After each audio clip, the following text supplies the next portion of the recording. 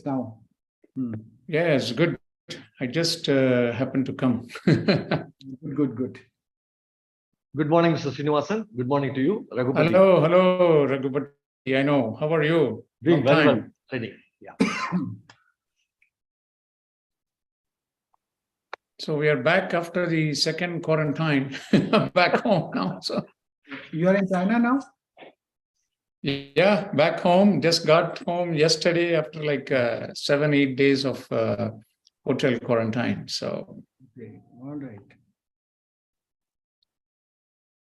I don't think I've met you, ma'am, Renuka Singh. So Morning, sir. I am Renuka. I would be emceeing this program for all of you. And I have been with CII now for many years. I'm part of the international team. very good. Sir, Very she is good. very humble. She is very humble. I cannot forget you now. Yeah, I cannot forget you now because my wife is also Renuka. Yes. Hi, Hi, Makiko. Hello. Hi, Srini. Hi, how are you? Hey, good to see you. Great, Yeah, great. great. So So, yeah. Makiko and I both are joining from the same building at the moment. Yes. So we are now in Taiwan, both of us. Very good. Say hi to Shikwan and others whom you met in Taiwan, all our friends. Yes, we will meet Chi this afternoon. Okay, Chi also is there. And are you meeting Apex also? Apex Lin? Yes, he Okay. lead the TICDC project. So yes.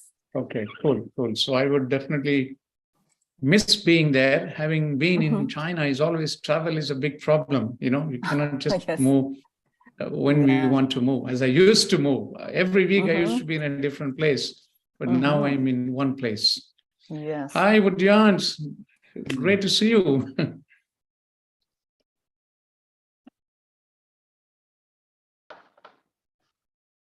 Yeah. Good morning, Udyan. Hi, good morning. Now, Hey, Secretary, good morning, Woodjans. just check. Have you lost his connection? Who's? No, I can hear him. I can hear No. Woodjans very well. No, No problem. I can see you, I can hear you, all of y'all. Yeah, I'm I'm talking about the Right. Secretary's office. Secretary office, I'm talking. Okay. Oh, They okay, will check, sorry. Yeah, now it is. Mr. Raghupati, they will check when the right person comes. These guys cannot check. Somebody is there now. We can- Yeah, now Secretary is there. Yeah.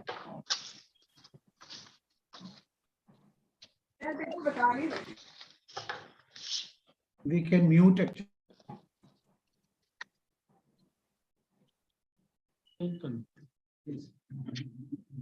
Secretary is joined also.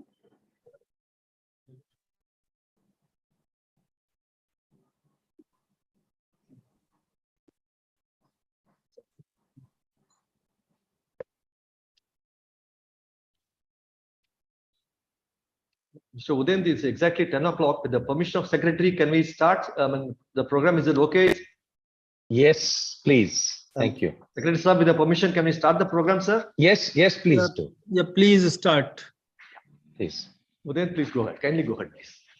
Well, firstly, it's Udayan, please explain. Renuka, please go ahead. Yeah, Renuka will. Yeah. Good morning, ladies and gentlemen, and a very warm welcome to each one of you to the 22nd India Design Summit, Design for Transformation, organized by the Confederation of Indian Industry and the World Design Organization with the National Institute for Transforming India. To begin this morning's session, I'd like to begin by inviting Mr. Udayant Malhotra, Chairman CII National Committee on Design, for his welcome remarks. Mr. Malhotra, please. Thank you. Good morning, ladies and gentlemen. Firstly, I'd just like to express our delight and honor at having Mr. Anurag Jain, the Secretary, DPIIT, with us. Sir, your department has been guiding us and partnering CII in the design mission over the past 2 decades. And this has become the fulcrum of the design movement in India where design organizations, design professionals, and design companies and all of Indian industry get together. And we have a very large number of events and processes that really have been helped and partnered with your department. So thank you very much, sir. You all yourselves, the DPIIT has so many initiatives for strengthening the design ecosystem of India, including the expansion of the NID network, of bringing design into the IITs. So we're truly grateful to the work that the government does. And as the Confederation of Indian Industry, we are really proud to be a partner with you in this. Right from the day one in 2000, when we launched the CII Design Committee and our mission to further design in India, we partnered with the NID in Ahmedabad and now, of course, across the country. We also take this opportunity to welcome all our other speakers. We have David Kusuma, the president of the World Design Organization with us.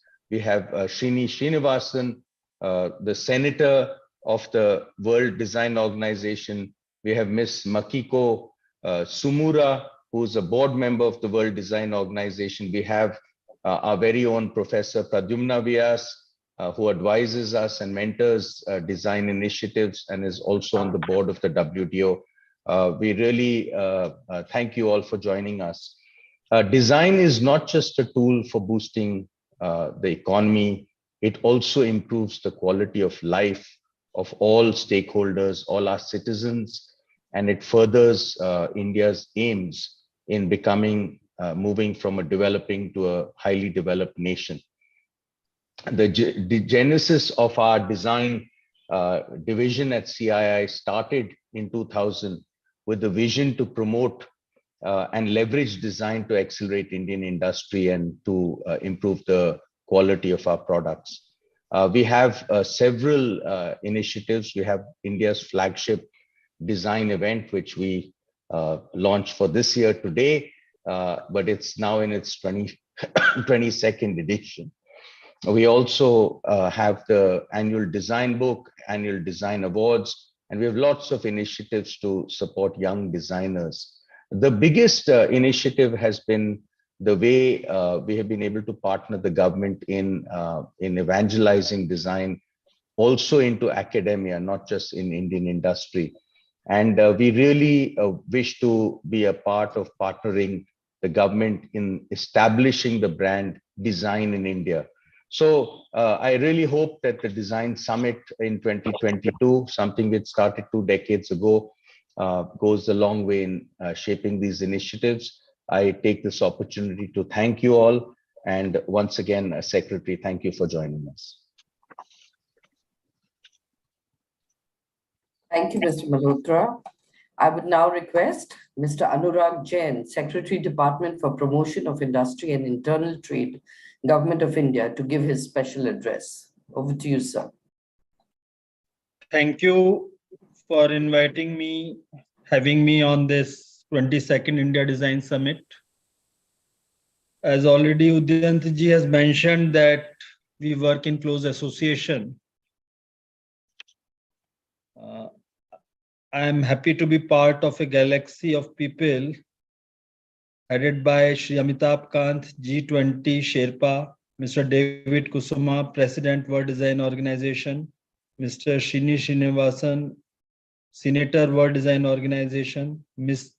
Sumura, Board Member World Design Organization, and Professor Pradyumna Vyas, with whom my association goes long back when he was director of NID and was trying to open branch of NID in Bhopal after the policy of 2007.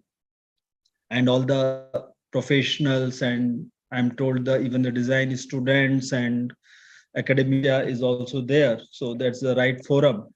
And I personally feel that the topic design for transformation is very apt. There are two keywords. One is design and other is transformation. The kind of galaxy which is here today, so there's no point talking about design. I can talk more about transformation. because with all those experts sitting around, but whatever limited understanding of design I have as a custodian of the policy, I'll try to share some thoughts.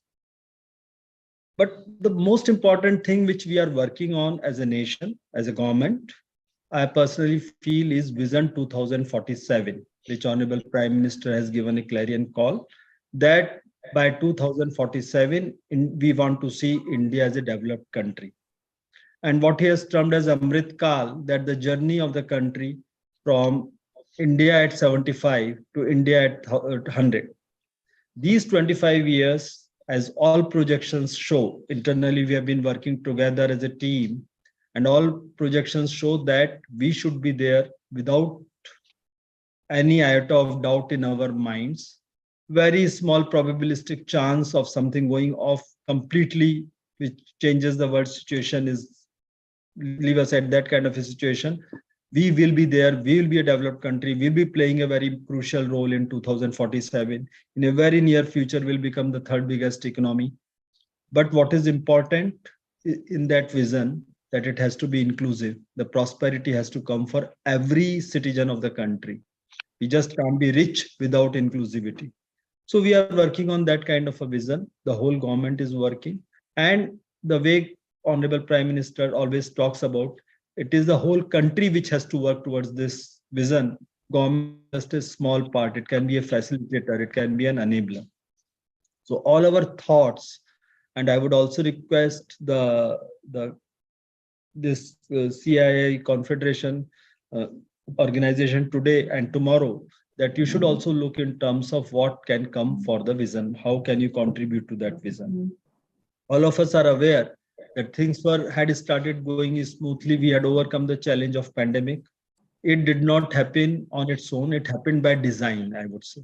The way government handled those threats, converted those challenges into opportunity, and we were able to immediately bounce back from the challenge of pandemic. But in the meanwhile, the second large, big challenge of changing geopolitical situation, Russia-Ukraine war happened, which has thrown a lot more challenges. Food security issue, the energy security issue, all this resulting into high inflation at the global level, leading to slowing of economies. So there is when people talk at the world level, people talk about that. Once again, there is a gloomy picture. But people do see India as, like even in the IMF statement, that India is the bright shining star in the dark clouds. People look up to India as a beacon of hope, because even in these tough times, we grew by 7%. If the times were favorable, we would have grown even faster. But 7% in these tough times is very, very commendable. We are the largest growing economy, but that does not mean that we are insulated, will continue to grow. We have to get our act together to ensure that we continue at the same pace for next 25 years. And when these headwinds go away, our growth rate goes to, maybe real rate of growth goes up to 9% or so. Then there is no doubt our projections show in an optimistic scenario will be a $40 trillion economy. But in the most realistic scenario, that is what we are aiming at, will be a $30 trillion economy. But other challenges we have to solve ourselves. Going forward, all this to my mind will happen on the back of knowledge, innovation, and sustainability. These three things are going to be the key growth drivers. Knowledge economy is not important for businesses alone. Knowledge economy has actually touched the government functioning. It has touched public services, the health and the education sector. They are being transformed. For inclusivity, we have to start designing our policies to address those issues. On the innovation front, I would say government has been quick, nimble-footed in identifying the emerging sectors, emerging technologies. We have come out with a lot of policies in these emerging sectors. We have started targeting the technologies like hydrogen, solar. We have already done well. With the support of industry associations like NASSCOM, we have started a full-fledged platform for AI, robotics, big data analytics, machine learning, and all those things. Government is moving fast very quickly. Increasingly, what is happening is Now, classically, the design people used to talk about form and function or something like that. They used to talk about products.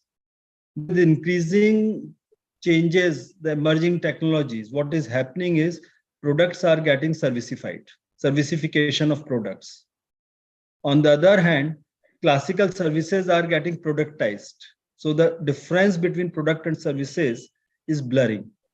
And therefore, design not only continues to play an important role in the products, it becomes very important for services. Classically, now we all talk about one of the highest paid jobs are UI and UX jobs. And here the role of startups become more important. And on our part, government is giving a huge support to the startup ecosystem, be it setting up the incubators, supporting the academic institutes and the industry to set up their incubators. We have a scheme for seed fund. We have a scheme for fund of funds. We have relaxed norms for government procurement. We have issues like exemptions of IT income tax for 3 years in first 10 years, what they can choose. So that is how the ecosystem has started growing up. In a matter of 6 years, from 2016 to 2022, the startup ecosystem in the country has grown so much that in just these 6 years, we have grown to be the third largest startup system.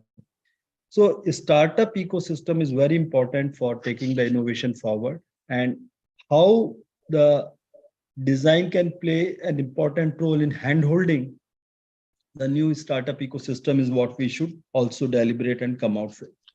Third point I talked about is the sustainability, and which is the most important. Because all these solutions, what we are talking about, have to be sustainable, not only environmentally, because that's the very existence of the earth. But for a sustainable solution, it has to be inclusive. I recall in my earlier days, I used to say, when we used to work on ensuring the literacy for masses, I used to tell in the villages that if everyone is not prosperous around us, if you are prosperous and rest of the people are poor, people will start looting you. I mean, that is how societies grow. So we have to ensure for the peace and stability of the society. It is basically both cause and effect relationship. If you have peace and stability, you grow fast. But to grow fast, you have to ensure inclusivity so that the peace, the prosperity comes in for every person. For finding proper solutions, we have to understand the context. We have to understand our roots. We have to understand our culture. The same solution which is working in the Western world may not work in our context. So the solutions have to be contextualized. So the designers have to understand the ethos, the culture, the context, the lifestyle of the people. They have to understand and experience the problems of the people. Then only they can come out with proper solutions. This also brings in the concept of the master plan, the city planning. I was fortunate to be part of the draft master plan. I was vice chairman DDA, and we published the draft master plan on time last year. And that was a huge learning exercise for me personally. The way cities can actually transform lives of the people, that's also a very important design parameter to my mind. Another very important thing India is focusing on is infrastructure. I'm sure I don't want to bore you with all those statistics, but in the last 3 years, the budget of Government of India has become more than 2.2 times. There's a focus on infrastructure. And we have incentivized states to put their money on infrastructure and a lot of PPP projects. So coming together, it's more than 20 lakh crore rupees anticipated expenditure in year 22-23 in just 1 year. But what is more important, this infrastructure has to be designed carefully. It has to be sustainable. It has to be inclusive. It has to be a solution for next 40-50 years to come. It should not happen that you create some infrastructure today and tomorrow there is a congestion once again. You find the infrastructure is insufficient. Therefore, this with long-term vision, long-term planning, a very powerful program. I'm sure all of you would have heard PM Gati Shakti has come in. Actually, that itself can be a full session. I can speak separately to people.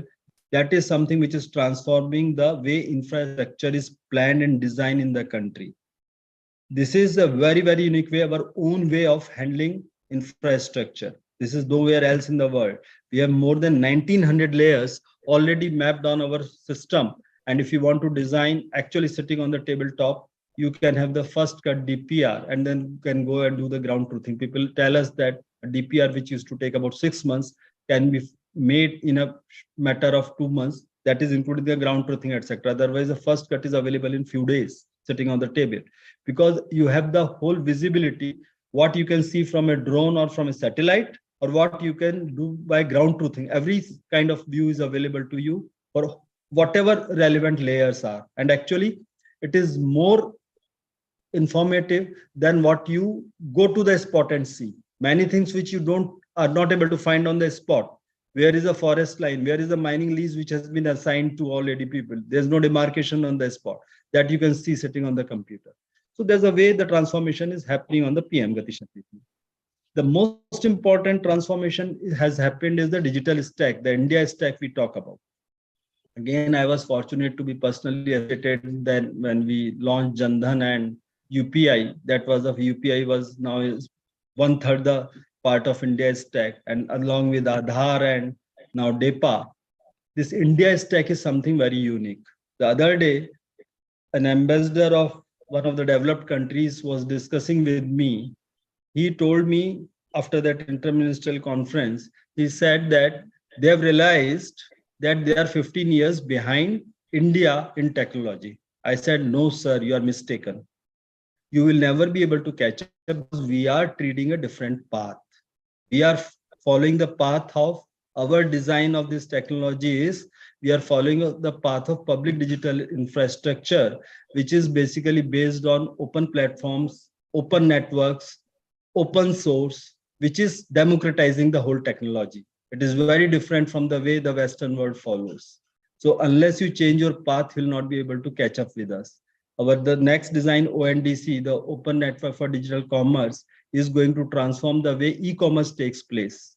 The oligopolies of the world will get threatened with our ONDC because it is an open network. It will democratize the e-commerce. Last part I would like to touch upon is the policy part. When I saw the policy, I was reasonably impressed that it's very good English, those principles, like the way when I was trying to learn a bit about design, I came across, I was told by some experts, the Dieter Ram is the go-to person. His 10 commandments are still valid even after 6 to 7 decades. So initially, my first thoughts were that the design policy 2007 was so well written, and some of the targets have already been achieved, like setting up 4 NIDs, etc. That most of those principles still hold true because it is only the statement of intent. But then we started thinking more about it. I felt that with change in technology, all these emerging technologies happening, plus the change in the approach, the government has started talking about whole of government approach. PM talks about whole of nation approach for everything. So when we want to align ourselves to Vision 2047, we need to probably update our policy. So there I would request the forum today to create a small group to start considering what changes should be there. Dr. Pradyuman Vyas, I am told he has been associated with this whole exercise for last 22 years, and maybe some other people who can contribute and create a small group and then come out with what we should be doing, because it is all collaborative exercise. And on our side, we'll also start looking at it. And I think before 15th August 2023, we should try to come out with updated design policy. That will be really good for the country because that will contribute to the Vision 2047. Last part, I personally always feel, basically what is knowledge? The way reality is, knowledge is one whole by itself. But since our human mind is not, we are not smart enough to comprehend it properly, we divide it into various sectors. Somebody studies physics, somebody studies engineering, somebody studies history, somebody studies culture. So we are actually slicing it, the knowledge, and studying it from different aspects. But the reality is that it is one whole. If you actually approach it from your sectoral approach, you will not be able to comprehend it completely. So therefore, a solution has to be holistic. It has to be collaborative. When people from different fields join forces, they'll be able to appreciate in an integrated and holistic manner. That is what is knowledge. So that collaborative approach is the most important, and government really believes in it. Government believes in whole of government, whole of nation approach. So therefore, I would urge, even for creating the design policy, please collaborate with us. Please give us good, smart input so that we can make the design system in the country better for the transformation of the country to align ourselves with the Vision 2047. Thank you so much. Thank you, sir. Thank you for your very, very informative address, and all your suggestions, I'm sure, will be well taken and noted. May I now invite Mr. Professor Pradyumna Vyas, Senior Advisor, CII, to address us, please. Very good morning to all.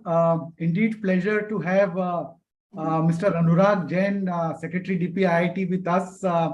Knowing his very busy schedule, we requested him and he could take out some time. And his presence really make this design summit very valuable because the government and the way they are taking initiative. And in fact, today, Mr. Anurag Jain's address has given us some agenda for the future. So thank you so much, sir. That's really set the ball rolling in the right direction for us. We have with us Mr. Udyant Malhotra. In fact, he is also one of the person right from the beginning in design initiatives from year 2000 is selling the boat of design development in this country, and we are always grateful to him that the way he is really leading the team of design committee and innovation in CII. Mr. David Kusuma, I think it must be middle of the night in US. You have joined President of World Design Organization. Thank you so much. In fact, he's a great visionary person, and he's really looking into the design framework in a very holistic manner. My friend Shri Srinivasan, past president of WDO and senator, he's always ready for any global inputs which are required. He's a big support to us, in fact. So thank you, Srini. And my friend Makiko, he's in Taiwan just now and with me. And there is a lot to learn. And we have really made a lot of initiatives with the support of JDP. So thank you so much. I think the secretary has very nicely put that what are the opportunities for the transformation. So I am not going to really repeat some of those things, but the audience which is attending this conference, I feel that the design, no way we have to justify that it is really evolving very well in this country, and it is making difference in social level, economic level, and sustainable level. And Go ahead. Go ahead. there's some disturbance in the background. Sorry. So looking into the impact of design, actually the CII has taken many bold decisions in taking forward the design agenda with innovation and technology. And I must say that over the years, the design vertical in CII is really becoming stronger, and also working with other pillars of CII, trying to integrate. And as Secretary mentioned, that holistic approach, that it is not designers are talking to designers, designers need to talk to different sectors, and how we try and integrate design in different verticals and try and come out with a very holistic solution which is sustainable. And that aspect is made very loud and clear by the Secretary today. So we have to harness this potential which is there in front of us for nation and for globally, what we can really offer through design initiatives, which we have to really move forward. And the big thing is that India is taking charge of G20 presidency in 2023. And Mr. Amitabh Kant, he is the Sherpa of this initiatives, and the 20 countries, they are all developed countries. They contribute to great extent to the GDP, and this is an opportunity. This is an opportunity for Indian design fraternity and the people involved in this whole developmental activities, that how to collaborate with these 20 developed nations and see that what the India design scene can really come out strongly, because we feel that Indian design industry or creative industry in this country has really achieved the maturity level, which is not only serving to the nation, but I think it is fully equipped by providing the design services to the developed world and developing world, and the people who are really looking into use design as effective means. So I think now this is the time and opportunity for us during the G20 time, and with Mr. Amitabh Kant, we already having the dialogue with that how a design vertical can get integrated, and we work together towards the major developmental activities. So as post-pandemic, which we have seen that things are very we can say that we are in a VUCA world. The VUCA, which is very volatile, uncertain, complex, and ambiguous. And this realization has come that yes, we should be ready for any kind of calamities are coming, war is coming. How are we going to really address those issues? And that is what we need to prepare about the design thinkers and policymakers and other people, that how in this complex situation, how in this uncertain situation, ambiguous situation, we train our human resource who can tackle with these problems. CII certainly is taking ahead with all these aspects forward by providing many of these verticals, like Design Summit is there, preparing this young generation with Design Hackathon, Young Designer Awards, which is a great response to look into that how the design students, engineering students, and other students are participating, trying to give them challenging areas to work in. They are coming out with that. Tomorrow we'll be giving the awards to all those winners. We have also created iDesign, the CII Design Academy, where we are trying to address the issues of small, micro, small, and medium enterprises and the other industries, so that how we can give global perspective of design and local perspective and reality, the context of in our country, so that the competitive advantage they can get. As National Design Policy, which was declared in 2007, there was a line which was mentioned in this, in that design policy, designed in India, made for the world. And I think this particular aspect, the design in India, made for the world, is slowly becoming the reality. And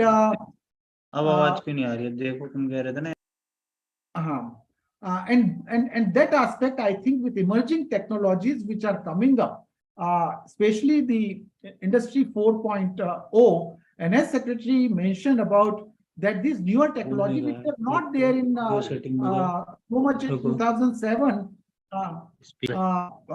when the design policy was there. So it is a great opportunity for us to see that in this next design policy framework, this emerging technologies, machine learning, Internet of Things, robotics, how we can integrate big data, data visualization, how we can really integrate into the design policy. So I think that is going to be our future agenda for that. The sector-specific discussion also has happened, that design in the area of infrastructure, design in the area of healthcare, design in the area of education. In fact, CII very extensively looking into developing curriculum for K-12 and engineering colleges, that how design module can be given, because designers, designer in future, people are going to be R&D engineers, people are going to be managers. They need to know what design can do in their profession. So that is our main focus, that telling them about the potential of design for the national growth, how we can integrate in different sectors for the holistic way of looking at it.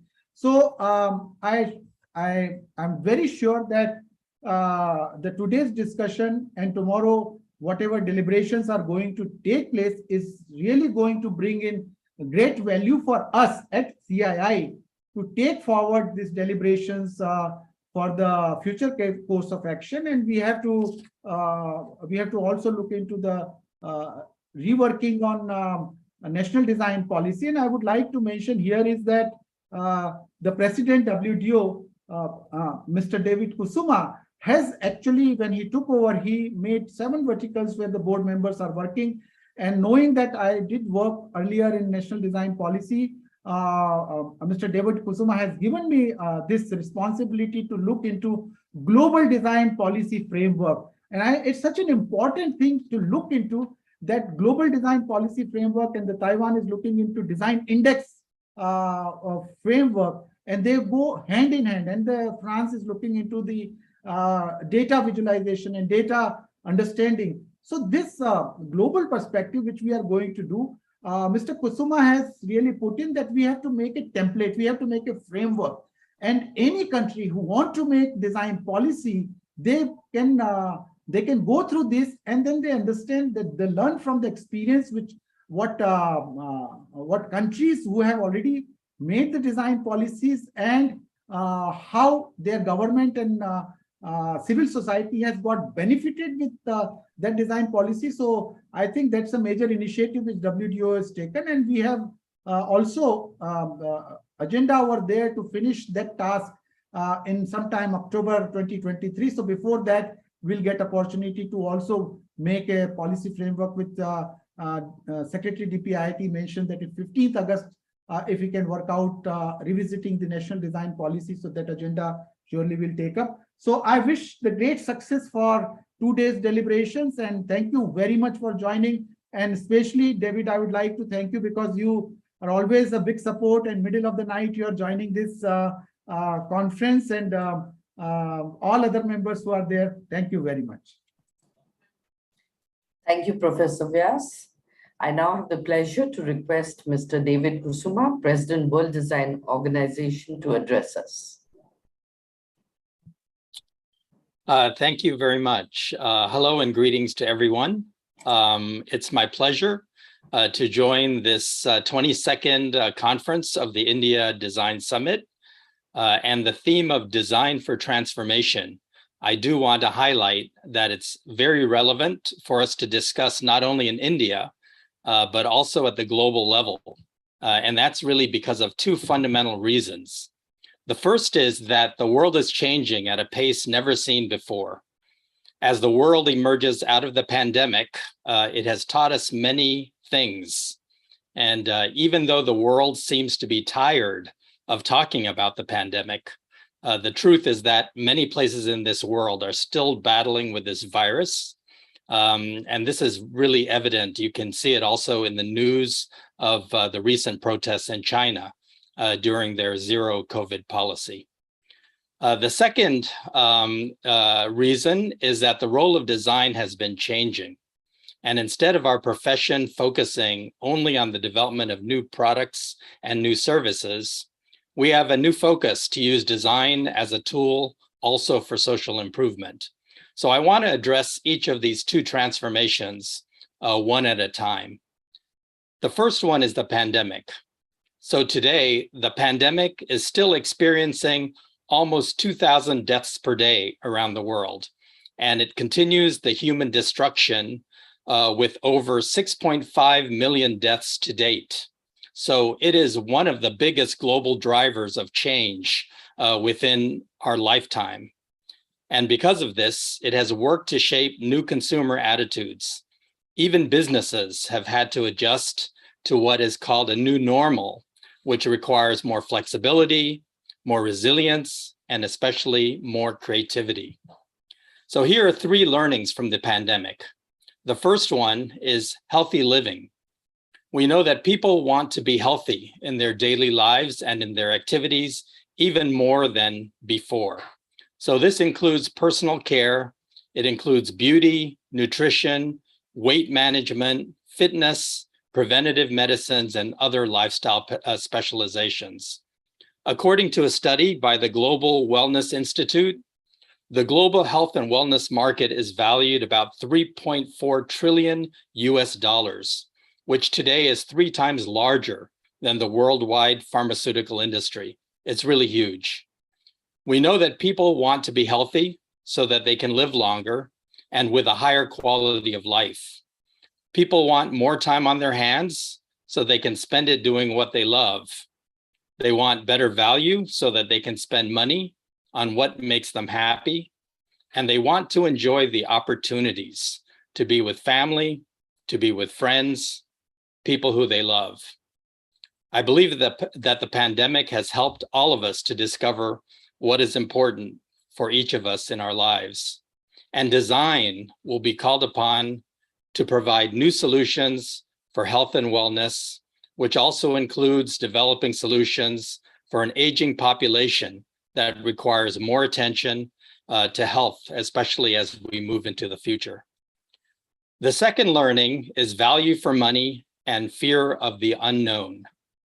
Consumers demand more value for the money that they spend. And this is especially true during economic downturns, one which we are experiencing currently.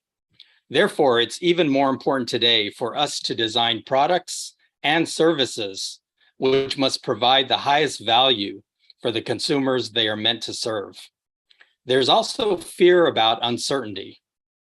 A lot of worrying, especially with regards to environmental and financial uncertainty, is on the rise everywhere around the world. If you listen to the news, you can hear stories of wars, of political and social unrest, economies in crises, high inflation, environmental distress, and regions of the world still trying to manage the global pandemic. If we look at food and fuel, we see the prices are soaring. Inflation is hitting a 40-year high in many parts of the world, and consumers are feeling stressed and struggling to cope with everything. Both the pandemic and the war in Europe have magnified the slowdown in the global economy. And there are a lot of examples around us. For example, McDonald's has hiked the price of its cheeseburger for the first time in 14 years because of cost pressures. Nestle also hiked its prices by 6.5% just in the first half of this year due to unprecedented cost rises. The third learning is the importance of technology and digital connectivity. With the current turbulence in our lives, we are all relying more and more on digital connectivity to do our daily work and, generally speaking, just to survive. Technology is everywhere around us. It's predicted that this year there will already be 29 billion connected devices around the world. So this is 3 times the human population on Earth. 5G and Wi-Fi 6 will be fully deployed even in all the emerging countries, and at least 75% of the world will have access to the internet. Automation and AI, which allows all of us to ask for our favorite music or turn on and off lights with simple voice commands, is already affecting the way we do our work. Services, as Secretary Jane had mentioned, are now also seen as indispensable. While people have gone without new cars or luxury items, they have still maintained their mobile service, their internet, even subscriptions such as Netflix. Online services are more durable than physical objects because people cannot lose them. They also automatically update, giving the user continued benefits. Emerging and new technologies are really being developed every day. And our role as designers is to make sure that they have the ability to serve humankind in a better way. So what can the global design community do to alleviate these pain points and to play an impactful role in the future of our communities and the future of our planet? So this question leads to the second transformation, which is that design is changing towards a leadership focus in social improvement. I would say that design has never been more important than today, including using the power of design to help people to help organizations and really the global society at large to navigate through the many crises on this planet and to prepare really all of us for the future. Most designers know that times of great crisis can also lead to great innovation and incredible opportunity. And because of this, we have seen that many designers and the creative community have risen to meet the challenge, and often with a lot of passion. As many of you know, the World Design Organization's mission is to create a world where design can enhance the economic, social, cultural, and environmental quality of life. And that's for all human communities. We have been promoting Design for a Better World using the UN SDGs as a guideline to partner and to use the power of design as a fundamental tool to make communities more inclusive, more safe, more resilient, and more sustainable. One important focus for WDO is a dedicated effort on design policy. As Professor Pradimya of VS had mentioned, this is one of our big focus areas on the WDO board. Design policy represents an increasingly critical tool in shaping the well-being of a city and its citizens. And as the world's cities continue to experience complex challenges, and this is such as rapid urbanization and climate change, we will need more focus on adding design-led innovation into public policy. All of us have the same ambition to use design to improve the human condition.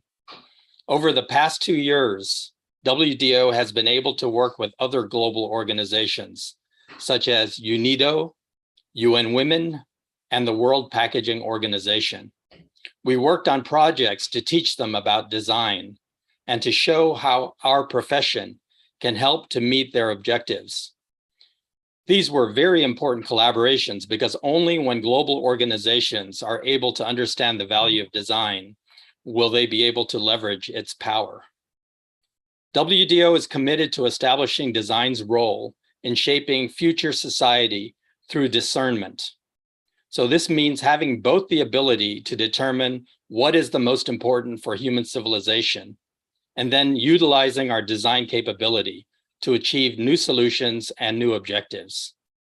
We know that designers will need to adapt to a more complex world of technological convergence, shifting design expertise into dynamic new specializations and allowing the expansion into new possibilities, new opportunities, and new solutions. And indeed, design can provide the leadership to ensure that those technologies and solutions are the most useful and the most beneficial for all people. Thank you.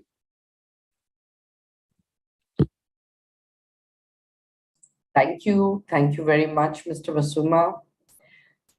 I'd now like to invite Mr. Srini Srinivas, Senator, World Design Organization, to give his address, please. Thank you, Renuka ji. Good morning to everybody who has joined this today at the CII's 22nd India Design Summit. I'm personally very delighted to be with all of you, as has become customary over the last few years.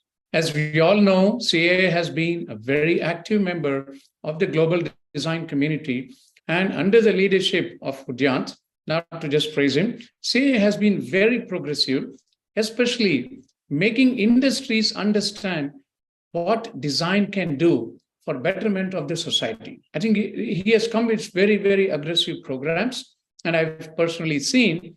And also having Pradimya Vyas is a very clever move for the organization to make him the design ambassador to create major advantage for CII to push design activities, not only in the Indian context, but also in the global community as well. CII's topic of design digital transformation is absolutely in tune with the world, as the previous speakers have already mentioned this. And we live in a days today where among the challenges, we are also simultaneously learning how to run our life as well as businesses while coping with the challenges that were brought in by the COVID pandemic. Traditional companies are putting a lot of emphasis on transformation into digital technologies and learning how to keep their clients intact, given the sweeping changes to the business models, especially the revenue models. In the meantime, several new businesses have sprung up to adjust to the changing lifestyles of the community.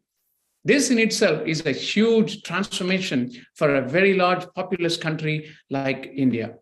People do not go to work on all days of the week anymore. Clients favor or accept online meetings, and services have to be delivered online or with limited in-person moments. This is the reality for the next few years, in my humble opinion. All of these user behaviors have led to the creation of new businesses through design, and the key among them are the food and delivery and other service industries. In support of these companies, the packaging industry also got into action with more user-friendly and low-cost packaging to support the sudden and steep rise in the demand for food packaging. These shifts in the market are also not without some negative impacts on the economy. The large office spaces or the realty business are the most affected and underutilized because the companies have started looking at optimizing space, thus minimizing the operating costs. What are the key challenges for companies in this unstoppable and positive digital transformation? What do they need to adjust going forward? In my opinion, productivity-related challenges, wage-related challenges, training and upskilling challenges, as well as client retention related. These are the 4 challenges. So in the amount of time that I have, I'm not going to go into these because these are largely the problems that the CEOs of today's companies are battling with as to how to readjust the value, because productivity sometimes is undergone changes. In sometimes, because people are working more than 8 hours, but many times people also feel that they are slacking and not producing enough that they are expected to produce. Even though these challenges are at hand, India's progress has been very good. As conveyed by Sri Anurag Jain, Secretary of DPIT, the government of India has been doing a lot of programs to help the nation move ahead rapidly in terms of economic growth, as we heard from Mr. Jain, as well as we saw from the world organizations in terms of economic growth, and also creating more opportunities for businesses and employment. The digital transformation market in India is anticipated to touch $710 billion by the year 2024, according to Insight Success, an online survey. The services and technology industries are moving at a rapid pace towards digital transformation, thanks to the design thinking and leadership skills. Government of India has also been focusing on the development of technologies, especially the AI and data analytics, as well as machine learning, as also mentioned by Mr. Jain. The government of India has been focusing in forming the national strategy for AI, NSAI in 2018 was a key step as companies sought methods to adjust when COVID hit. Please note that the COVID came only in 2020, but the government of India was already thinking about how to improve the technology part, which really helped during the years 2020 and 2021. Also, high-speed internet infrastructure is allowing a significant increase in internet data usage, as David mentioned. And this also helps the digital transformation even in the semi-urban and rural areas. Given the focus that we all are talking throughout the globe, I've been talking about the digital transformation in many countries when they ask us to talk. The favorite topic is digital transformation. And I have no doubt that looking at the situation in India, India is poised for a very, very rapid digital transformation within the next few years and will achieve the number 3 position in the global economy, as Mr. Jain also predicted. With this, I would like to wish the India Design Summit a grand success and congratulations on completing yet another successful year. Thank you. Thank you, Mr. Srinivasan. I'd now like to invite Ms. Makiko Sumura, Board Member, World Design Organization and Director, Japan Institute of Design Promotion, to address us, please. Thank you. Good morning, everyone. My name is Makiko Tsumura, Director of Japan Institute of Design Promotion.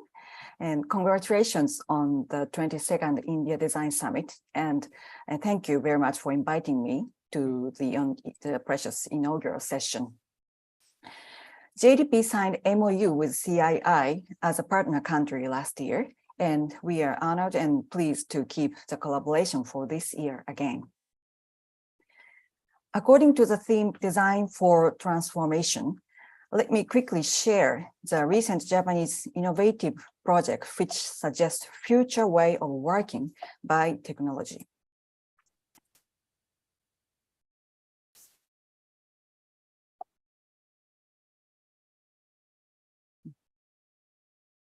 So this is the 2021 Grand Award winner of Japan's Good Design Award.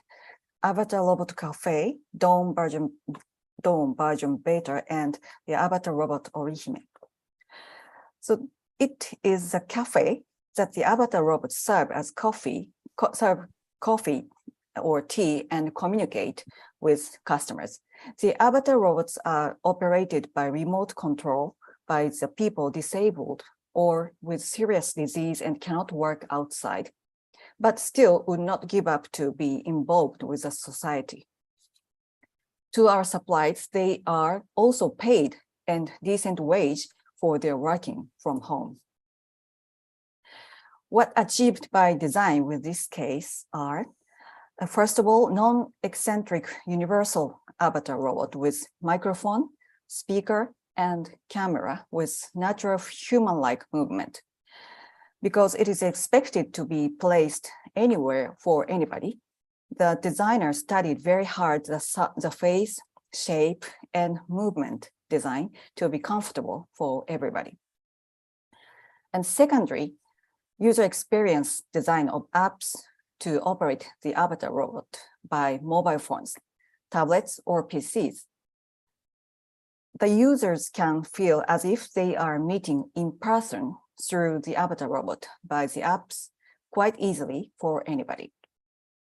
And most importantly, the designer explored and showed the potential of the people who cannot work outside of their home because of various reasons, but still wish to be involved in the society. This model is expected to apply to the upcoming super aging society, which is going to be a serious issue, especially in Japan. They designed the possibility to keep in-person communication beyond the physical distance, even after we live longer, but with disability. So actually, it is working case study to transform the working style by design.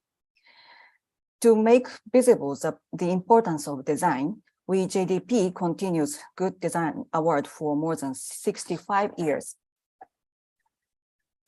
And Good Design Award is established in 1957, originally to promote the export Japanese industrial products as a government policy. But after 65 years, the objective has been changed to show the power and ability of design to improve our industry and society. The broad range of the category for entry is a feature of the award. Originally, the scope was industrial products only, but now it extends to architecture, business model, service design, or project design after 65 years. The G mark, the symbol mark and logotype of the award and in the word Good Design Award is quite well known in Japan. As shown nowadays, it is not only in design community, but throughout general consumers. And these are the recent statistics. We had around 5,700 entries and 1,560 were awarded this year. So approximately 1/3 of the entries were awarded. The number of the award might seem so many, but as GMARC aims to show the benchmark, the standard of the good design, the cluster of the good practices. And more than 60% of the entries are from Japanese companies, but other 40% are entries from abroad. Originally, it started as domestic design award, but now it is opened to international design sectors. Of course, we welcome the entries from India. So I just would like to say that promote design and encourage the understanding of design makes transformation of our daily life, industry, and society. So I hope all of you can learn a lot from the following sessions. Thank you very much for your attention. Thank you, Ms. Makiko. I now invite Mr. Raghupati, Principal Advisor, CII, to give his closing remarks. Thank you, Renuka. Friends, ladies and gentlemen, it gives me an immense pleasure to do the concluding remarks of the 22nd India Design Summit, an annual flagship design summit of CII, which is growing leaps and bounds thanks to the wonderful leadership of Udayan and the wonderful guidance of Pradyumna Vyas, Mr. Srini Srinivasan, and several others. Friends, first at the outset, I would like to thank Mr. Sri Anurag Jain in absentia, Secretary Department of Promotion of Industry and Internal Trade, DPIIT. Sir, you made a wonderful remark in terms of how you have partnered the design for last 2 decades, how DPIIT has partnered design for last 2 decades, and how design can play a major role in transforming the country. And your focus of transformation is very apt, and that's also the theme of today's design summit as well. And you also beautifully articulated how design of products and services government is giving importance, and how the future design policy will try to address this thing. And we'll definitely work with the government of India, and CII will take the leadership role in terms of developing the design policy. And with the guidance of Mr. Udayant as well as Pradyumna and Srini Srinivasan, we look forward to design a model design policy for the country, and which catalyze the growth for several decades. Thank you, sir. Thank you for Mr. Anurag Jain for joining us and addressing us in this program. Next, let me thank Mr. David Kusuma, the President, World Design Organization, for your presence today. And you beautifully articulated, David, that how the design is changing in the global context today, and how this design is getting positioned as a tool for social transformation. It was a music to our ears, and it was a great learning personally for me. And you also gave a beautiful example of how design is enabling health and wellness, and how the future will be determined in this direction. Thank you for your wonderful remarks. Thank you for sharing your global experience, and we look forward to your continuous guidance and support and your leadership in the national design activities of India. Mr. Srini Srinivasan, you have been a fantastic supporter and friend and philosopher and guide of CII.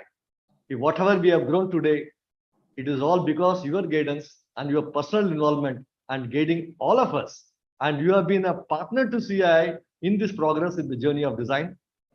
And words may not be sufficient enough to express our sincere gratitude and thanks to you, Mr. Srini Srinivasan. And you have made a stellar role in the design movement of India. And your guidance in the design awards and the leading the design jury activities has been phenomenal. Thank you, thank you, thank you, Mr. Srini Srinivasan. My sincere thanks to Ms. Makio Sumara, board member of World Design Organization, and also director of Japan Institute of Design. You beautifully shared what's happening in Japan and highlighted the success story of the design mark. It's very inspirational, and it has made Japan a leader in the design related activities. And you also shared one of the very lovely example how design can transform and how can leverage all aspects of society, and how design can be innovative. And you shared a fantastic example. Thank you for being with us, Ms. Sumara. Thank you very much. Thank you for being here. Now let me focus my attention on our chairman, Mr. Udayant Malhotra. And we are very affectionately and very closely call him Udayant. Udayant, You have been a pillar of strength. You are leading us from the front, and is under your leadership for the almost a decade, almost about 6 to 7 years now. The design movement has taken deep inroads and has taken CII as well as the design of India to greater heights. And so one of the beauty of Mr. Udayant is we always have a challenging situation, and he makes the impossible possible and makes it simple also, and makes it look easy also. Thank you, Udayant. Thank you for making everything possible. Thank you for guiding us, and thank you for supporting us. Thank you. Thank you very much. Thank you, Mr. Raghupati. Okay. Sorry, go ahead. Pradyumna, you have been a fantastic personality. Pradyumna, whatever it has happened in the growth of India design, it is your thought process, your leadership, and you are guiding me and my team and the entire design team of CII. You have made the impossible possible, and you have been guiding us on every step. What are the key activities? Why the policy should be like that? Why the direction should be like that? What are the priorities of national design movement? Everything has been articulated by you. Everything has been guided by you. Thank you, Pradyumna. Thank you for everything. Friends, it has been a very great start for the Design Summit, 22nd Design Summit. And we strongly believe that India can play a major role in the global design activities, and India has to evolve itself. And with the objective that CII's objective is to establish brand design of India. And we believe that it can take the Indian design to global standards, and it will be a great opportunity for all of us to work together. Thank you very much. Thank you for supporting us. Over to you, Renuka. Thank you. Thank you, Mr. Raghupati. After his thank yous, I don't think I need to really formally say anything, but on behalf of all the organizers, I'd like to thank all the dignitaries for their time and valuable insights, and for gracing this inaugural session of the 22nd Indian Design Summit. This brings us to the close of this session. Thank you very much for being with us.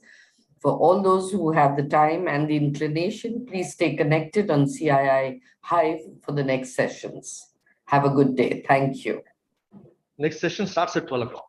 Thank you. Yes, please. Thank you. Thank you very much. Thank you. Bye-bye. Thank you all.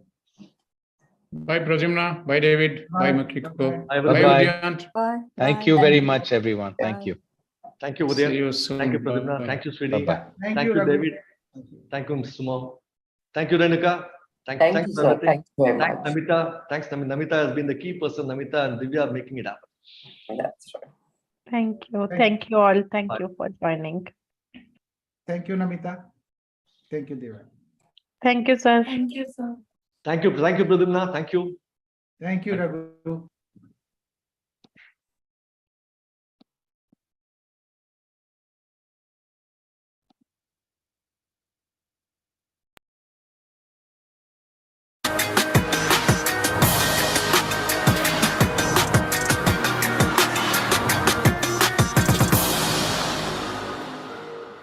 Hello to all my media friends.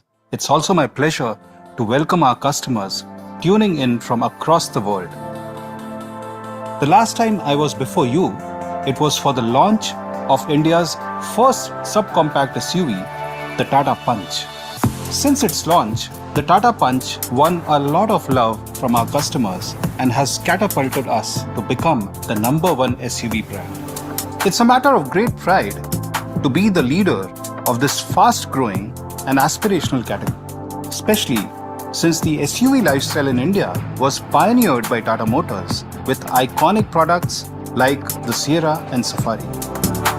Becoming the leader in the SUV space is an outcome of approaching each sub-segment uniquely and adding differentiated value to each of our product offerings. Our SUVs offer strong value propositions to customers across the segments. At their core, they are built with a combination of inside-out safety, sporty design, and delightful driving experience. All these factors continue to delight customers and have given us podium finishes in each of the segments we operate in. Tata Punch, the category creator, a unique offering with a subcompact footprint delivering unmatched SUV capabilities and passenger comfort. Tata Nexon, the first product to break the design and safety conventions in the compact SUV segment. In a short period, Nexon has established itself as India's #1 selling SUV. Tata Harrier and Safari.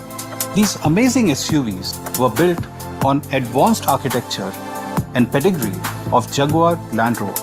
They continue to power their way into our customers' hearts and also to the top of the high SUV segment.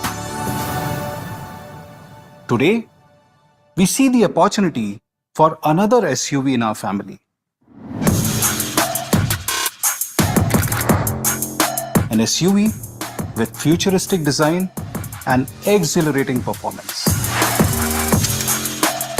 An SUV big enough to carry families for long journeys, yet compact enough to maneuver in congested city roads. An SUV that is designed to stand out like nothing else on Indian roads.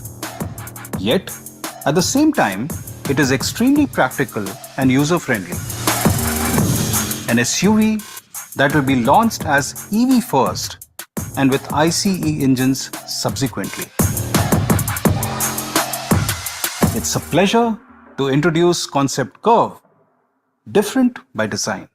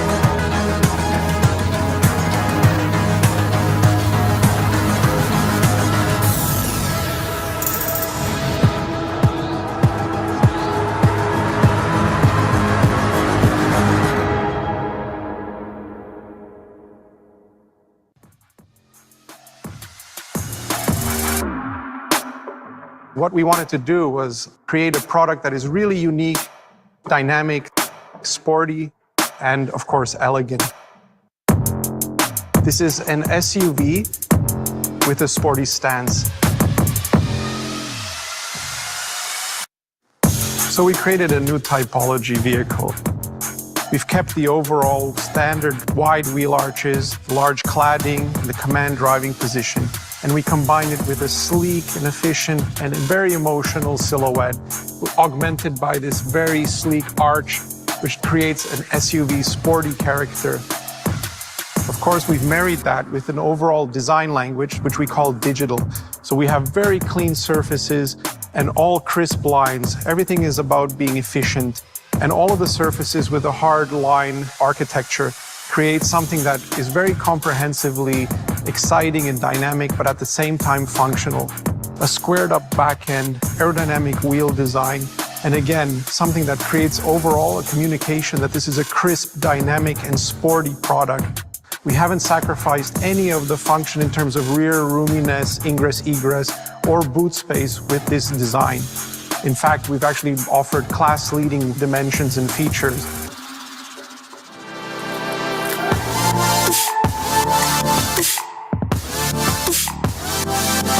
When we were designing this vehicle, we also wanted to make sure that it didn't come across as claustrophobic. So the entire cabin is augmented by the panorama sunroof, which creates a real feeling of light. And of course, just like with the exterior, a real attention to detail was focused. You can see the detailing, the fluting, the switches, the vents, and the sharpness of the design are all consistent with the exterior. So just like with the exterior, what we wanted to do was communicate the same design values on the interior. The horizontal light guide, which mirrors the front and the rear of the vehicle. The emphasis of detailing and efficiency, which you see in all the detailing throughout the interior. We talked about creating a technology-focused product. That's emphasized by the two screens on the top of the instrument panel, which communicate the infotainment and, of course, the information that the driver needs. That's also augmented by the heater controls, which are now a touchscreen interface. The steering wheel is our next generation steering wheel DNA. What we've done is we've created a digital platform where the logo is now illuminated in the center, and that's augmented by two switches on either end where the driver can communicate and interface with the product as well as possible. There's another aspect, which is the color and materials and the finish that was chosen for this vehicle. You can see it communicates a real sporty feel, this ombre effect fabric, which we have on the instrument panel and on the seats. Overall, create a real lifestyle product, again, emphasizing the sporty character of the users and the customers.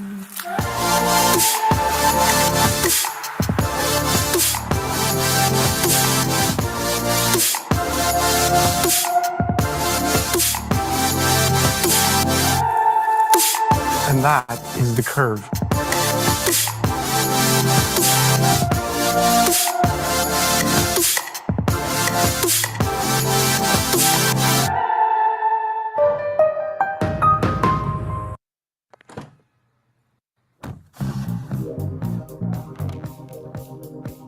Hi, Suzuki.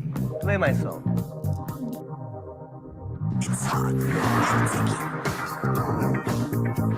It's hot and techy, hot and techy, hot and techy. It's hot and techy. It's hot and techy, hot and techy, hot and techy. Hot and techy, hot and techy.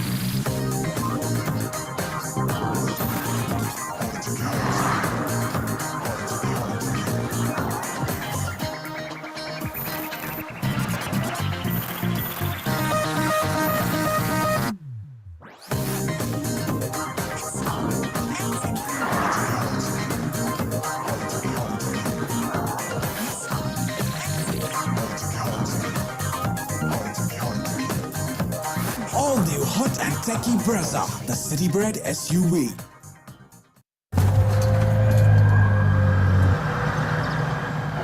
They say they're a whole new breed. A breed that is born wild and untamed. One is a hybrid by nature. A silent predator.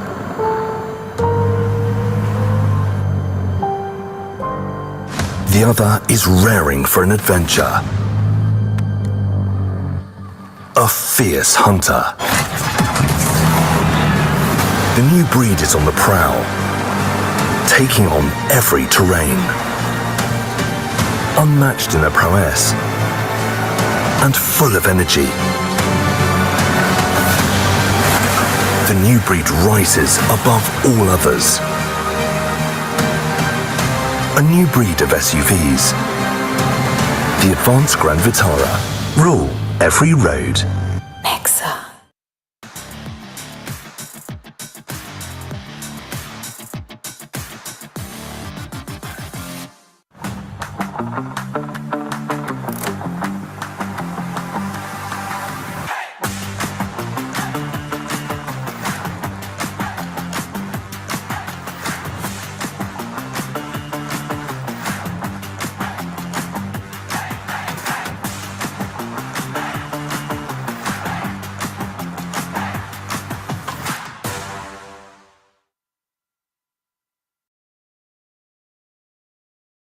A very warm welcome to all the friends from media and all our valued customers tuning in for this webcast.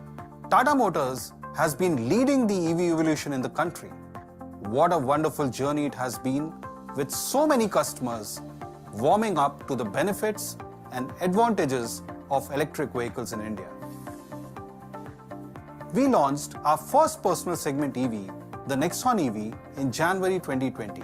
In the initial days, we noticed that customers were apprehensive about adopting EVs. However, Indian customers have proven once again that they are always quick to adapt to change for good. This reflects in the sales of Tata Motors EVs, which has been growing multi-fold over the past few years. But more than the sales numbers, the love and passion Indian customers have shown towards EV adoption has been very encouraging. We have received tremendous appreciation through social media, word of mouth, customer forums, and through our dealer network. Our 40,000 plus happy customers have collectively driven over 500 million kilometers across demanding Indian road and weather conditions. Our customers love the smooth, powerful, and safe ride provided by their EVs and are increasingly taking longer journeys over highways. We have been working along with Tata Power to rapidly increase the public charging network, prioritizing key locations on highways to enable long-distance travel with EVs. Currently, we have over 3,000 public charging points with a mix of AC chargers and DC fast chargers in convenient locations across cities and highways.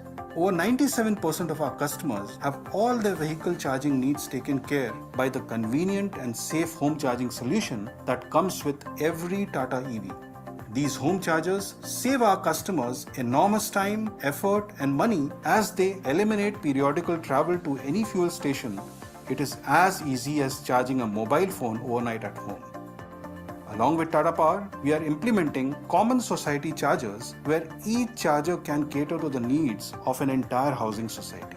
We have installed more than 200 society chargers across 3 cities to provide convenient and easily accessible charging for customers who do not have dedicated parking slot.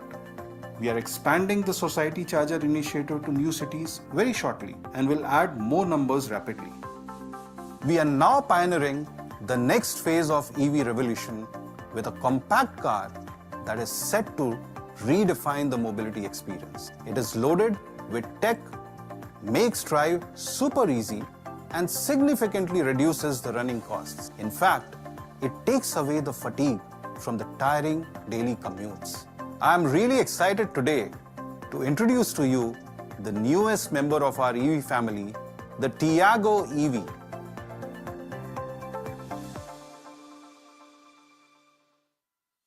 The Tiago EV will be a charm to drive for everyone, be it a new driver or someone who has been doing it for years. In fact, I believe that it has the potential to become the default car for each and every member of the family. Tiago EV is a perfect opportunity for everyone to evolve to electric and experience the best that EV technology has to offer in terms of smooth, silent drives, coupled with the spirited performance of a hot hatch. Tiago EV will be powered by a proven high-voltage Ziptron architecture, providing an unmatched, uncompromising EV experience, just like India's favorite Nexon EV and the Tigor EV. Featuring a permanent magnet synchronous motor, Tiago EV accelerates from 0 to 60 km/h in just 5.7 seconds.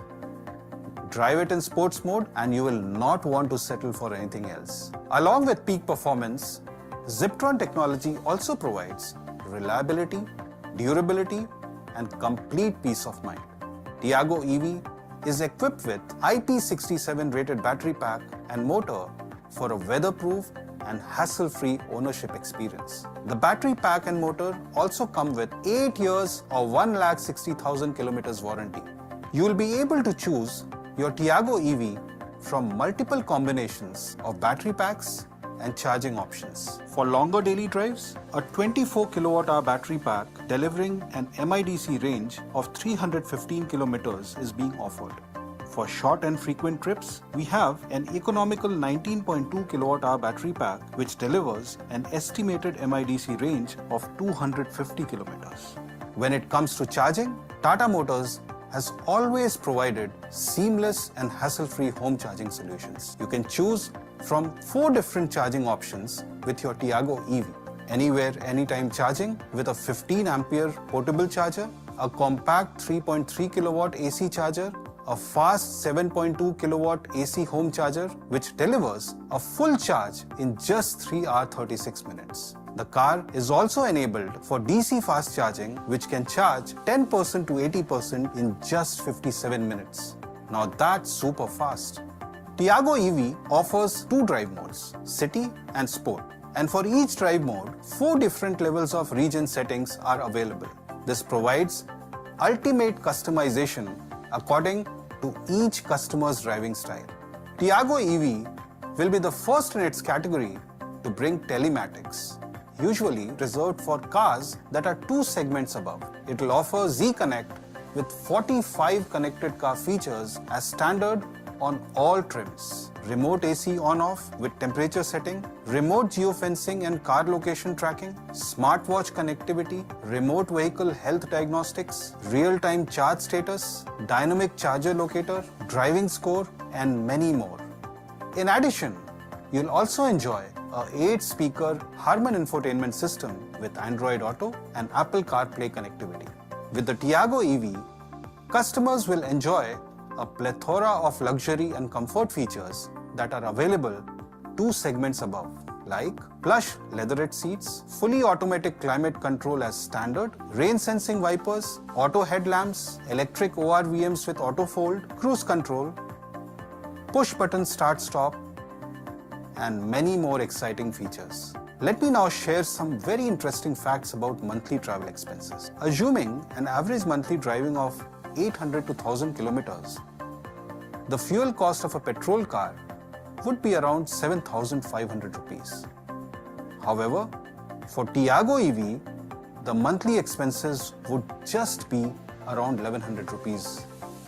This brings a monthly savings of about 6,500 rupees on fuel cost alone. So Tiago EV presents a compelling offering of super low cost of running combined with an unmatchable driving experience. And it does not end there. With the Tiago EV, you'll enjoy features that many higher segment cars also do not offer. Now, isn't that a game changer?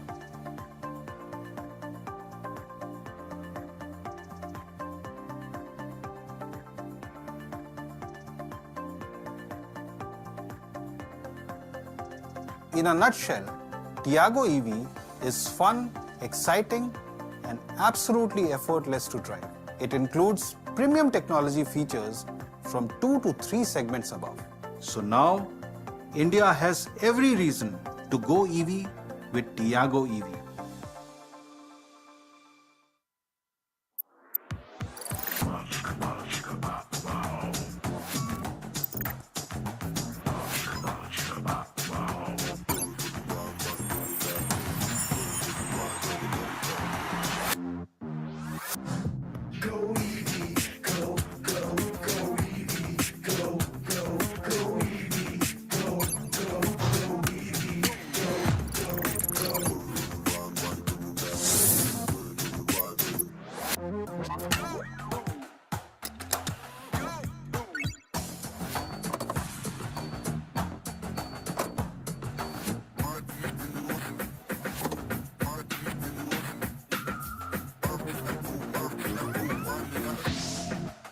Let's go.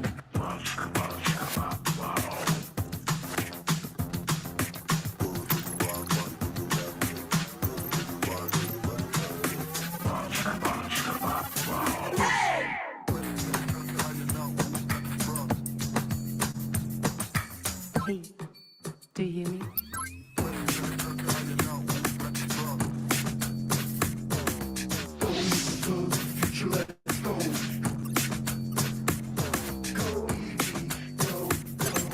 Tiago EV go. Go with the flow to the future, let's go. Go with the flow to the future, let's go.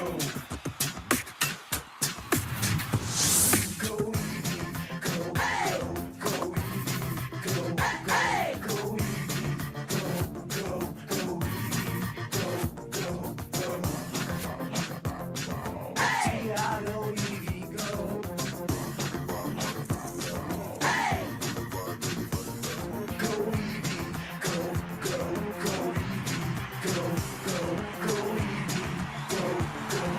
Tiago EV go. Tiago EV go.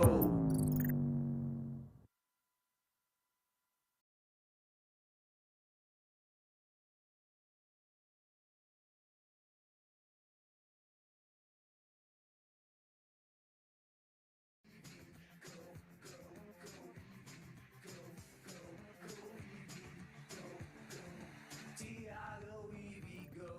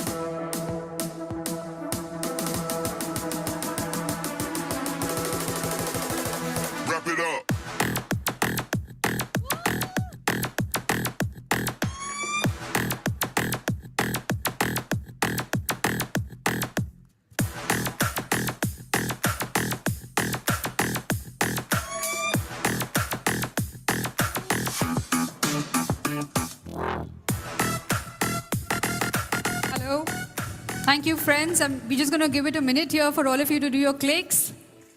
That's the Tata Tiago EV for all of you.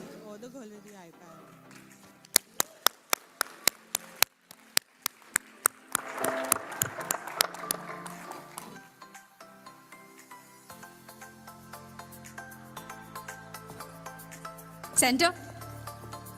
I'm going to request Vivek and Anand to go get closer to Shailesh and come to the center car, please. Thank you.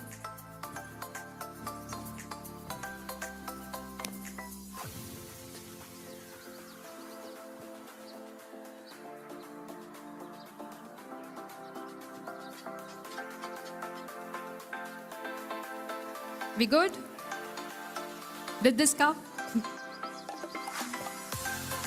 Would like the three of you to come here as well.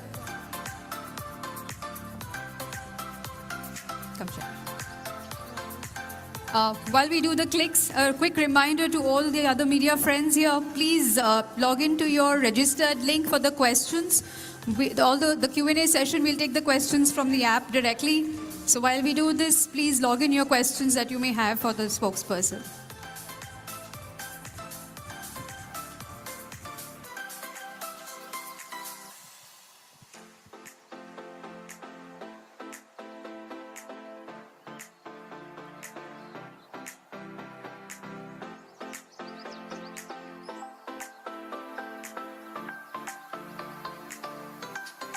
Thank you.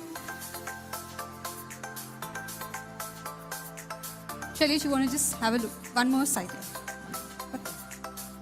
Do you want to take pictures? Just one more. Yeah.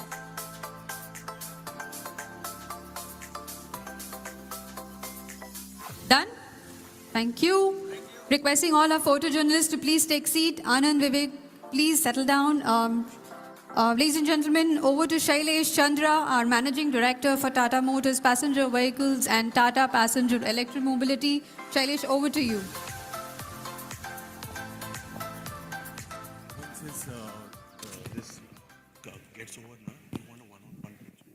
So as a cherry on the cake, I'm pleased to announce the special introductory prices for the Tiago EV. Can we have the prices, please?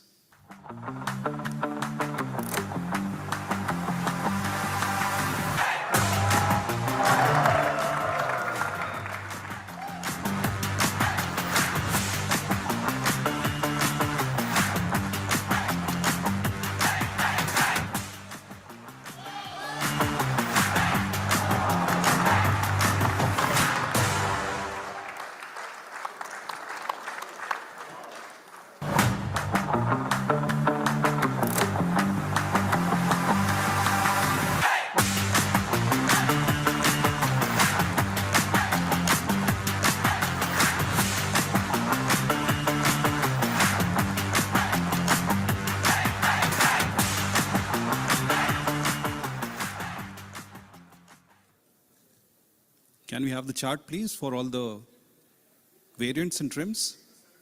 Oh. There it comes. Shailesh? So these prices will be extended to our first 10,000 customers.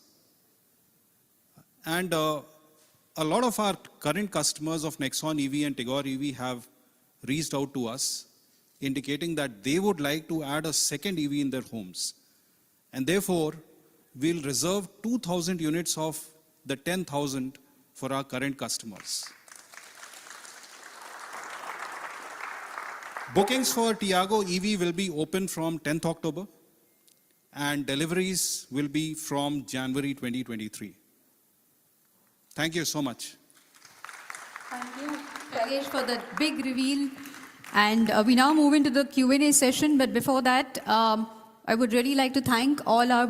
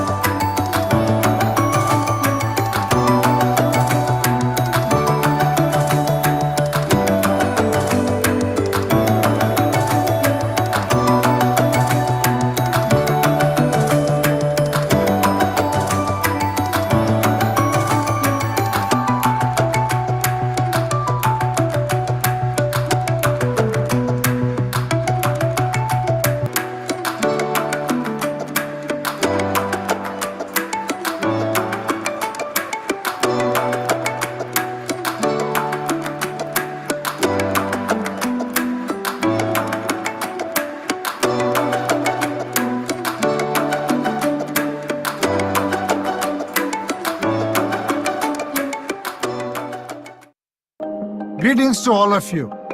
I welcome you to an electrifying day with Tata Motors. Clearly, the world needs new mobility solutions. Mobility solutions that are well designed, state-of-the-art, sustainable, and that reduce the planet's carbon footprint. Both at Tata Motors and Jaguar Land Rover, we are very passionately committed to achieve these future-focused mobility solutions. We have pivoted and made all the strategic investments that are necessary to not only accelerate the adoption, but lead this whole movement. The future of mobility is all about software.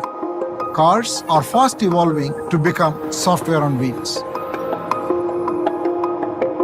Automotive technology is now about bringing state-of-the-art software, artificial intelligence, machine learning, and Internet of Things to work together in providing a seamless experience to the customer from home to car to work. At the Tata Group, we are very uniquely positioned to bring all the expertise that is necessary to build these mobility solutions and launch it in India and globally too. While we certainly intend to lead this movement and support the government's vision to have 30% electric vehicle penetration by 2030, our ambition is much larger. Our aspiration extends beyond India. Join us today as we take a pivotal step in signaling a paradigm change in the future of cars. Wellness of mind and body is rapidly gaining priority among society. Individuals and families are seeking a better quality of life. They are making changes to bring in holistic well-being in their homes by decluttering, planning downtime away from screens, making healthier choices towards achieving a happier, more fulfilling lifestyle.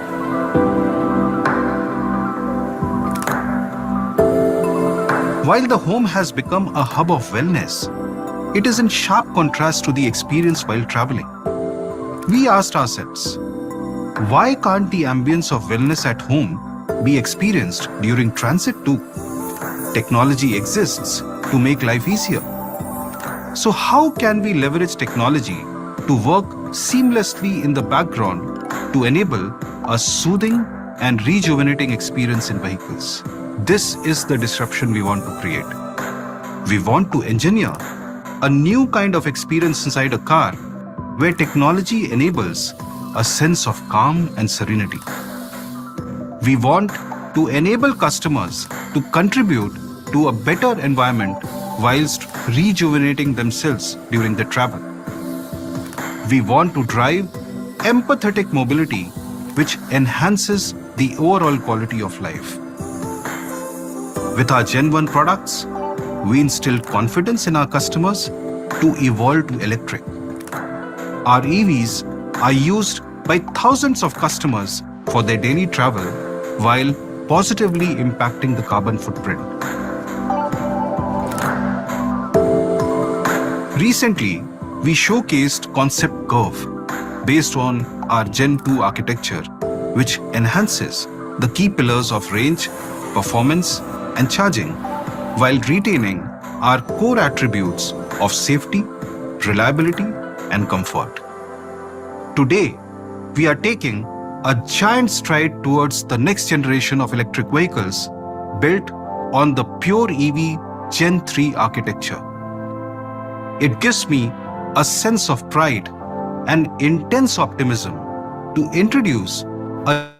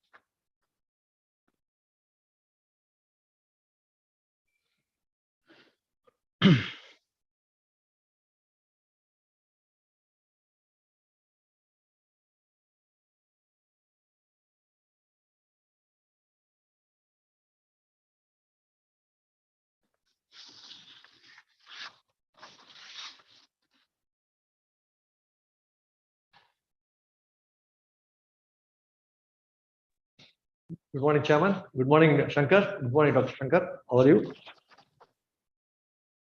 Good morning. Morning. Thank you, sir. Thanks for the wonderful first session. Went off very beautifully. Thank you, Chairman. Thank you. Thank you.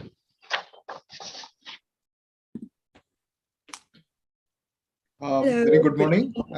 I'm Shankar from Mahindra. Very happy to meet you all. Hi, Shankar. Hi. Welcome, Mr. Dr. Shankar. Welcome. Hello, sir. Yeah. So nice to meet you. Thank you. And we see Mary as well. Mary, welcome and thank you for joining us. Good afternoon. Nice to meet you all. Hello from Tokyo. Hi. And good afternoon and good evening to you. Thank you. Thank you, Mary. Thank you for joining. It's a pleasure to be with you again, guys.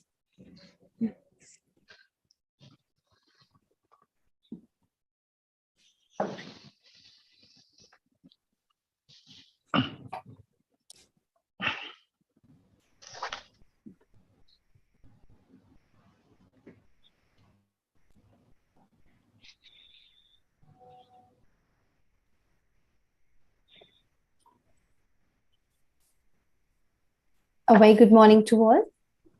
And morning. I think good morning. In just 2 minutes, we'll be heading towards the afternoon and we'll also start the session. Yep.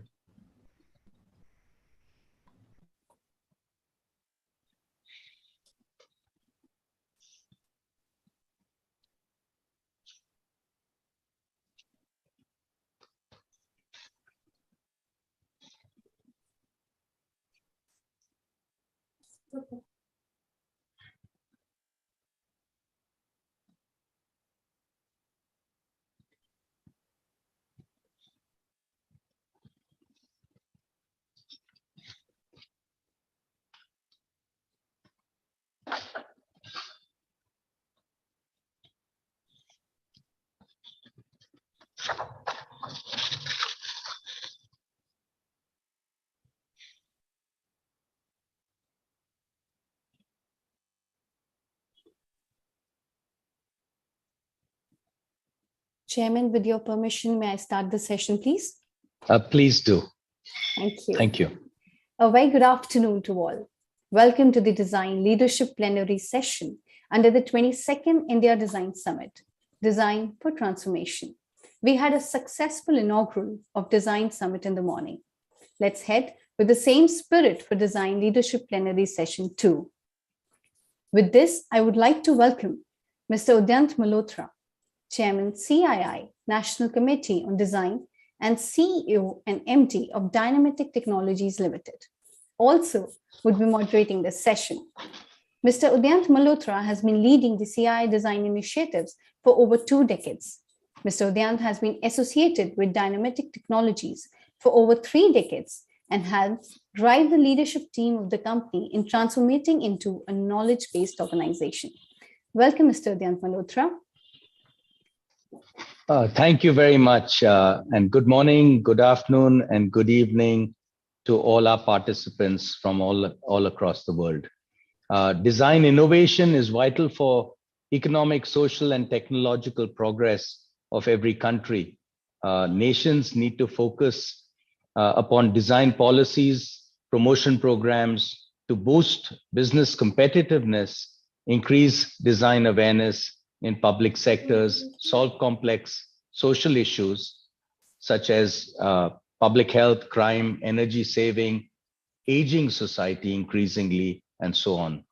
From a rank of 81 in 2015 to 40 in 2022, India has seen a jump of 41 places in its Global Innovation Index during 2022. And design has played a huge role in this transformational journey. Design has enabled various companies to move up the value chain and to generate great products. Going forward, because we want design to be inclusive and our economic growth to be inclusive, we need to strengthen quality design education at every level of our society. We need to encourage use of design in small scale industry, in arts and crafts across in the villages of this great nation. Branding and positioning of Indian design within India and overseas. And businesses need to look carefully at the economic benefits and investment in design. So finally, as we become from the 5th largest economy in the world, we are projecting by the end of this decade, we'll become the 3rd largest economy. It's not just a quantitative number that we should be looking at, but also the qualitative aspect of it. So design plays a big role in how we design our societies within, but also in the goods and services that we're going to export. I'm really pleased to have a very fine panel to talk about all these things. So first of all, I'd like to invite Professor Mary Reisel, who's a professor at Rikyo University and also a mentor at Stanford for design thinking, to share her views, please. Mary, thank you. Thank you very much. And thank you for the invitation. It's so nice to be with you all here again. It's true, I've been in design for a long time, and but my origin is anthropology. And for me, anthropology is design. And therefore, I thought to share today a few ideas about how to think of design. What does it actually mean? Because we speak about design, but we don't really know what it means. It's a very abstract idea. And mostly about the problems that I see. I've been working with companies globally, including in India, where I designed products for the ASHA during COVID. And I was trying to help at least the north part, right? India, for me, it's like a whole planet. The north part a little bit to deal with the COVID and the connections between the health industry as much as it was possible. So for me, I'm concentrating a lot on the image of the ecosystem around design when we come to the global environment. Because in the global environment, I see, and this is most of the companies now, this is where I see the conflicts. This is where people don't cross in between cultures, ideas, values, and this is where conflicts begin. If it's okay, I would like to share a short presentation I prepared. I think it will make things a bit more easy and clear. There you go. Everyone can see the screen? Yes. Yes. Okay. Then my idea, the idea is first that design and innovation have to go together with social sciences because it's one thing. Social sciences are about people, are about the psychology of the individuals, and about the communication of the group, and about how societies develop. Therefore, it's very, very important. And this, for me as an anthropologist, every single design I begin, and that's what I recommend everyone to do, is to make an effort to forget everything you know. Start from scratch, as if you don't know anything.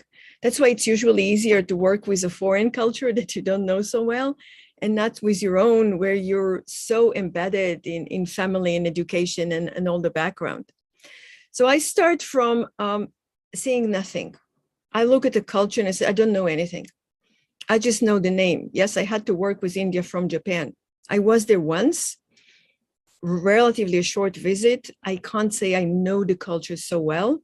It means for me, it was a blank space to start, and it was wonderful because you have to learn everything from the visual and up to what was the most complicated, eventually the most complicated was, of course, the politics.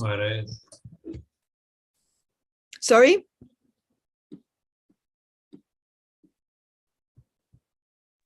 Okay, I can continue. Mary, please continue. I think that was an error by somebody. Yep. Do you see also the slides changing? Yes, we do. Thank you. So I start with, when I start looking at the culture, I start looking at what I see, and then I learn what I know. And then it goes very slowly, because what you see is that everything is connected. From the way people eat, what they eat, how they dress up, the language they use, what they do in their free time, what they value, how trends change, how they use objects. Do they use fork and knife for Japanese food, or do they use fork and knife only for pasta? That is how everything is being done. And within this business is only one part of it. And that's the only way for me to look at design. First, to learn the culture, to understand the culture from inside, and then to think, okay, so who are the people I work with? Who do I have to develop anything for? Therefore, there are a few things we have to bring together, and it's quite a lot of things, right? And they're all mentioned here. I don't want to read what is written here, but as you see, it's quite complicated to design well today, and it's even more complicated when the virtual world is creating virtual communities, and we have tech anthropologists and virtual design, and all this as becoming slowly special parts of design, because they work differently, because the community online is not the same as a tribe that developed in a particular geographical space. Also, there is a complicated question of who exactly I design for. Because in the case of designing the masks for dogs, either I have to design for different types of dogs, or is it for the owners and then I design for different types of owners? Is designing for a small dog for an owner in China was different from designing to a very big dog in South America? That is, finding your user today is becoming more and more difficult. This is one of the biggest problems of e-commerce, that you don't know anymore who's behind the design, and the need to create user journey, to create empathy maps, to bring together big data with individuals, it's becoming more and more complicated. And that's why many people leave it, and I can only recommend don't leave it, because that's where people fall. That's where brands collapse. When they say, you know what, it's too complicated, it's too expensive, it's too much time. That's usually the biggest issue for companies that have a lot of money. We don't have a lot of time, and they fail. Now, I want to bring a few quick examples and do it very quickly. This is an example of a design that I really love, a new box of chocolate that popped up for the holiday. Famous brand in Tokyo, chocolate. Now, it's an excellent example because when you think of chocolate, this is such an emotional type of food. I mean, look at the chocolate as it is. Just a little piece of very ugly brown whatever. How did that become something that people have such complicated issues around? Emotions, dependencies, substitutes, yes sugar, no sugar, yes health, no health, what holiday, how to give it, how to play with it. It's just a piece of cocoa with some sugar. For me, the chocolate presents one of the biggest and most interesting journeys of a product that meant nothing through 400 years of design and development of taste formation and reaching a global community. And when you look also at market research of chocolate, you'll see that in every small community, it means something else. In one culture, it's about loneliness. In one culture, it's about love. In one culture like Japan, it's Valentine's Day, which makes it a big question. Why is this here for Christmas and who's going to buy it? Now, that's something I see a lot of brands doing in Japan. They bring chocolate because it's a symbol of the holidays in Western countries, but it's not here. Here, it's only a Valentine's Day. Therefore, if I have to choose between the beautiful design of Bulgari of taking the chocolate as jewelry and the brilliant connection they made with the cherry blossoms, I would say, you know, for this market and for the majority of the people, probably the cherry blossom works much better. Although the Bulgari has a much higher design image, it's much better connected to a high brand image. It looks like gold. It was also given for free as a present in a special event, but still, in terms of reaching the audience, well, what is the goal of the brand? What is the goal of the design of the product? A brand image, a rebranding, a market entry, long-term strategy. All these have to be part of any design. What are you designing for and why? Who are you trying to reach? So always think of the dogs. This is another example of where, when, and for whom. Tiffany decided to go with everyone and have wonderful Instagrammable images for the holidays. So it works really well in a small restaurant. People will come and they will probably post a lot of Insta images, But what happens if you try to take a yogurt and just upgrade the package? Does it work there? Who's eating yogurt? What is the place of dairy in the Japanese market, in the Chinese market, in the French market? We all know that in Europe, dairy is much more popular. Do they want to see their dairy in a brand or in a jewelry brand envelope? Is that what's going to make a difference in the product itself, in the buyers, in the popularity, in the brand image? All these are very big questions. So here are a few examples of things that don't work, even though the design is beautiful. This was an attempt to connect wine with flowers. Yes, in the United States, in many countries in Europe, it goes together. You bring a bottle of wine to an event, you also bring the flowers. But in Japan, flowers are like, what? Give her some roses because, you know, it's a symbol of love. Like, huh? Really? Oh, this is so funny. Okay, wine. No, we drink beer. Beautiful design went bankrupt very fast. This is another great example of a trend that I see all over the world. So I was pretty shocked to discover that almost 30% of the world, yes, about estimated 2.8 billion people have been already exposed to Japanese animation and manga and know about it and use it. That's an amazing number. It's incredible. That means Cool Japan works beyond what anyone imagined. So all the brands started jumping and all of them the same. What's the point of doing all the same and without knowing which one of these manga you shouldn't touch? Gucci had this quite beautiful collaboration with Drymon, but Drymon is very Japanese. The Japanese really don't like to see their Drymon on anything foreign. Now that's a very important thing to remember. What are the sacred items of a culture that you shouldn't touch no matter how much money you make?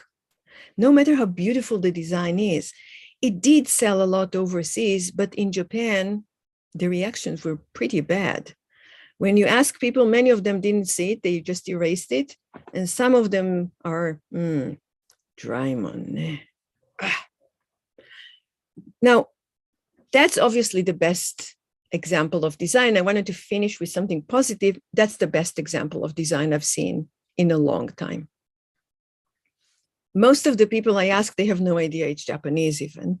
They don't know what is the origin. They don't know how traditional Japanese has been imported into the end of the 20th century. And they don't know to what extent they're using a Japanese product.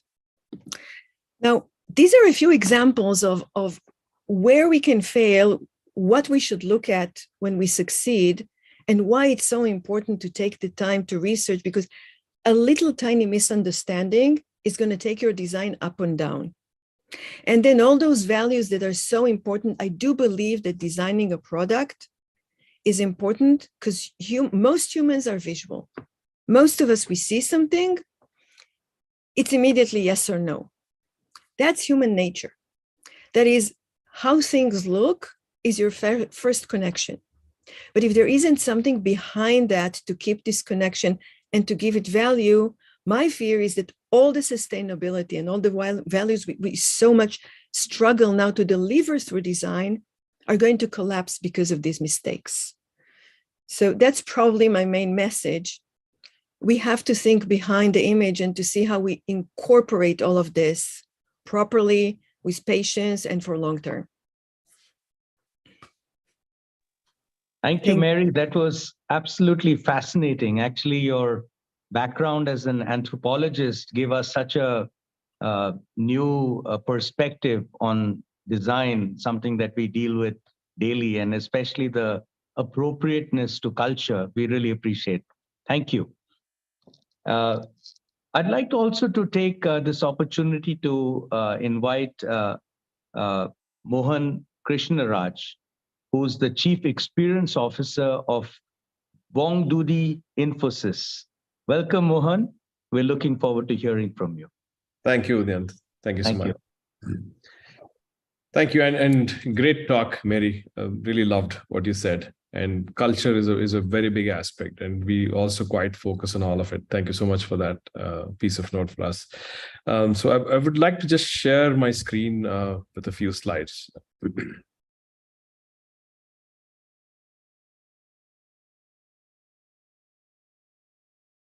Sorry, just give me a second.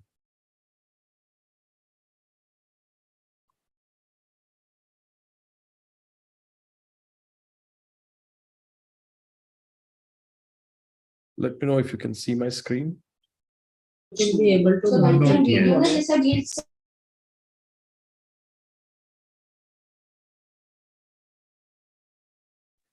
We can't see your screen right now.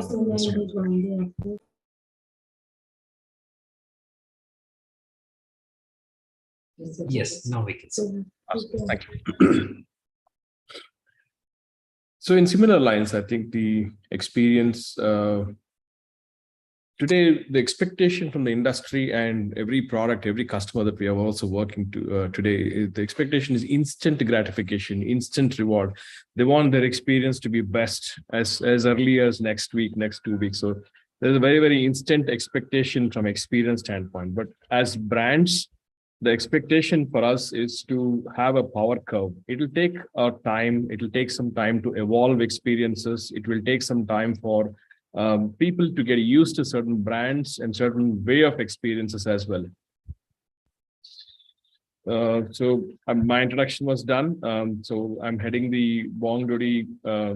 That's the overall design agency for Infosys, and I'm leading this from India. And we have a good 1,500 designers across the world trying to solve human problems with technology and, of course, with a lot of brands. So I've also authored 2 books. The one is already published, which is the user experience versus expectation. It's called The Great Balancing Act. And a lot of experiences that I have spent over the past 25 years in this space is actually into it. And a lot of learnings that I wanted to share with people are in this book. The next one that I'm aiming at is on the holy grail of game design, how games evolved from different generations and how it is completely changed. So that's the new one that's expected. So here, again, we are talking about different experiences. When we talk about human experiences, for everybody, there is different thought process. And if somebody asks what was the best moments in your childhood, everybody will remember at least 2 or 3, which is very ingrained into their subconscious. So that moment of life, that moment is created with some experiences. And our whole job in terms of experienced designers or anybody who designs anything, our main purpose is to move things from a very intangible and chaotic situation for users to make it more tangible and meaningful. Sorry, there's some background noise. Also, experience is no longer an amorphous construct because the expectation is always increasing from the demand per se. Every time we speak about a requirement or we have a brainstorming session, we understand something new. The requirements is changing every time. The expectation from the industry is changing, and when it gets to employee expectation, there is a lot of changes from how a new normal came by and the expectation of what the work should be, how the company should react to employees. There's a lot of differences. And on the expectation from the customer demand also is very, very increasing. And with intense competition, it's becoming very difficult to fit in the right size for all of it. And the trend is also shifting from technology, from the adaptation of technologies in different domains against different regions that people will use it. So the complications are too many when you want to design something for a simple user experience.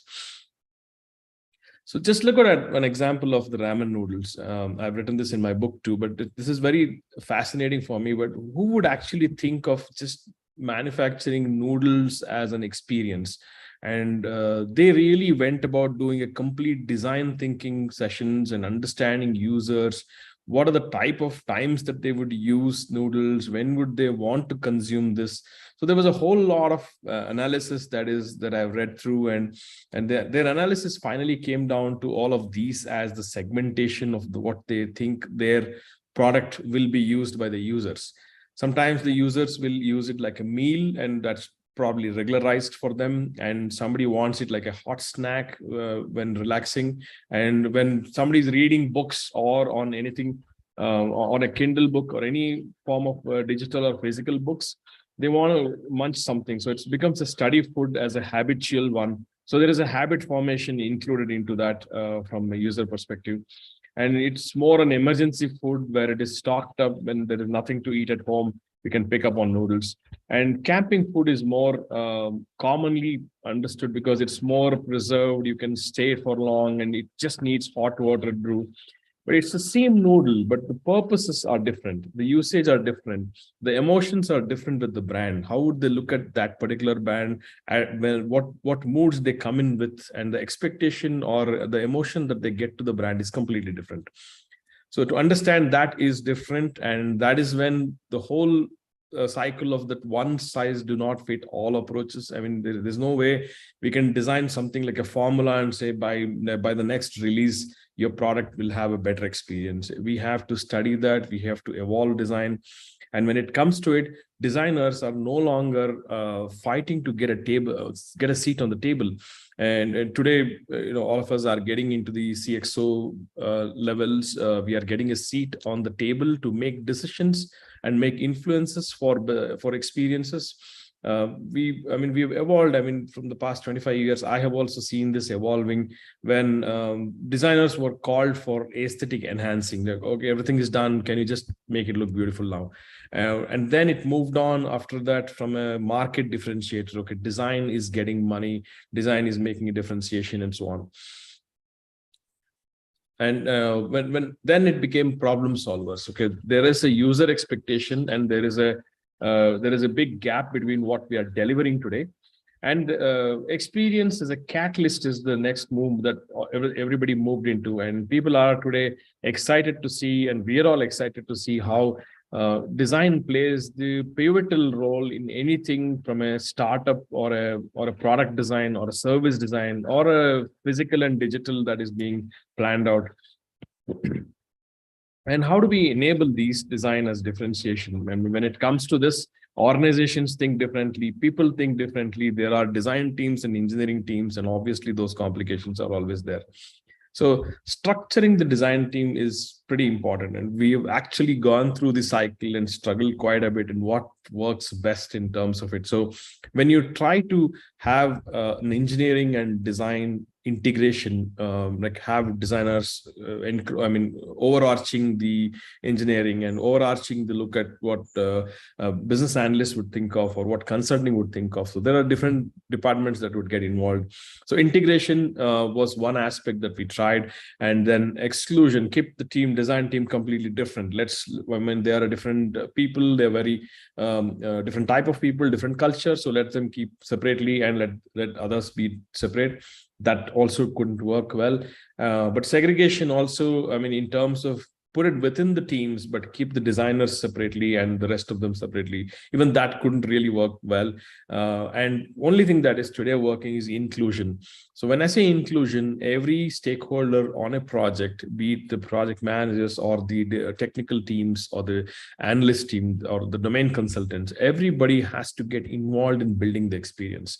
There is no way it is a siloed work, or it has to come together.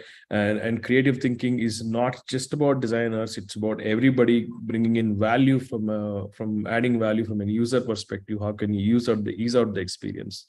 So building the differentiator into the organizational DNA is the key. It's very easy to have designers talk about it passionately and try to build something for the users that they're working on.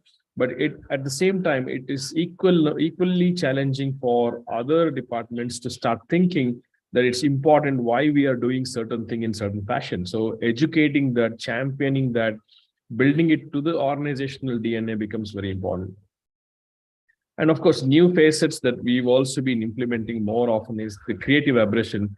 ideas are productively challenged. And most often when you say, no, you have to work collaboratively, you don't have to have difference of opinion. But here we are trying to encourage difference of opinions, which are productively challenging. There are some ideas which we get stuck with and think this is the best way that we could approach this product. And when we do user test, we probably don't start learning that that's not the best idea. But there are different teams that will come, it comes together. The creative aggression really helps. And creative resolution is also bringing in converging diverse ideas and also the opposable ones. I mean, everybody has opposed and one person has agreed to it. So why don't we bring that idea and evaluate if it has any worth to it or value to it. And agility is about testing and refining ideas through very quick pursuits and reflections that we can think of. I mean, just quickly run a very not a high fidelity, but a low fidelity prototypes and see how the agility works with ideas. And again, individualistic to synchronistic. We've been talking about, okay, data comes from one team, design comes from another team, engineering comes from another team. So it's not either or, it is all of them. Unless all of these come together, the experience cannot be reformed or redefined. And breaking through that comfortable clone syndrome is very important. People get very complacent with what they do, or complacent with ideas, complacent with designs. That needs to move out. That's mostly what we've seen is encouraging siloed geniuses will actually hamper the whole experience design. It's more a collaborative design. It's how all of the teams can come together and how we can collaboratively create the geniuses that can work together and build those ideas. And of course, millennials are the largest cohort for us. And even in millennials, we have three types of millennials. It is me millennial, us millennials, and we millennials. So me is the single person, we is just married, us is with the kids. Their expectations, even if it is a simple travel portal or a bank portal, it's very different from each other expectations, and because their priorities in life have changed by the time, though it is all the segment of millennials. So my point that I'm driving is also, if we run it by empathy, if we look at users, we have to look at the stakeholders, we have to look at the product perspective, we have to look at the system thinking aspect of how this whole product is shaping up and how it'll come. Unless we focus on the right kind of metrics, we need the first and fast movers advantage and reach and visibility, engagement and advocacy, experience transformation. So return on experience is a big metric that we are seeing in everything that we are doing. How do we make sure people come back to certain experiences? How can we make that the moment of human experiences being remembered, and that can sit into their at least some level of subconscious memories, that they have dealt with certain brands and its stories that they talk about. Many measurements in terms of what emotions are we addressing, what emotion do we want to bring it for users, and so on. So metrics is something that we are very keenly working in different domains. Different regions have different metrics. Like Mary was talking about, designing for different cultures, the same thing will differ. So the metrics of those becomes very important for us from even if we're doing something short term and to a long term. So that's more of what I had, Udayan. Thank you, Mohan. That was really lovely. In fact, what I thought was very interesting was you gave us a very good idea on how to make design pervasive across organizations. And this is something that CII has been really evangelizing within our member community, especially the companies we work in, and really appreciate your presentation. Thank you. Thanks. I take this opportunity to invite Dr. Shankar Venugopal, who needs no introduction. He heads technology innovation at M&M. Shankar, please. Thank you. Thank you, Udayan. We've been hearing about chocolates and noodles, and it's close to 1 o'clock. That makes me feel hungry. So I thought I'll shift gears and talk about cars for the next few minutes. Sure. So just allow me to pull up my presentation. I have just a few charts that I will use to support my ideas today.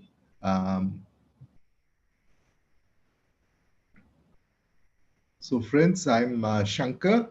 I'm based at the Mahindra Research Valley, which is our new product development hub for both the automotive and the farm business. So we make cars, we in fact make SUVs, and then we also make tractors. So I'm going to talk more about design from an engineering perspective, how we design and build innovative products in the mobility space is what I'm going to draw your attention to the next few minutes. Sure. So let me open my presentation and just you could confirm whether you are able to see that. So Udayant, will you be able to confirm whether you see my? We are able to see We the can see it very well, Great. thank you. Great. Thanks. Friends, I'm going to talk about innovation and design in the context of how we can make mobility a lot more sustainable. And how do we use these two powerful concepts of both product innovation and product design to accelerate our journey towards making mobility a lot more sustainable than what it is today. That is the intent of my presentation today. For those of you who are not very familiar with Mahindra, we are spread across multiple businesses, starting from automotive, farm equipment, across aerospace, defense, and whatnot. So it becomes very interesting for us to look for ideas that cut across multiple businesses, also synergy. How do we leverage the strength of different businesses to drive sustainability? And this is what brought us into the space of design and innovation.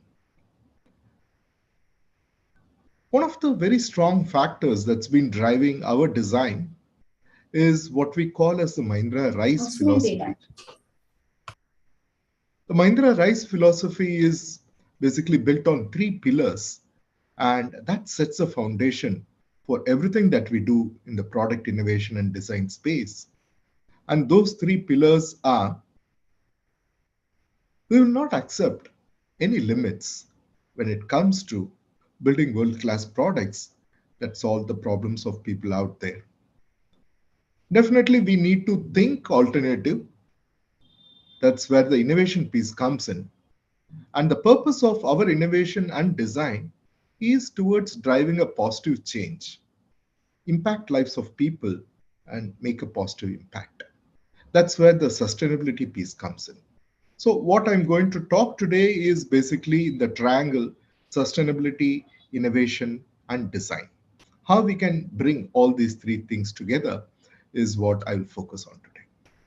But it's not just the R&D, not just the new product development, but across Mahindra, we have these 3 RISE pillars of accepting no limits, alternative thinking, and driving positive change that drives our design and innovation.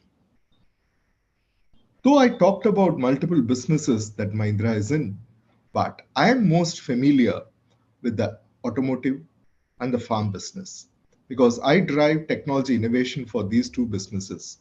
And I'm based at the Mahindra Research Valley, which is our new product hub.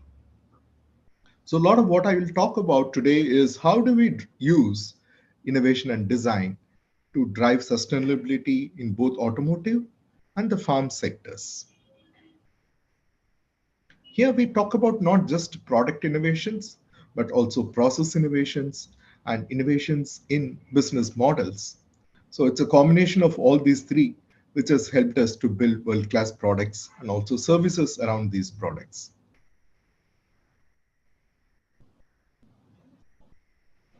This world of product development has been a very linear, kind of a straitjacketed world for a long time, where you have gates and stages and reviews, which allows the idea to flow from one end of the funnel to the other end. Of course, in every gate, we do have certain filters, and these are precisely the filters where people look at the innovation and the design aspects, and also decide to prioritize certain designs and innovations over certain others, and also protect some of these designs going forward. But over the years, it has become very evident that it's going to be innovation and design that will be the basis of product differentiation. So you remember one of the chart which Mohan Krishnaraj showed, where the evolution of the designer himself, how it has happened. So a few years back when I joined Mahindra, we are looking at innovation and design more from a product differentiation perspective. But today, we are talking about solving problem, and which is a very important problem of sustainability. So how do we make this transition from using innovation and design just for differentiated products to taking up really big complex problems, something as big as making mobility sustainable? And how do we leverage innovation and design to achieve that? One of the things here you see the kind of electric cars that we are bringing to the market in the next 2 to 3 years time frame. We call them as born electric, BEVs. And the reason we do this is there is absolutely no tailpipe emission from these cars. There is no fossil fuel that's being burnt. There is no exhaust. It's the cleanest vehicle that you can think of. So that's the reason we are driving a lot of our technology development and innovation in this direction. And these are the cars that's going to come to the market the next 3 years, spread across the next 3 years time frame.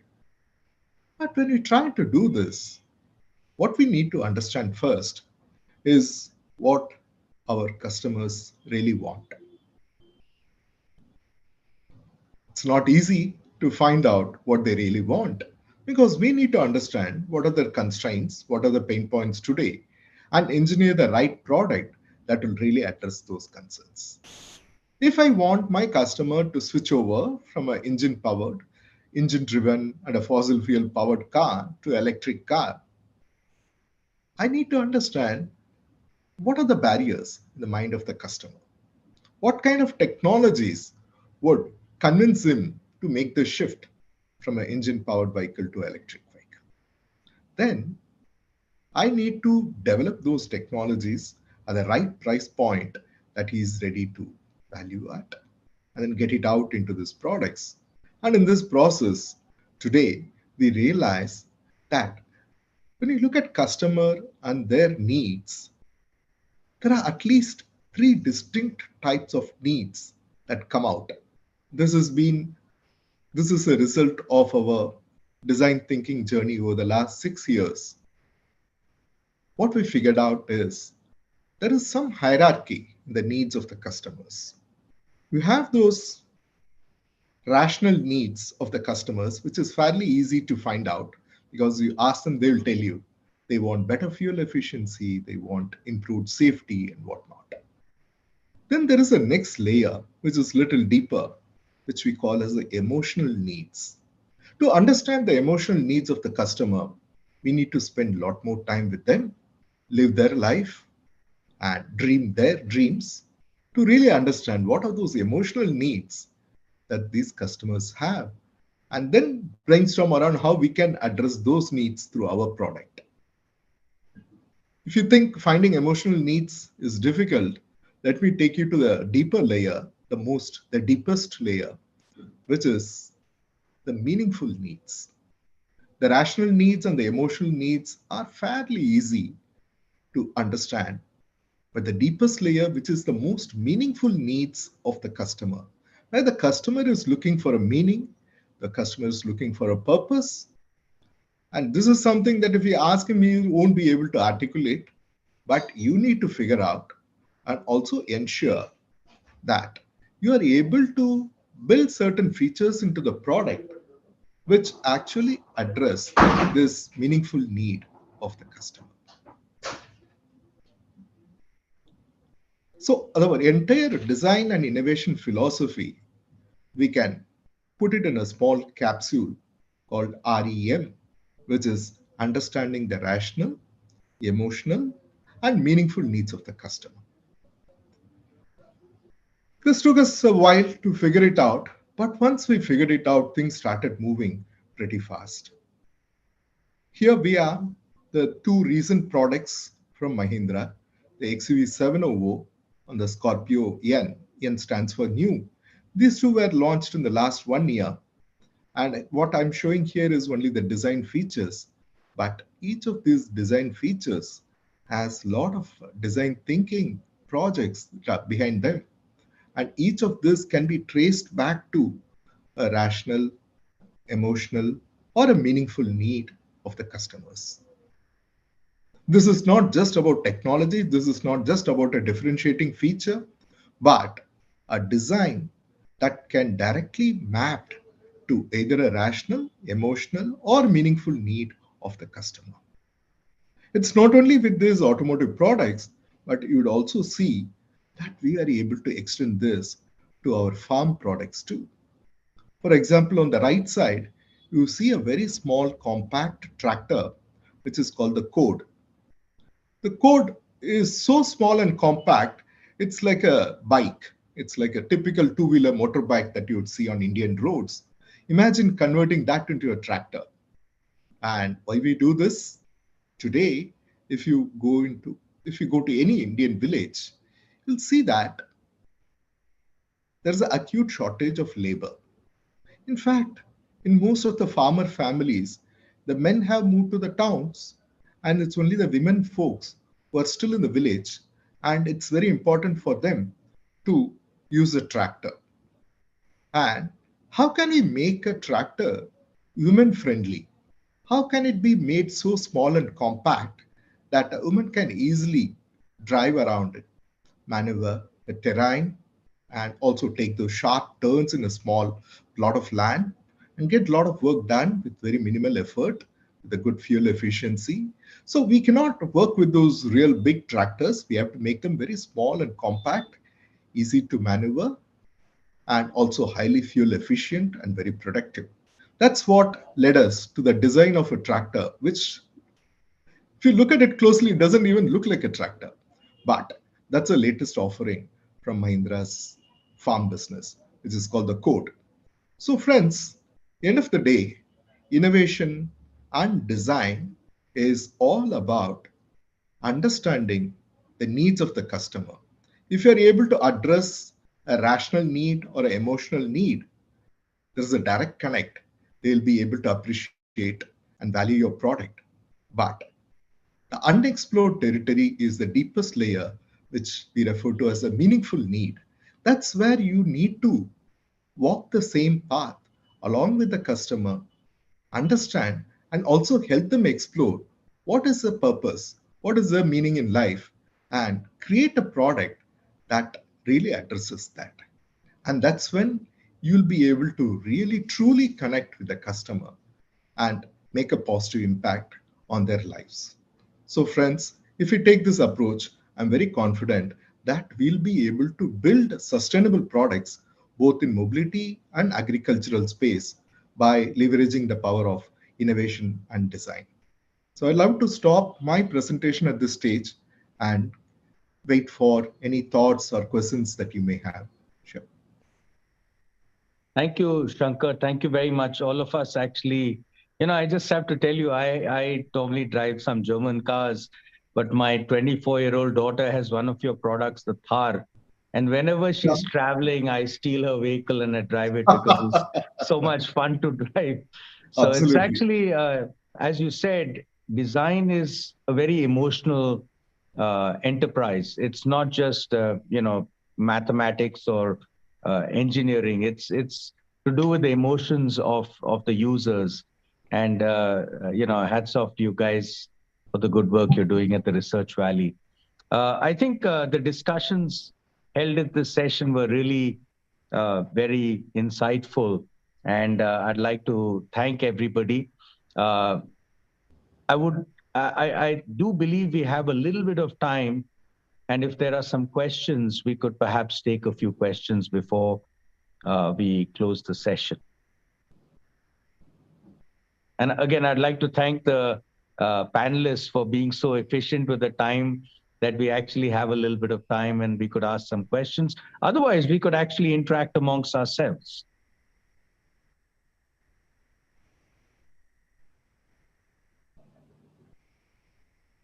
Okay. So, Mary, do you have any questions of Mohan or of Shankar? I do. Please, why don't we go with that?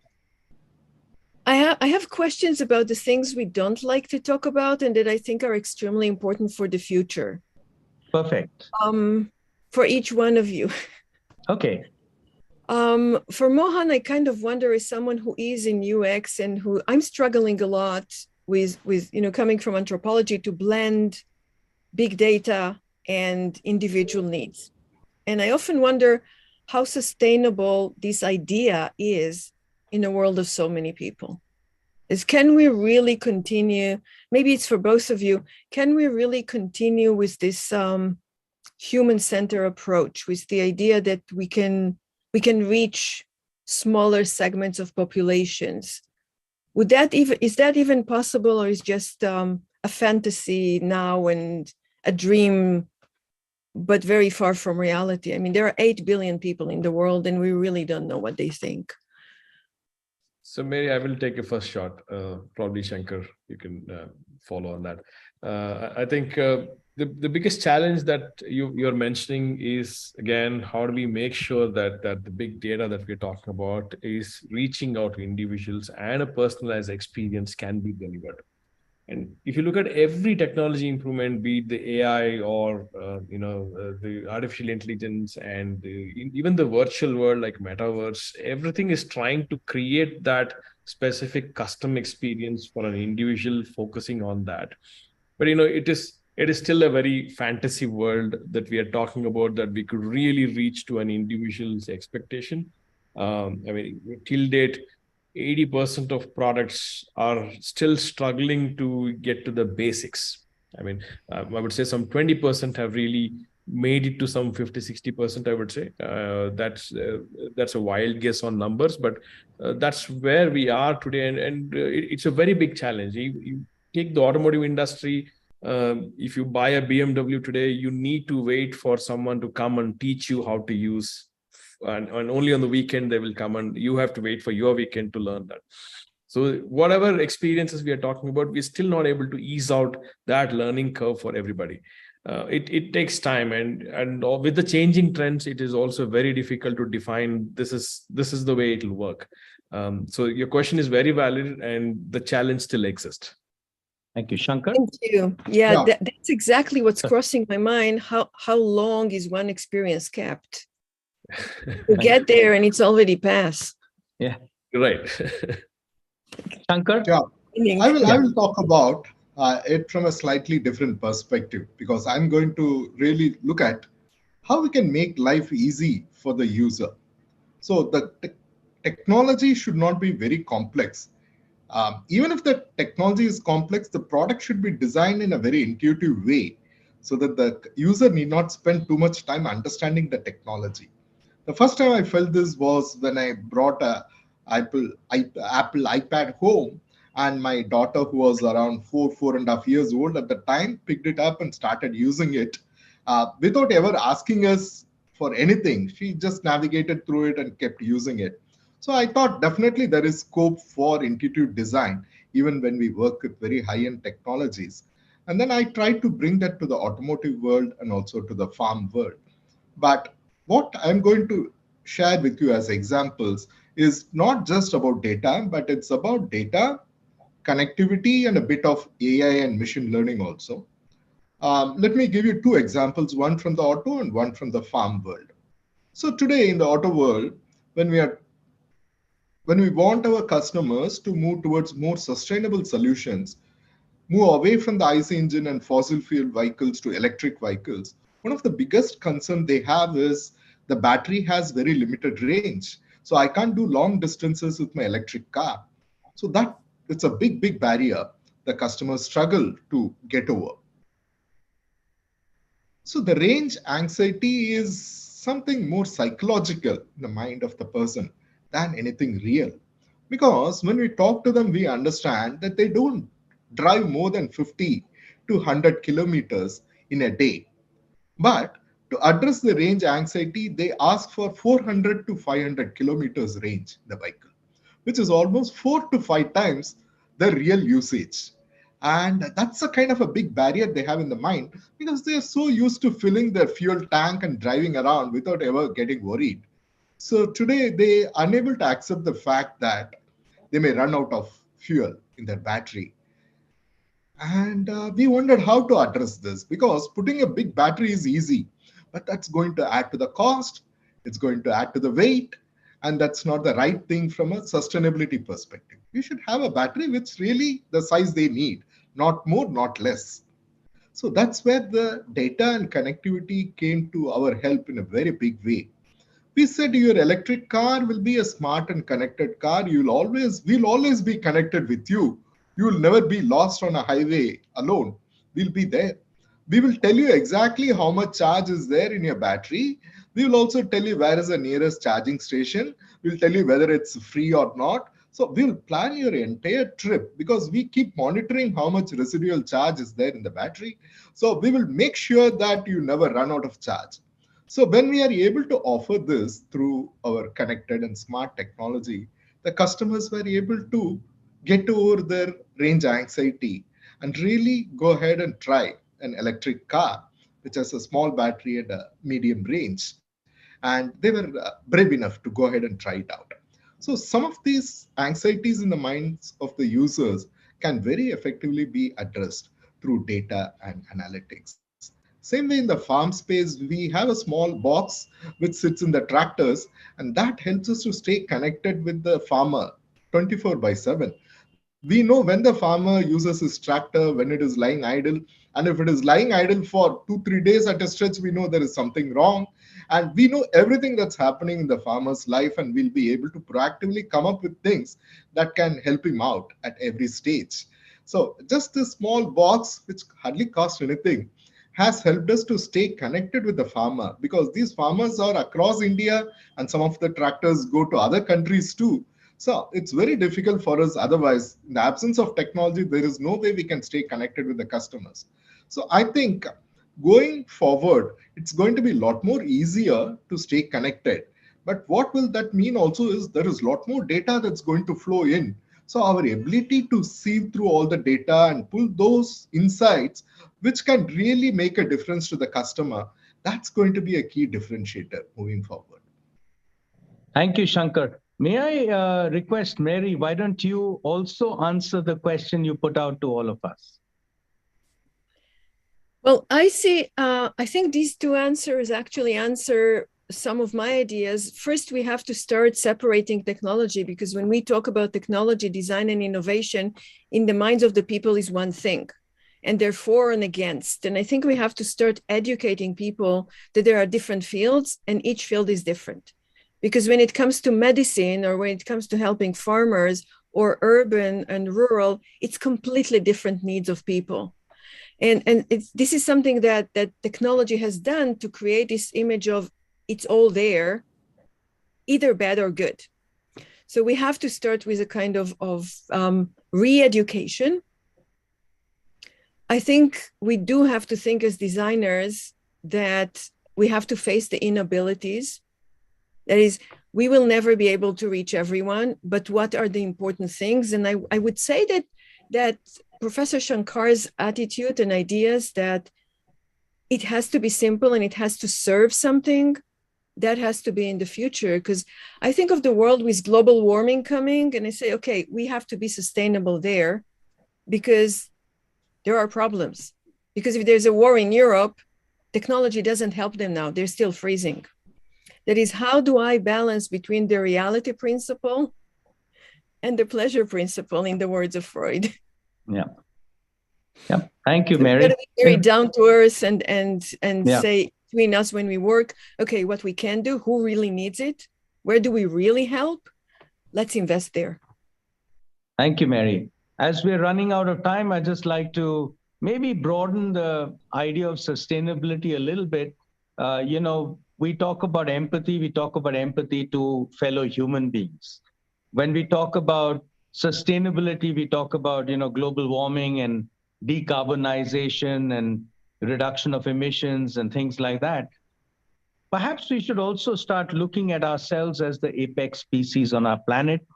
The fact is that we are causing immense harm to the multitude of species that were God's children, just like we are.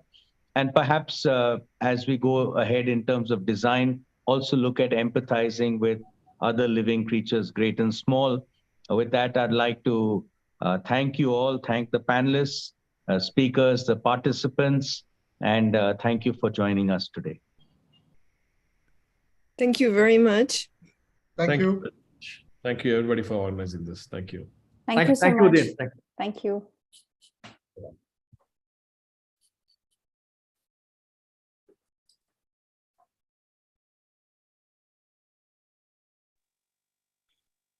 Thank you. Thank you, Udit. Thank you. Thank you very much. Thank you, Raghu. Will you close it? Thank Yeah, you. we'll close it. Thank you very much. Thank you.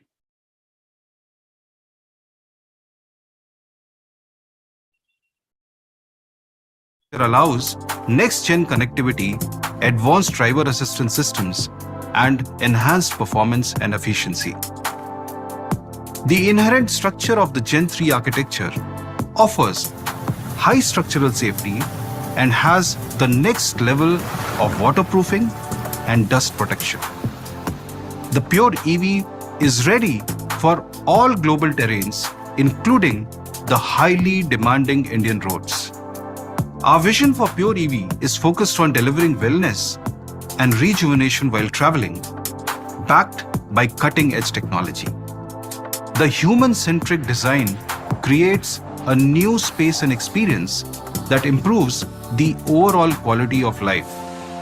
I introduce to you Avinya.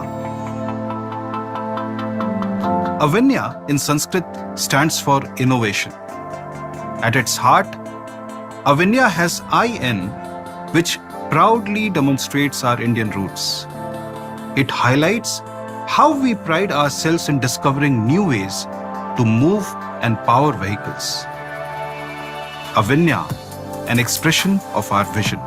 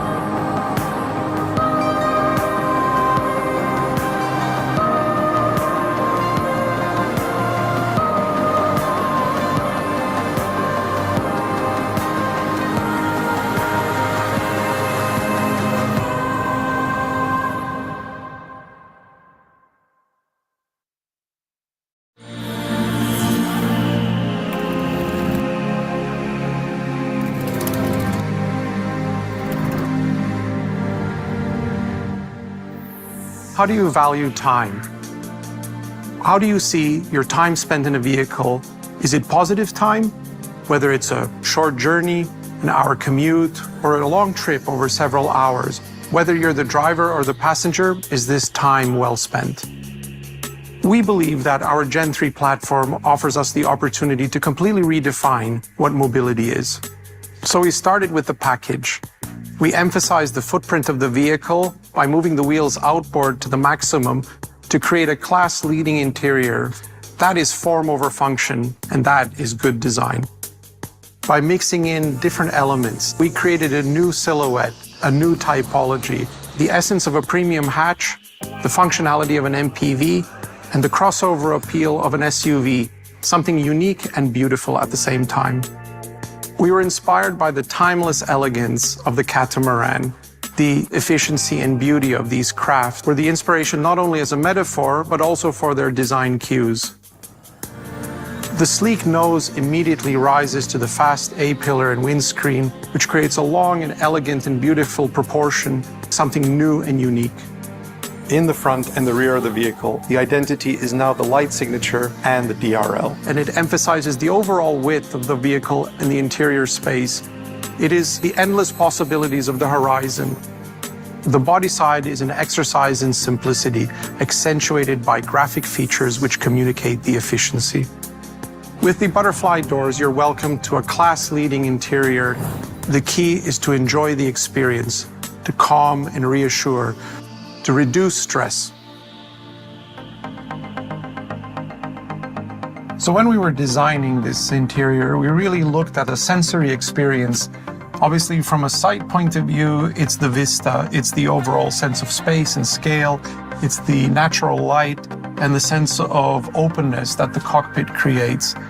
With the use of a console-inspired steering wheel, the driver has all the functionality and information they need, but at the same time, all of the passengers are interfacing with the vehicle through the voice-activated system. What can I do for you? This soundbar is the main interface for the passengers. Each passenger has their own individual sound system embedded in the headrests. This offers a very unique experience and overall emphasizes the collective experience that they are sharing. From a sense of touch, it's the materials being used, whether the materials on the steering wheel, armrests, or on the seat fabrics themselves. The materials are sustainable and communicate not only the values of this product, but also the brand. And then finally, we also have the sense of smell, something that's rarely been explored in the automotive design world.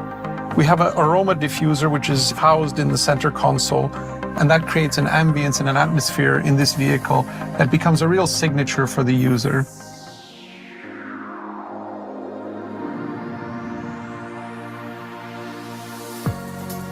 This project is about meeting a challenge. It is about being positive and finding solutions. It's about improving the quality of people's lives. That is a design philosophy, and that is a Vinya.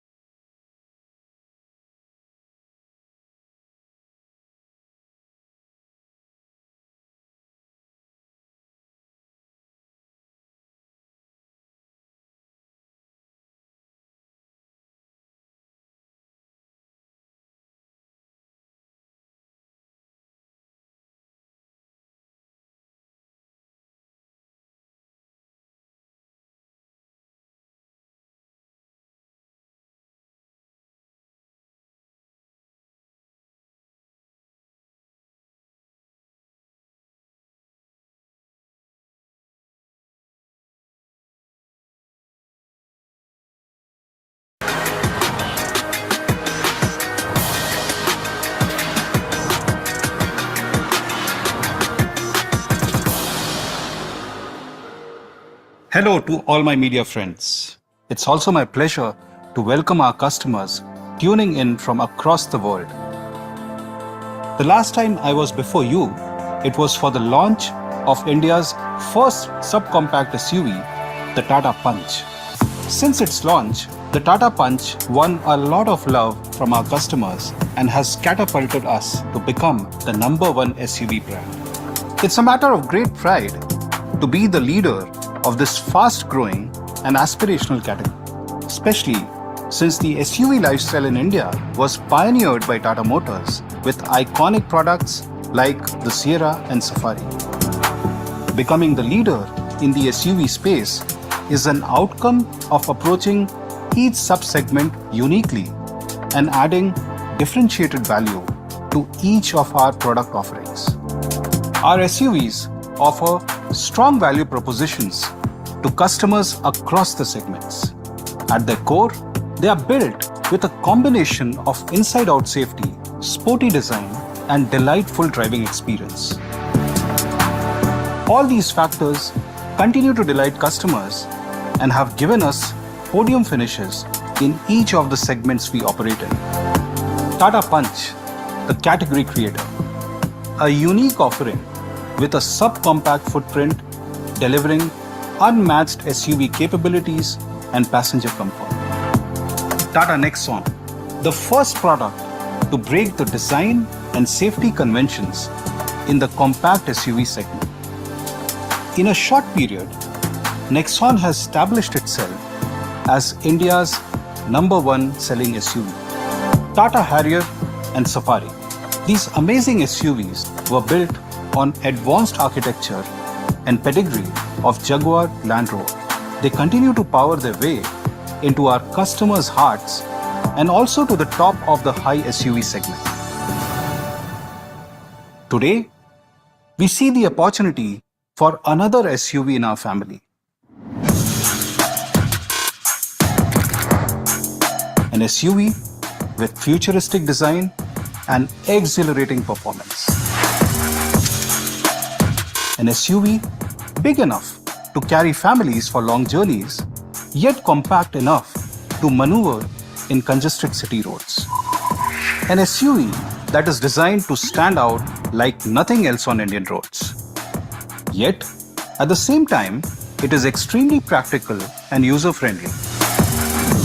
An SUV that will be launched as EV first and with ICE engines subsequently. It's a pleasure to introduce Concept Curve, different by design.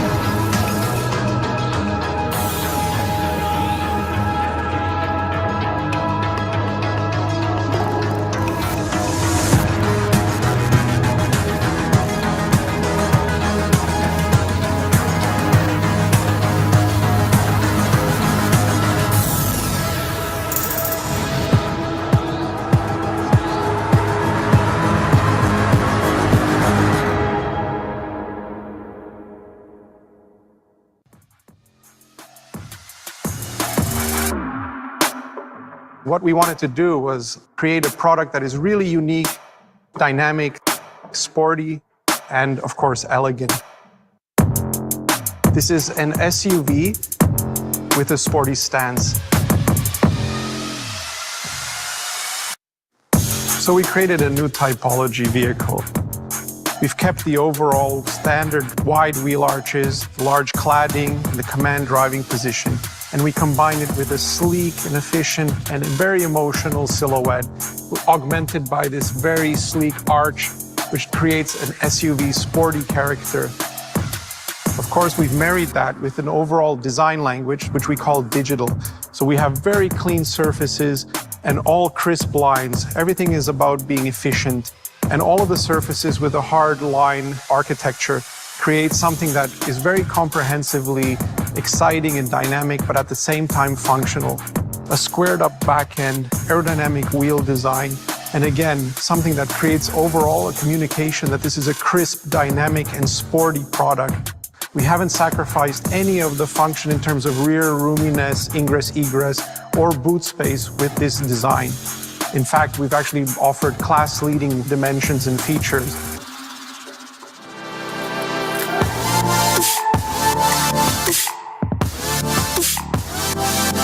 When we were designing this vehicle, we also wanted to make sure that it didn't come across as claustrophobic.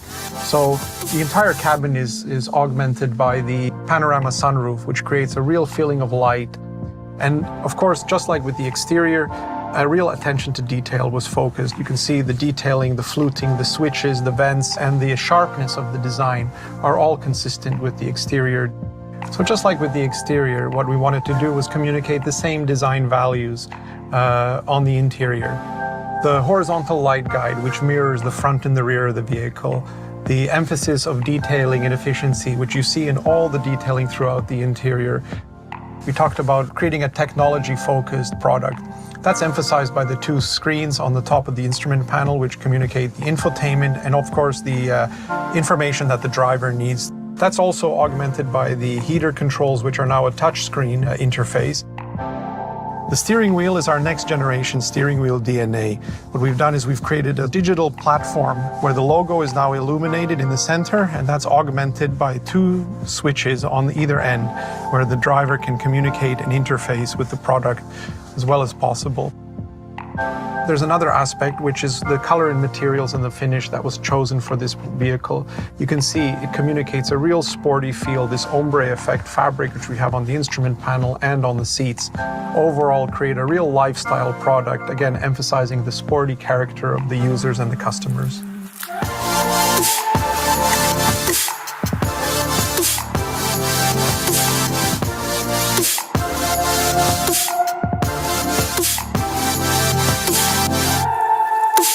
And that is the curve.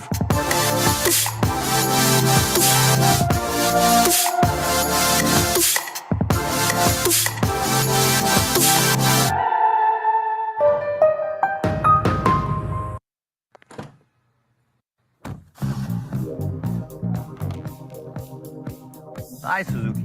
Play my song. It's hot and techie. It's hot and techie, hot and techie, hot and techie. It's hot and techie. It's hot and techie, hot and techie, hot and techie.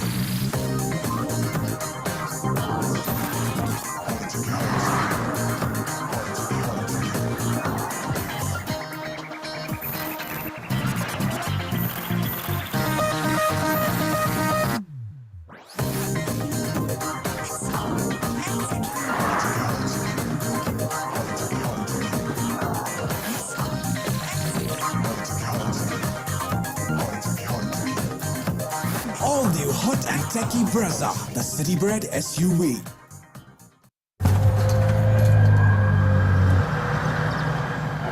They say they are a whole new breed.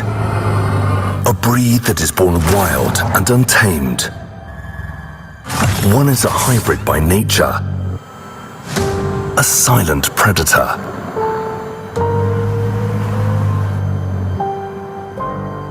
The other is raring for an adventure. A fierce hunter. The new breed is on the prowl, taking on every terrain. Unmatched in their prowess and full of energy. The new breed rises above all others. A new breed of SUVs. The advanced Grand Vitara. Rule every road. Nexa.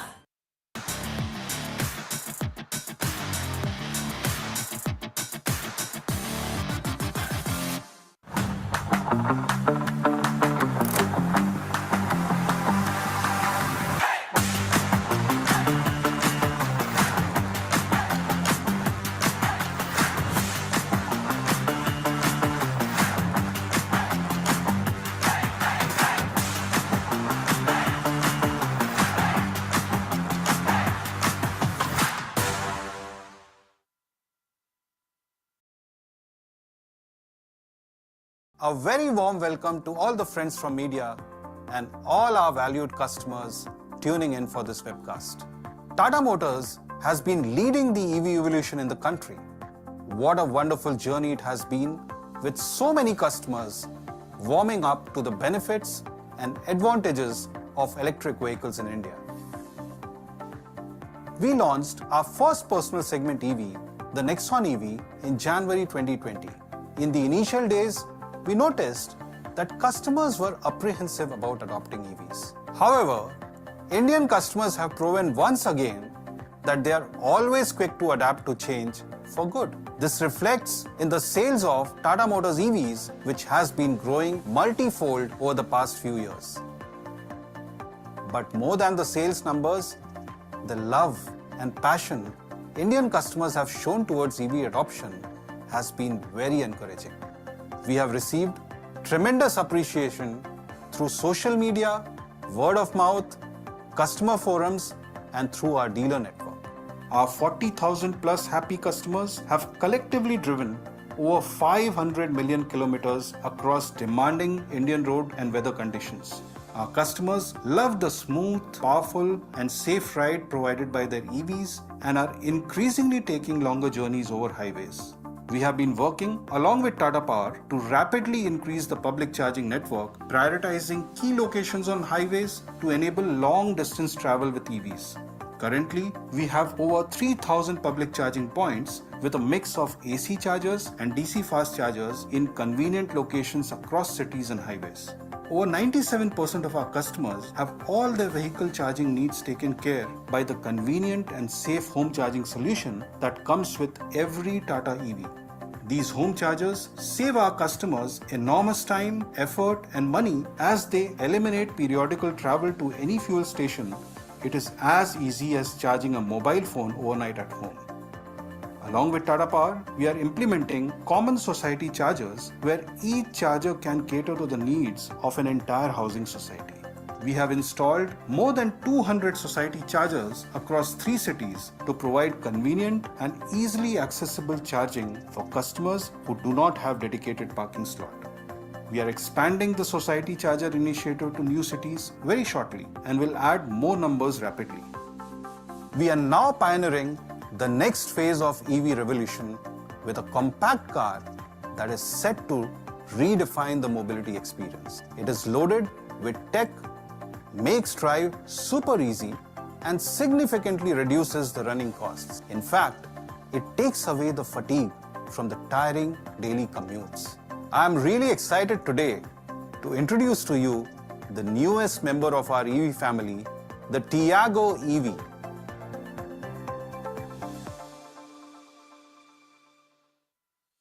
The Tiago EV will be a charm to drive for everyone, be it a new driver or someone who has been doing it for years. In fact, I believe that it has the potential to become the default car for each and every member of the family. Tiago EV is a perfect opportunity for everyone to evolve to electric and experience the best that EV technology has to offer in terms of smooth, silent drives, coupled with the spirited performance of a hot hatch. Tiago EV will be powered by a proven high-voltage Ziptron architecture, providing an unmatched, uncompromising EV experience, just like India's favorite Nexon EV and the Tigor EV. Featuring a permanent magnet synchronous motor, Tiago EV accelerates from 0 to 60 km/h in just 5.7 seconds. Drive it in sports mode and you will not want to settle for anything else. Along with peak performance, Ziptron technology also provides reliability, durability, and complete peace of mind. Tiago EV is equipped with IP67 rated battery pack and motor for a weatherproof and hassle-free ownership experience. The battery pack and motor also come with 8 years or 1,60,000 kilometers warranty. You will be able to choose your Tiago EV from multiple combinations of battery packs and charging options. For longer daily drives, a 24 kWh battery pack delivering an MIDC range of 315 kilometers is being offered. For short and frequent trips, we have an economical 19.2 kilowatt-hour battery pack which delivers an estimated MIDC range of 250 kilometers. When it comes to charging, Tata Motors has always provided seamless and hassle-free home charging solutions. You can choose from 4 different charging options with your Tiago EV. Anywhere, anytime charging with a 15 ampere portable charger, a compact 3.3 kilowatt AC charger, a fast 7.2 kilowatt AC home charger which delivers a full charge in just 3 hours 36 minutes. The car is also enabled for DC fast charging which can charge 10% to 80% in just 57 minutes. Now that's super fast. Tiago EV offers 2 drive modes, City and Sport. And for each drive mode, 4 different levels of regen settings are available. This provides ultimate customization according to each customer's driving style. Tiago EV will be the first in its category to bring telematics, usually reserved for cars that are 2 segments above. It will offer Z Connect with 45 connected car features as standard on all trims. Remote AC on-off with temperature setting, remote geofencing and car location tracking, smartwatch connectivity, remote vehicle health diagnostics, real-time charge status, dynamic charger locator, driving score, and many more. In addition, you'll also enjoy a 8-speaker Harman infotainment system with Android Auto and Apple CarPlay connectivity. With the Tiago EV, customers will enjoy a plethora of luxury and comfort features that are available 2 segments above, like plush leatherette seats, fully automatic climate control as standard, rain sensing wipers, auto headlamps, electric ORVMs with auto fold, cruise control, push button start stop, and many more exciting features. Let me now share some very interesting facts about monthly travel expenses. Assuming an average monthly driving of 800 to 1000 kilometers, the fuel cost of a petrol car would be around 7,500 rupees. However, for Tiago EV, the monthly expenses would just be around 1100 rupees. This brings a monthly savings of about 6,500 rupees on fuel cost alone. So Tiago EV presents a compelling offering of super low cost of running combined with an unmatchable driving experience. And it does not end there. With the Tiago EV, you'll enjoy features that many higher segment cars also do not offer. Now, isn't that a game changer?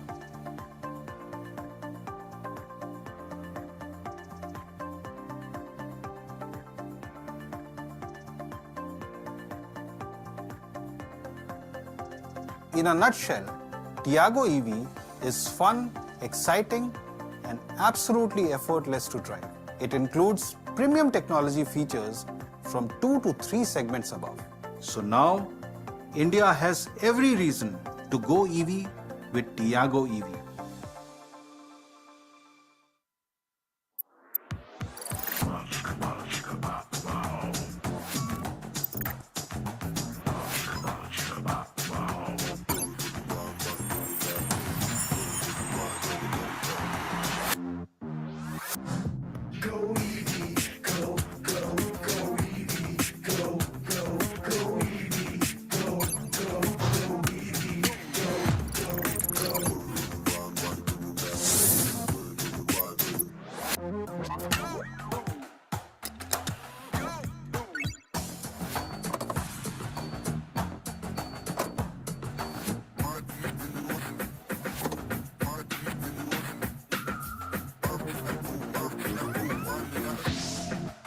Let's go.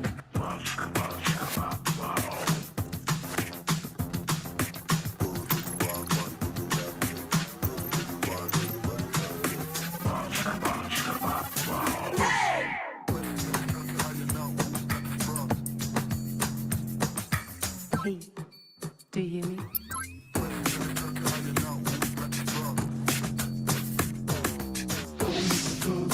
Let's go.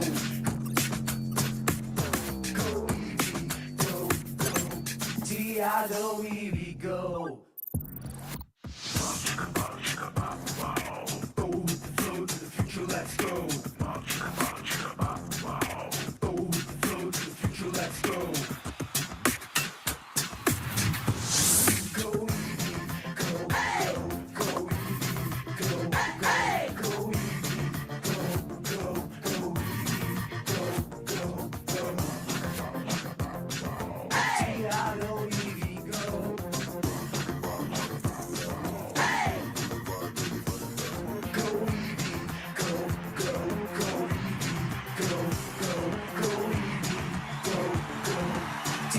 Tiago, Evie, go.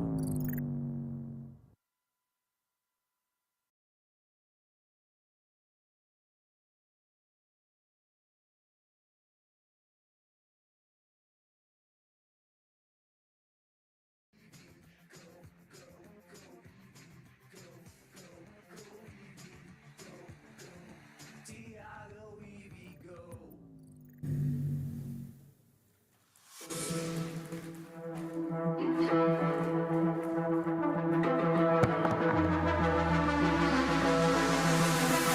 Wrap it up.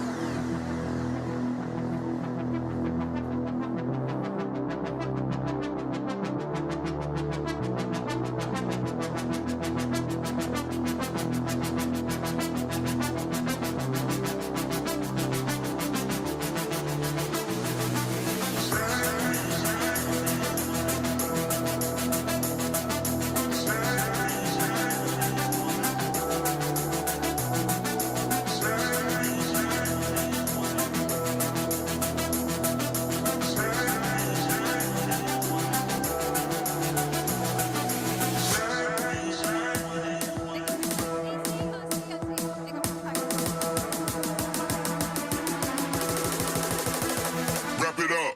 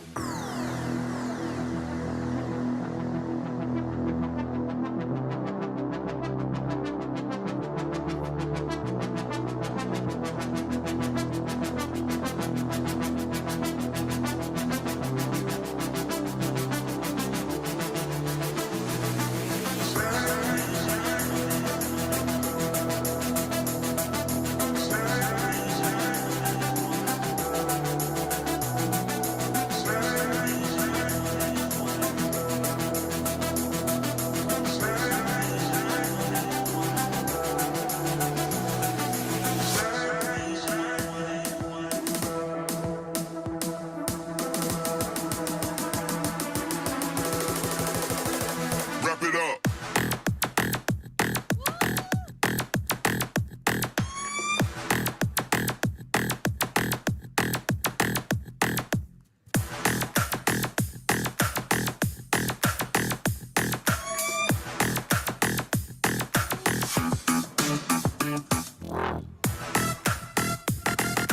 Hello.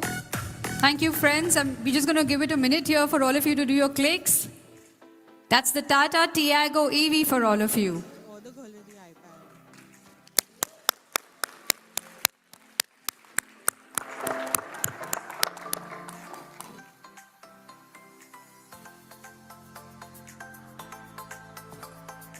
Center. I'm going to request Vivek and Anand to go get closer to Shailesh and come to the center car, please. Thank you.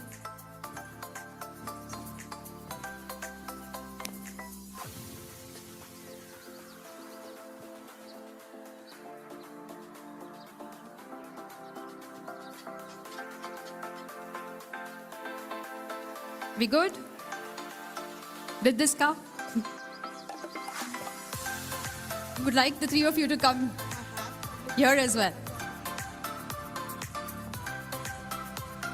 Come, Shah. While we do the clicks, a quick reminder to all the other media friends here, please log into your registered link for the questions. Although the Q&A session, we'll take the questions from the app directly. So while we do this, please log in your questions that you may have for the spokesperson.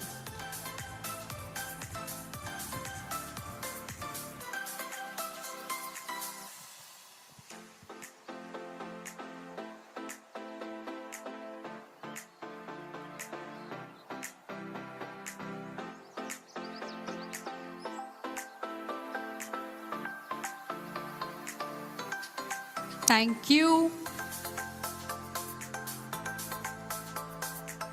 Shailesh, you want to just have a look? One more side here. Do you want to click pictures? Just one. Yeah.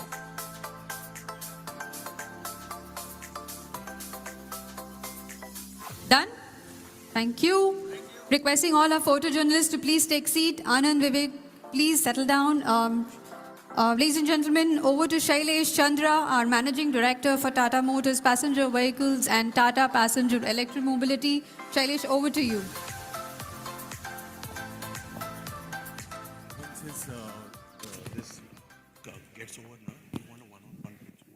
So as a cherry on the cake, I'm pleased to announce the special introductory prizes for the Tiago EV. Can we have the prizes, please?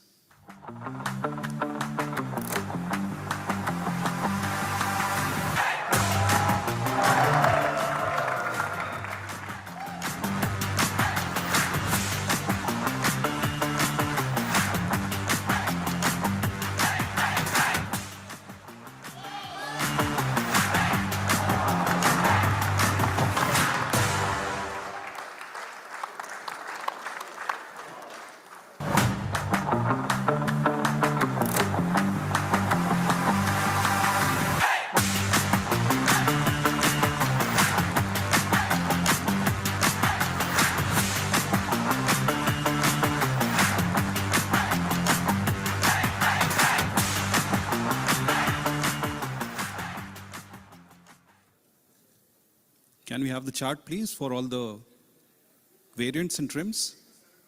There it comes. Shailesh?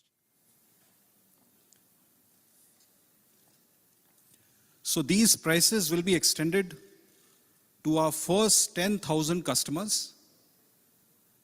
And a lot of our current customers of Nexon EV and Tigor EV have reached out to us, indicating that they would like to add a second EV in their homes.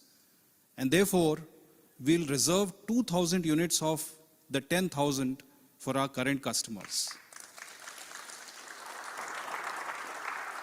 Bookings for Tiago EV will be open from 10th October and deliveries will be from January 2023. Thank you so much. Thank you, Shailesh, for that big reveal. And we now move into the Q&A session. But before that, I would really like to thank all our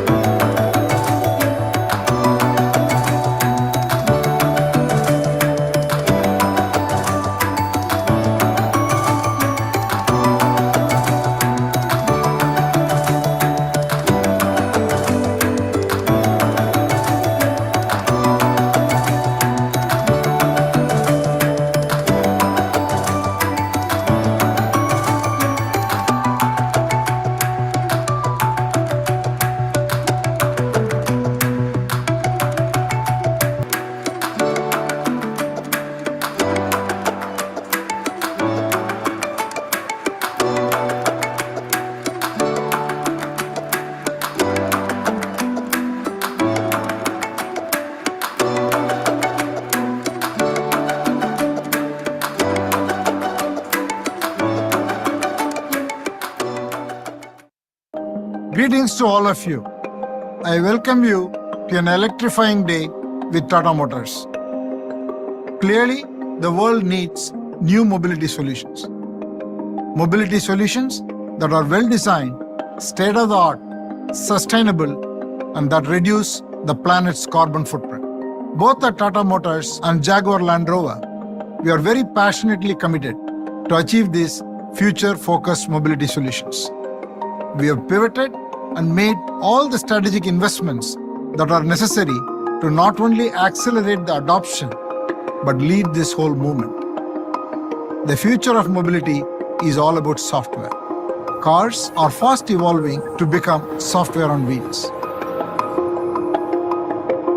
Automotive technology is now about bringing state-of-the-art software, artificial intelligence, machine learning, and Internet of Things to work together in providing a seamless experience to the customer from home to car to work. At the Tata Group, we are very uniquely positioned to bring all the expertise that is necessary to build these mobility solutions and launch it in India and globally too. While we certainly intend to lead this movement and support the government's vision to have 30% electric vehicle penetration by 2030, our ambition is much larger. Our aspiration extends beyond India. Join us today as we take a pivotal step in signaling a paradigm change in the future of cars. Wellness of mind and body is rapidly gaining priority among society. Individuals and families are seeking a better quality of life. They are making changes to bring in holistic well-being in their homes by decluttering, planning downtime away from screens, making healthier choices towards achieving a happier, more fulfilling lifestyle.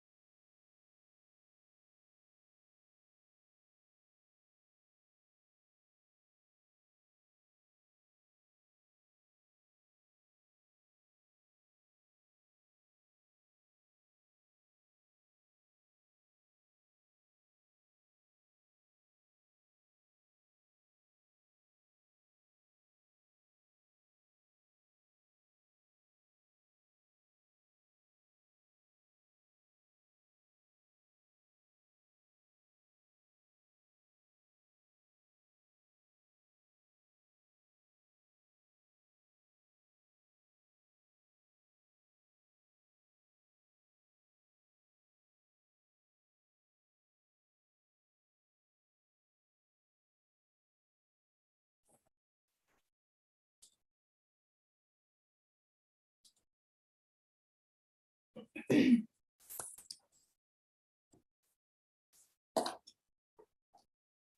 afternoon, all.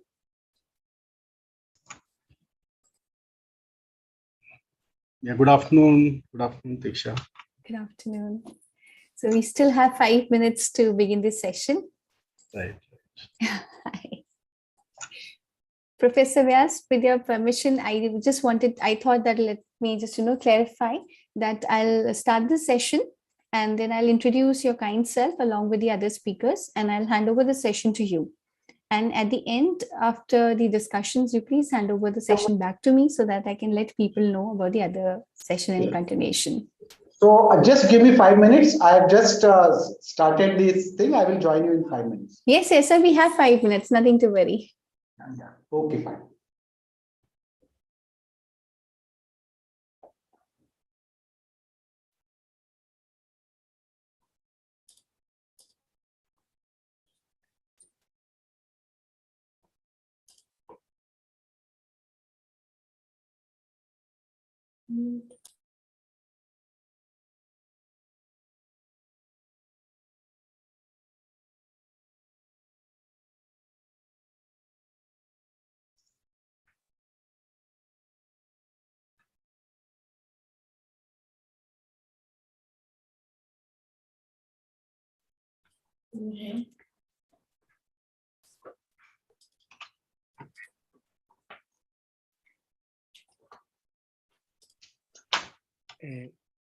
Mr. Singh, are you there, please? Yes, Mr. Lewis. Hi. Is it possible to share my screen when I did the speech? Sorry, I couldn't hear you properly. Is it possible to share my screen? Yes. Okay. Yes. Good afternoon, Mr. Singh. Good afternoon. Good afternoon. Yeah, good afternoon, sir. How are you? Good afternoon Dheeraj, कैसे हैं आप? बस ठीक है sir. अच्छा है, आपको देख के अच्छा लग रहा है. नहीं, same here, sir. Pleasure is mine. Thank you for taking your time out, sir, and joining us in this session. We're delighted to have all wonderful speakers. So I think we have 3 minutes time and then we'll begin the session. Yeah, hello, Mr. Singh. How are you? Namaste. I'm fine. Thank you very much. Yeah. Hi, Dheeraj. How are you? Good to see Hi, you. I'm fine. Thank you. Yeah. I think you have a very busy day today, huh? Oh my God, it's me jumping from one meeting to another meeting, and I left previous meeting just 10 minutes before and joined this one. Right. I'm in Taiwan just now, Mr. Singh, actually. Yeah.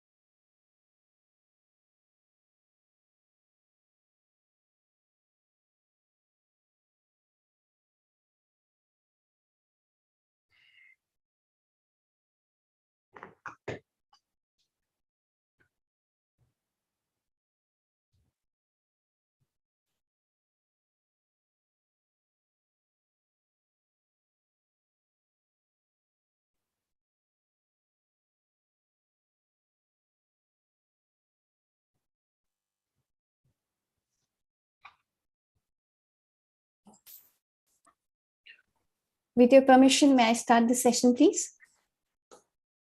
Yeah, please go ahead. Thank you. A very good afternoon to all. I, Teeksha Madan, on behalf of CII, would like to welcome you all for the role of design policy towards design-enabled innovative economy session under the 22nd India Design Summit, Design for Transformation. We had a very successful inaugural of Design Summit, as well as the design leadership session in the morning. Let's head with the same spirit for this current session too. With this, I would like to welcome Professor Pradyuman Vyas, Senior Advisor, CII. Professor Vyas was the former Director of National Institute of Design. He is currently a Senior Advisor of Design Promotion and Innovation at CII and a Board of Director of the World Design Organization. Mr. Vyas shall be moderating the session too. Welcome, Professor Vyas. I would now like to welcome the panelist, Mr. R.K. Singh, Joint Secretary, DPIIT. He has worked in various capacities, namely Under Secretary, Deputy Secretary, Joint Secretary, Director in different ministries, department, organizations of central government in Delhi, vis-a-vis Ministry of Human Resource Development, Ministry of Heavy Industry, Ministry of Culture, and the list is very long. Welcome, Mr. R.K. Singh. I would now like to welcome Professor Dheeraj Kumar, Director, NIT Madhya Pradesh. Professor Kumar has worked as a principal of Indian Institute of Gems and Jewelry, Jaipur, to expand the overall scope and operations of the institute so that it is identified as one of the best G&J learning center. Welcome, Professor Kumar. I would now like to welcome Mr. Luis Calabug, Head Orders Design, Spain. Mr. Luis is interested in identifying new needs and generating solutions through product design and communication. He is presently Design Director at Odoo Design. Welcome, Mr. Lewis. Thank you. Also, we have received a video message from Mr. Oliver Lim, Vice President, Taiwan Design Research Institute, I think which we would like to play after all the discussions. Welcome, Mr. Lewin, through the virtual video. I would now hand over the session to Professor Vyas to please take it forward. Thank you very much, and it's indeed a pleasure to have Mr. Singh with us from DPIIT. Absolutely. Mr. Singh from DPIIT with us, and it so happened that the Secretary DPIIT, Mr. Jain, was there in inaugural function, and he set the agenda, and I think design policy was featuring in a big way in his morning session, and revisiting the design policy was one of the important things which he mentioned. I also would like to welcome Director Dheeraj Kumar, my colleague at NIT Bhopal. He's always a very enthusiastic in design promotion activities, and I must say that after I left NID and the design promotion activities which we are doing, he's always a big support. And my colleague in WDO, Luis, I was just in Valencia last month, and just to let you know that Valencia is declared World Design Capital, and Luis was in charge of it. And we requested him that how design has turned around the city life, and we felt that his presentation is going to be very, very critical. And the Oliver Lin, who is from TDRI, I'm in Taiwan, he's from there, and they have done a lot of work. So I would just like to touch upon a little bit background about design policy. In fact, the CII NID Summit started in year 2000. It is the 23rd year continuously. CII working with NID, and now there are 5 NIDs working together to look into that how we can promote design for competitive advantage, sustainability, and also climate action which is happening around. And we started working for the design policy where the CII had provided platform for us to meet the stakeholders, and DPIIT has come out with this policy which was approved in the parliament in 2007. Now 2007 is a long time. A lot has changed in things, and some of the milestones were achieved of this design policy, because it talked about more design institutions. So now 4 more NIDs are there. It talked about India Design Mark, The India Design Mark 7-8 cycles had happened, and it has recognized the good design selection system in India with the help of Japan Institute of Design Promotion. And we have really achieved in a big way sensitizing Indian industry that how good design can help industry to have a competitive advantage. We also looked into trying to promote design in micro, small and medium enterprises by design clinic scheme, Ministry of MSME, which was also part of a major thing. The intellectual property right was another thing which we tried to look into. And the major aspect was the competitiveness of Indian industry, make in India, design in India and made for the world. That was the slogan which we gave, the design in India made for the world. And this thing is really, meaning this 2007 policy has achieved a lot of aspects which was there. But I think if you look into the development of technology, the fourth industrial revolution was not so much during 2007 when the policy. So in digital transformation, the policy is slightly silent on that. And that requires certainly looking into that how this whole digital transformation that Prime Minister is talking about, how we can make it more inclusive in the policy framework. India, Secretary was talking in the morning that India has really taken lead of the digital transformation on open platform, where the inclusivity is coming very strongly because people have access to those digital apps which are there. They can connect it, and then whatever which we call the things is the online banking and other things which have happened. A great achievement India has done in that area, and I think that need to be looked into design policy in a bigger way. Also, the design research is one of the things which we felt that more focus need to be given in that area, and how we can look into the design research aspect also. So many times the design has been confused with the innovation policy, and that dilemma is always there, that how this innovation and design we try and integrate and take it forward. So there are, I think, some ambiguous areas which are there which need to be revisited and then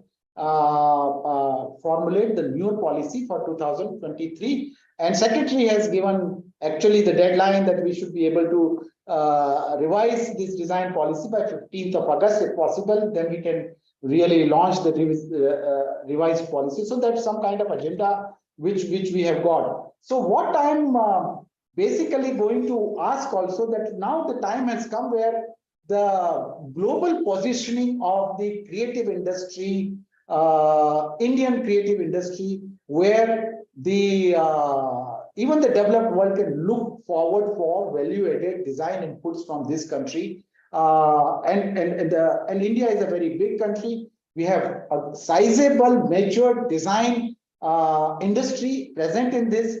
They are dealing with all the major clients. Some of these companies like Titan and Tata Motors and all have really shown their global competence in terms of manufacturing, design, and other areas. But how the concept of design need to percolate in the people who are putting on a power position, who are making the policies for the developmental activity, how we can bring in design thinking and design approach in engineering colleges, in management institution, in K-12. New education policy is also talking about the design thinking and critical thinking in K-12 areas.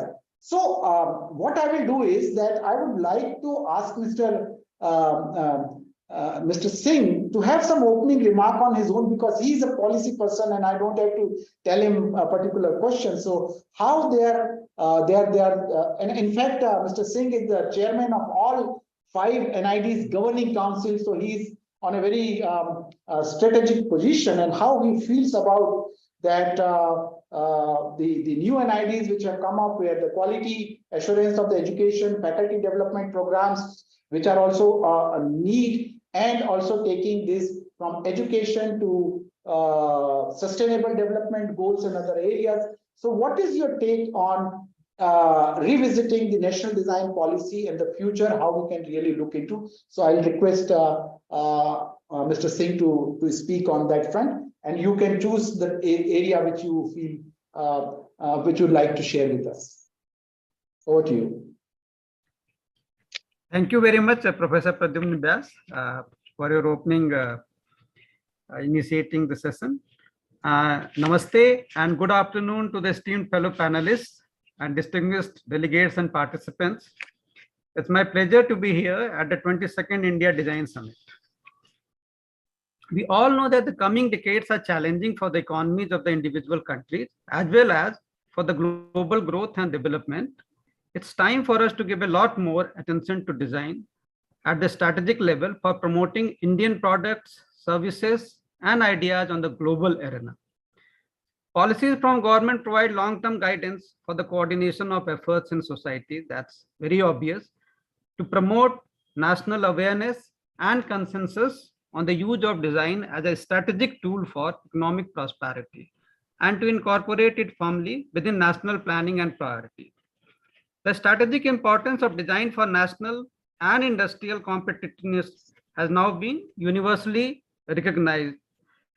With a vision to have a design-enabled industry, which could impact both the national economy and the quality of life in a positive manner, National Design Policy was released in 2007 by Government of India, and Professor Vyas has talked in detail about that. But I will also reiterate certain aspects because the session is about the design policy and we have to deliberate in detail. Now, this policy has achieved the vision in many ways. And the very first important one, which is very relevant for me being the member of the Governing Council of all the NITs and presently working as chairman, that it strengthened focus on quality design education at different levels. Now, as a result, we created 4 new National Institutes of Design, catering to the aspiration of the budding designers and the need of the country. And we also look to the regional aspiration in this context. One was created in Northeast, in Jorhat. I would request all the delegates to visit and see this NID, how it's helping the local communities there. Second one is catering. Second one is located in Amravati, in Guntur district of Andhra Pradesh state, which is broadly catering to the south and eastern area, though we have a campus in Bangalore of NID Ahmedabad. One we have in north area in Kurukshetra, the famous place from where Lord Krishna priest delivered the Gita. And recently I was there in their first convocation.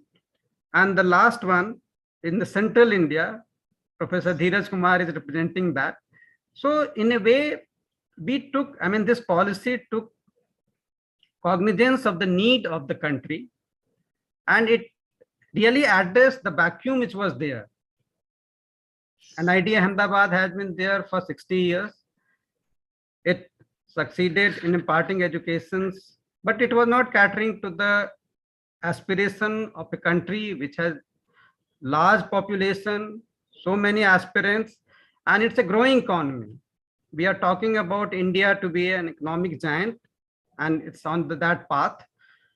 What I would also urge here is that there shall be greater symbiotic interaction between industry and these academic institutes. Not only NITs, but many institutes, IITs, IIC, many engineering colleges and other colleges would have courses on design. Recently, I would share that government had an initiative in the Commerce and Industry Ministry under the chairmanship of the minister. The Honorable Minister had a detailed meeting about a month ago with about 5 institutes, which include not only NIDs, National Institute of Foreign Trade, National Institutes of Fashion Technology. So there is a talk about convergence.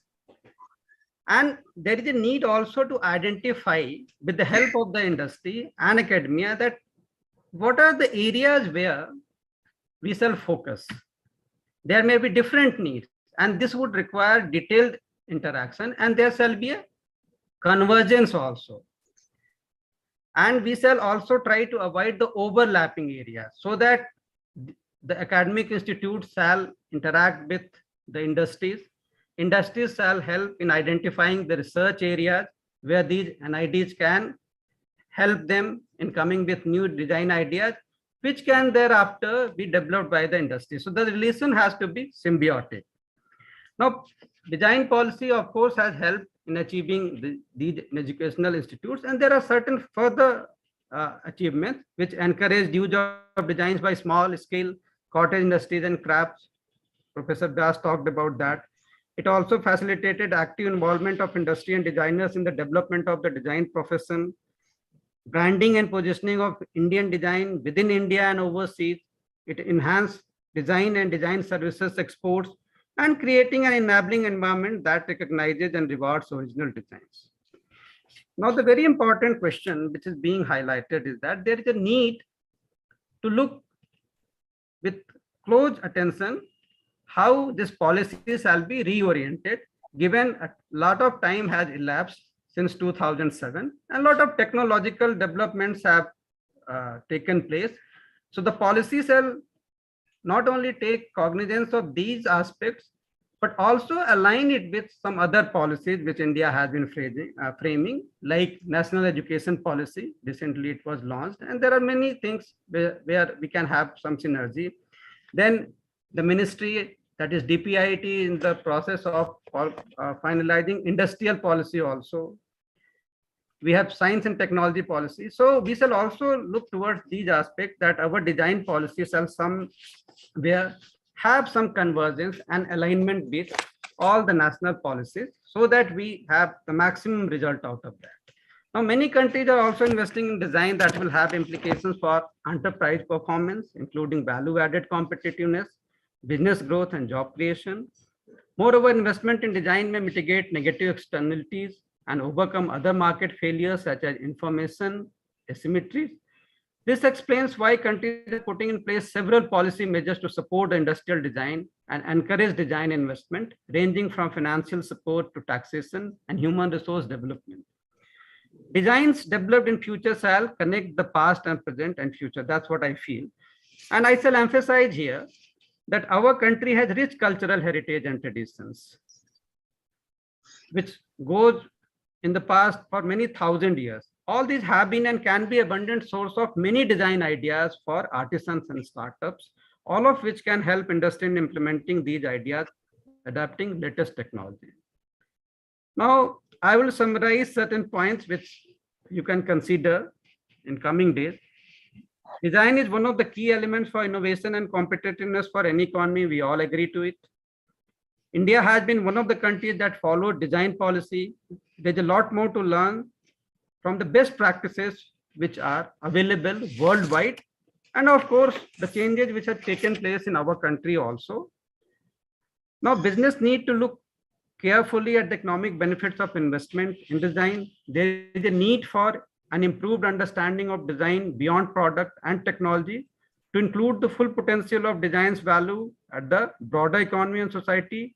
More research on the economic impacts of investment in design is necessary. And here, not only NIDs, but all other academic institutions shall be brought into.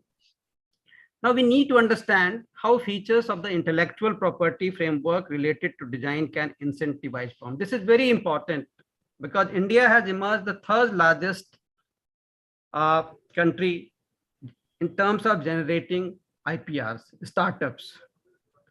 So this is a major change which has happened in recent years. And we need to understand how features of the intellectual property that I already emphasized, that is again important for industry to look into it. Incubation centers shall come in educational institutions, and there shall be a symbiotic relation which I talked about. Certainly, government would play an important role in establishing the policy environment, and that has been emphasized by the Secretary DPIIT in the inaugural session. And in coming days, we shall work in close relationship to see that how best and how well all the inputs we can gather, and then we can include those things. And I would say that since we are keeping a target, as Professor Das conveyed, that 15th August would be dates, we shall start working forthwith. I mean, without losing any date, maybe at least we shall start doing what we call literature study. That we shall find the stakeholders, which would broadly, as per me, would be industry, academic institutes, central ministries, who would have policy impact on these aspects. So quickly, what we can do, that we would, I would like that CII shall find out the stakeholders, ministry would be available, and I assure that whole support would be there to frame a new policy. There shall be convergence of what is happening. There shall also be inputs of adaptation from our traditional knowledge, so that community as a large is impacted, and there is a emphasis of government on ease of living. So any design, product or services or any aspect of design shall have the sole aim of not only having a pleasing effect, but bringing a ease in the living of the people. That shall be our target. And I look forward to work with the industry in close coordination, and my full support would be there. And I would request Professor Vyas and other stakeholders to let's have a framework, timeline on which we can work quickly to achieve at least first draft we can have within 3 months. Thank you very much. Thank you very much, Mr. Singh. I think you really touched upon very key aspect of creative culture industry, also incubator, mixing up, aligning with other policy framework. It's very important because designers usually talk with designers, they know about it, but do the technology policy or the other policy framework, do they know about impact of design, what it can do? We have also seen that the UK design industry has generated 70 plus billion pound of growth, meaning that kind of income generation because of the design industry in 2019 data. USA almost like 13 plus billion in graphic design only. So there are some measurements that which we don't have, that what is the economic impact of design industry in India. That itself is a major study which CII trying to do, that we need to have an impact assessment, we need to have even the policy impact assessment. And I must say that one aspect which I missed telling, that NID has got Institute of National Importance by the Act of Parliament in 2014. And I think it's a very big recognition to the design profession in the country.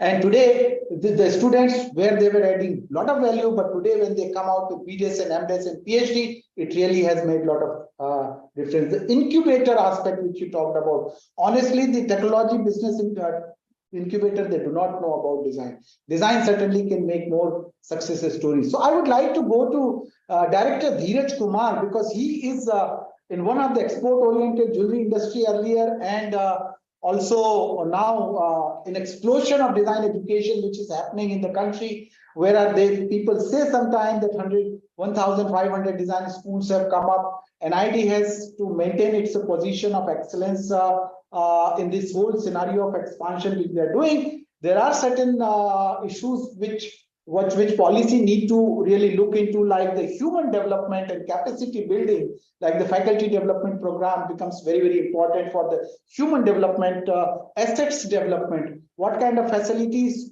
should be there to impart a quality design education, and the framework for developing design advocacy, because it becomes CII is doing design advocacy. India Design Council is also bringing the India Design Mark and other things for design advocacy. So as an institutional head and the new institution where you are establishing the culture, what would you like to really say, that what are the things which are important to immediately include in design policy, which will help in design institutions and also making human resource which are going to guide industry properly for the future challenges? Thank you, Professor Vyas. I think I really like the idea that you kept it a little open, ended, so that a lot of ideas can flow in. And I would like to begin with where I think somewhere Joint Secretary has talked about that connecting the design from mainstream commerce with the legacy of the country, with the heritage and legacy of the country. I think that is something which is very important. And secondly, if we try to look at in last 15 or roughly 20 odd years, after this national design policy, the landscape of design has really undergone a huge transformation in the country. There are a lot of formal structures and all that in place. And convergence definitely seems to be one of the important area where, we really should try to look at that, how at policy level, we really can bring this convergence of all the stakeholders who really can make a meaningful and impactful contribution towards the economic development. Other than, I think, national design policy being formulated in 2007, another important thing parallelly happened was, I think, around 2010, if I remember it correctly, I think 10 to 20, the then former Prime Minister also announced that this should be looked at as the decade of innovation. So that was very important and powerful thing. And recently, I think if we look at, I think a couple of months back, the current Prime Minister also is talking about the economy to grow to a scale of 5 trillion size, and somewhere this current government is talking about the Indian factor, and design somewhere is a very powerful tool where one can really look at how the Indianness can be promoted at a global platform. So I would like to touch upon three important areas. One is that Global Innovation Index, where I think India has been showing a very significant progress. And if I look at 2016, we were on 66th rank, and now in 2020 we have reached to 40th rank. So that's a very good progress, and it shows that we have decided to progress. Similarly, in ease of doing business also, we have made a very significant progress from 2019. I think India rank was 77 and now it is 37. And if we look at the competitive index, so economic performance is 37th in 2021, which is also fairly good. And there has been a very good support from the government, and the government efficiency is measured at around 46th in 2021. So with that, these all things have impacted the educational institutions which are public funded, and we have received very good support in terms of, in fact, we get a lot of pressure that I think we should do a lot of capital intensive infrastructure development so that a right ecosystem can be provided to the students so that they can learn properly. But still, what we have experienced is that I think there needs to be a lot of formal structures to be in place. For example, if we look at national design policy or the decade of innovation, there is no data which talks about that what has been achieved, where we have faltered, where there is a scope for improvement and all that. So I think those needs to be definitely, I think some sort of formal structure needs to be there.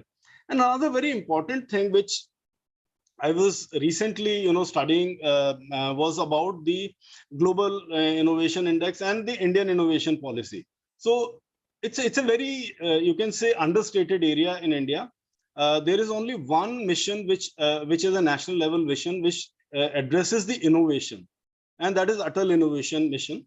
And there needs to be, I think, certain, you can say, dovetailing of design being fed into the entire, innovation kind of thing, which is quite close to, you can say, the design.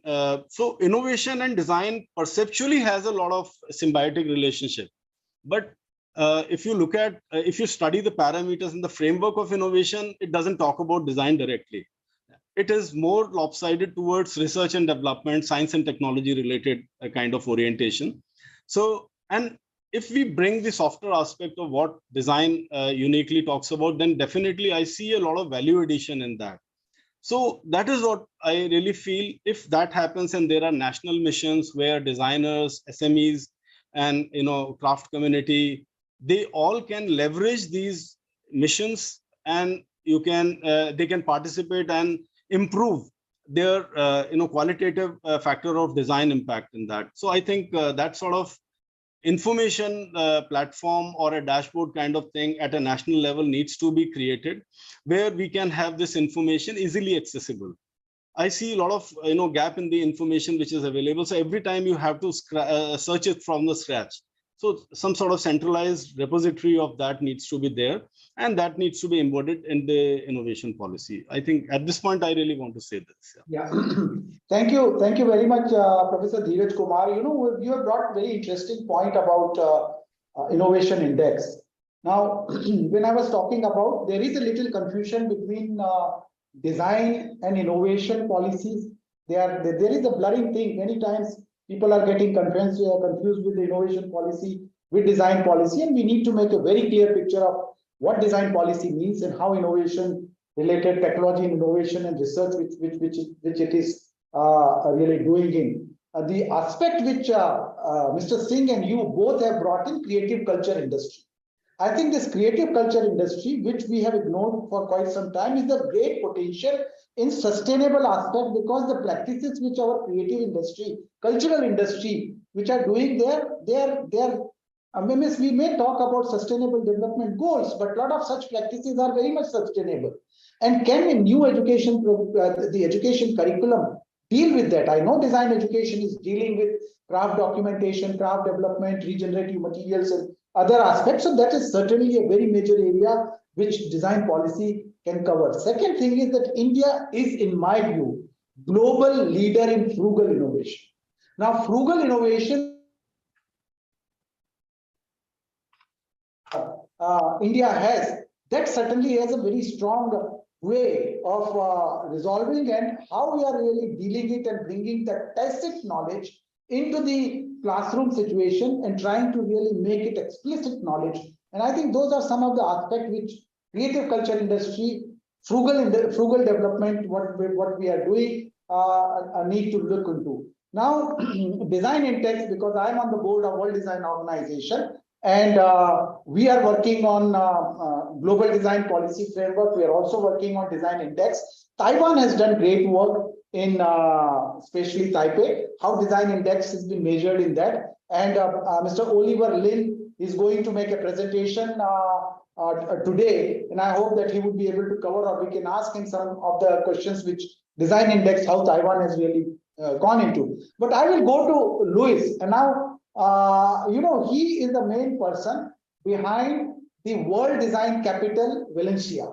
I got this opportunity to visit just last month to see that how design has impacted on the life of the city, how it has really highlighted the city activities and the impact of this World Design Capital, which is actually given by the World Design Organization. So to know more, I would like to ask Luis to share his viewpoint for World Design Capital, Valencia in Spain. Over to you, Luis.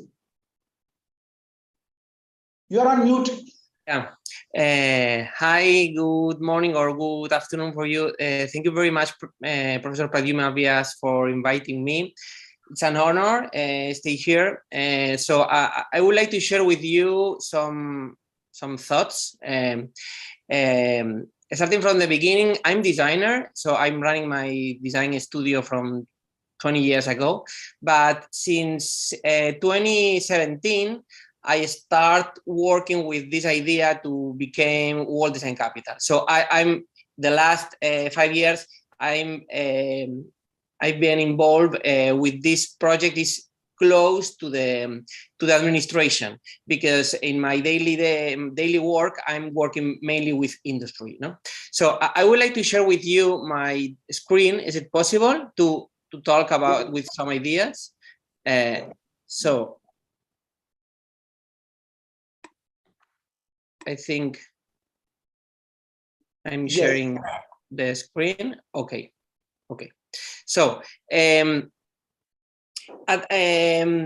my first point of view is in Valencia, we achieved to be World Design Capital working from the design ecosystem, starting with the design ecosystem, not from the institutions. So this has been something interesting for us because we have teach a little bit to the administration how design can help them. No, so from the beginning we start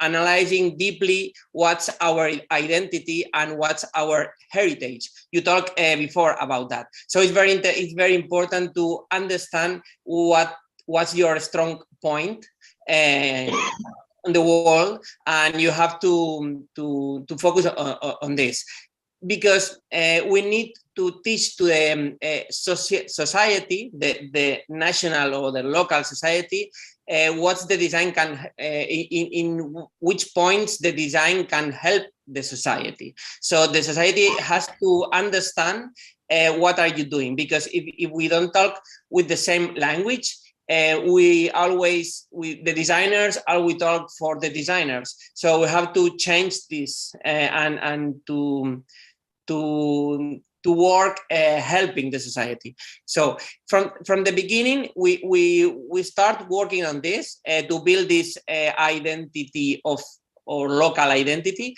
and to explaining to the society from the design point of view, because we want to erase this idea of the design is only the imagine or the last layer on the product, only superficial. We have to learn, we have to explain that the design is on the soul of the products, on the graphics, on the services, or wherever. So this is one of our first objectives or challenge. So when we learn and when we explain what are our identity, we start working with our mission, what we want to do with the World Design Capital. So from the beginning, we understand that this is not an event. The World Design Capital is a starting process. So we want to transform the city of our territory through design. So I think it's easy for us to work with the scale of the city that if you compare with a national design policy. So for us, we have been working in a scale of the city. For me, it's perfect to work in the scale of the city because we have more feedback. So because we need to prove some ideas and then prototype these ideas and then to have feedback. So for the administration, it's important to have this feedback, because for the design ecosystems, for the designers or the industry, it's intensive in design. We already know that design it helps us, but sometimes, at least here in Valencia, the local administration doesn't believe with the design. They are believers like us, but during these 3 years we have been working to show them how can help the design. No, so in the scale of the city is easy to us. So our idea is to start with the city, and now we are growing to the region and the national policy. This is our case. So. In our process during these 3 years, we have been working with the different levels in which we can achieve. So as I told you, we need to work with the people, with the society. So we open the participation for everyone who wants to get involved with the World Design Capital to understand what design can help us. For sure, we work on social inclusion, environmentally project, and in some strategic areas. So how we did at the end, we working with these six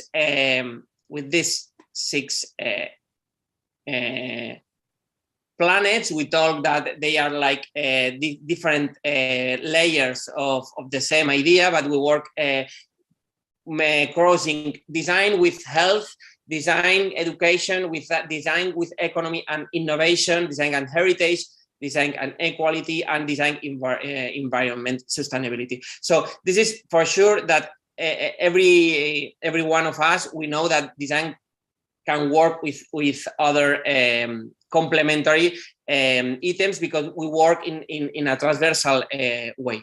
So how we did this? At the end, we developed during this year 200 projects, but for me the most important thing is this different approach to the project. We developed 52 city interventions, and these interventions are important because these projects, we related or we connect with the society, with I don't know, my mom is not involved with design, but with this intervention, she understands about design. The exhibitions are we want to connect with the design ecosystems, because to the exhibitions only goes the design students, the people are related with design, or at least are interested with cultural or arts or industry. 48 forums or conference, we are going more narrow to the design people, design ecosystems, designers, professors, or wherever. And at the end, publications, because the publication is the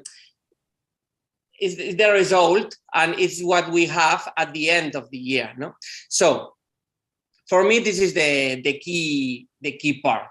And at the end, I have learned that we need to have design, the institutionalization of the design. It works like the energy for the framework. So we have achieved that now, at least in Valencia, we have the design inside of the main institutions. But this is temporary, because now they are believing with us, but we need to recharge this energy. So in this moment, we have this the design inside of the institutions. We have worked in a global ecosystem, in a network of relationships, and at the end, we have these events that is the way we visualize this design. But at the end, we need the three parts. We need the energy, is the design inside of the institutions, the global ecosystems of this net of connection. At the point of at the end of the net are these events.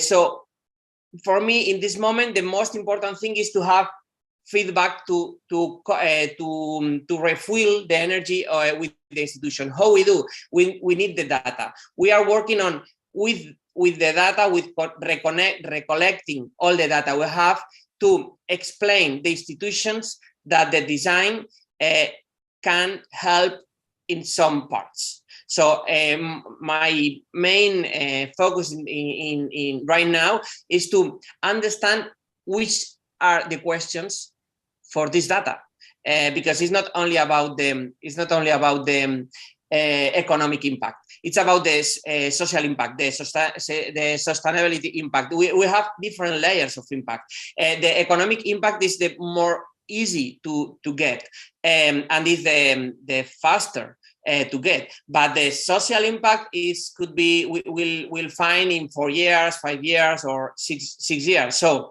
it's very important that we have to work, as you say before, in this kind of national of global framework for the design index. This global framework, it should be a flexible framework in which every country has to manage for its necessity, and at the same time, this framework has to work for the regional and local government, because it's easy to work with the local in specific parts, because as you say, India is a very huge country, so it's impossible to manage at the same level all the country. In Spain, it happens. So we are working in Valencia area. Now we are growing with the national index, but it's different. It should be different with the north of Spain and on the center of in Valencia. So these pillars, for me, it's very important. And then what are we doing? So after the World Design Capital, using the World Design Capital as a tool, as a movement that we are starting, now we are working on with a foundation. Foundation is gonna be the legacy of the World Design Capital, a design foundation. We have achieved an important thing. We have a design council inside of the local administration. It depends directly to the mayor. And then we are working in a design, for sure, in a design center and a design district, because we have to give to the design economy all the tools that they need, and we think that to grow this design economy, we need this design district, because it's the tool to be interesting for the talent. Because if we want to grow, we need to attract the talent. We need to that the talent wants to come here and to work with the institution. So at the end, we are for sure working with this net, with the global ecosystems partnerships, and for sure we are going to maintain the events that the big events that we have start this year, like the exhibitions, but mainly this program with the Design Policy Congress that we did a month ago, and we'll do again next year. So at the end, the key is to maintain pushing the design ecosystems to move forward and to collect the data for the institutions, because it should be a design policy in long term, not only now. It's my main concern that we have achieved that the institution now have learned that design could be inside of the institution, working on service design, not only in graphic design or the superficial or the design we find on the surface. It's something deeper. But we need to work with this collecting data to explain the administration that we can do it. No? So this is a quick view of my experience. This is a quick view of my experience during a couple of these 3 years working with the administration. What have we done here in Valencia, and what's our plan to work with. So that's all. Thank you very much. It was very informative, Luis, because we are really seeing the case study from you, and you can surely contribute a lot in what policy which we are making. We have a very short of time. I know it's a very intense area of discussion, and we have one more presentation to go. So I will straight away ask Diksha to take Oliver Lee's presentation. Yes, I wanted your permission for the same. Give us a minute. We'll start the video.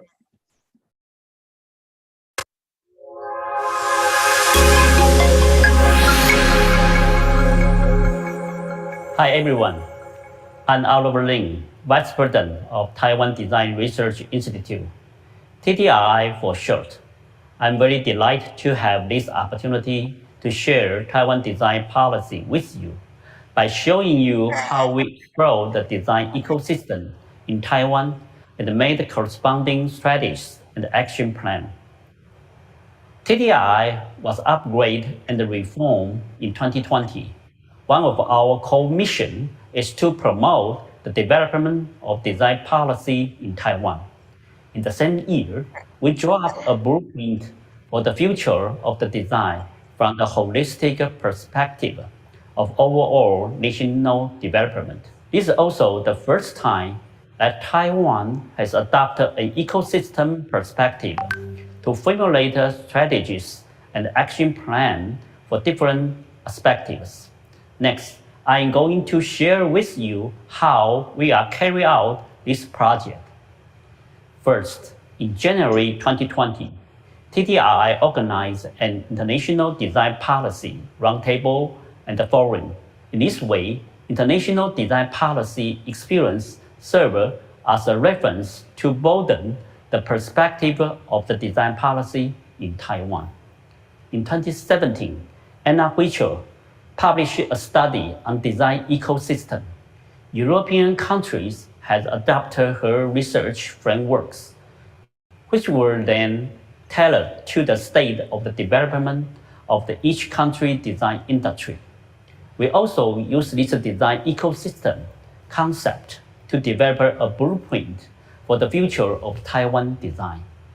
About the Taiwan's design blueprint, this is Taiwan's first design policy from an ecosystem perspective.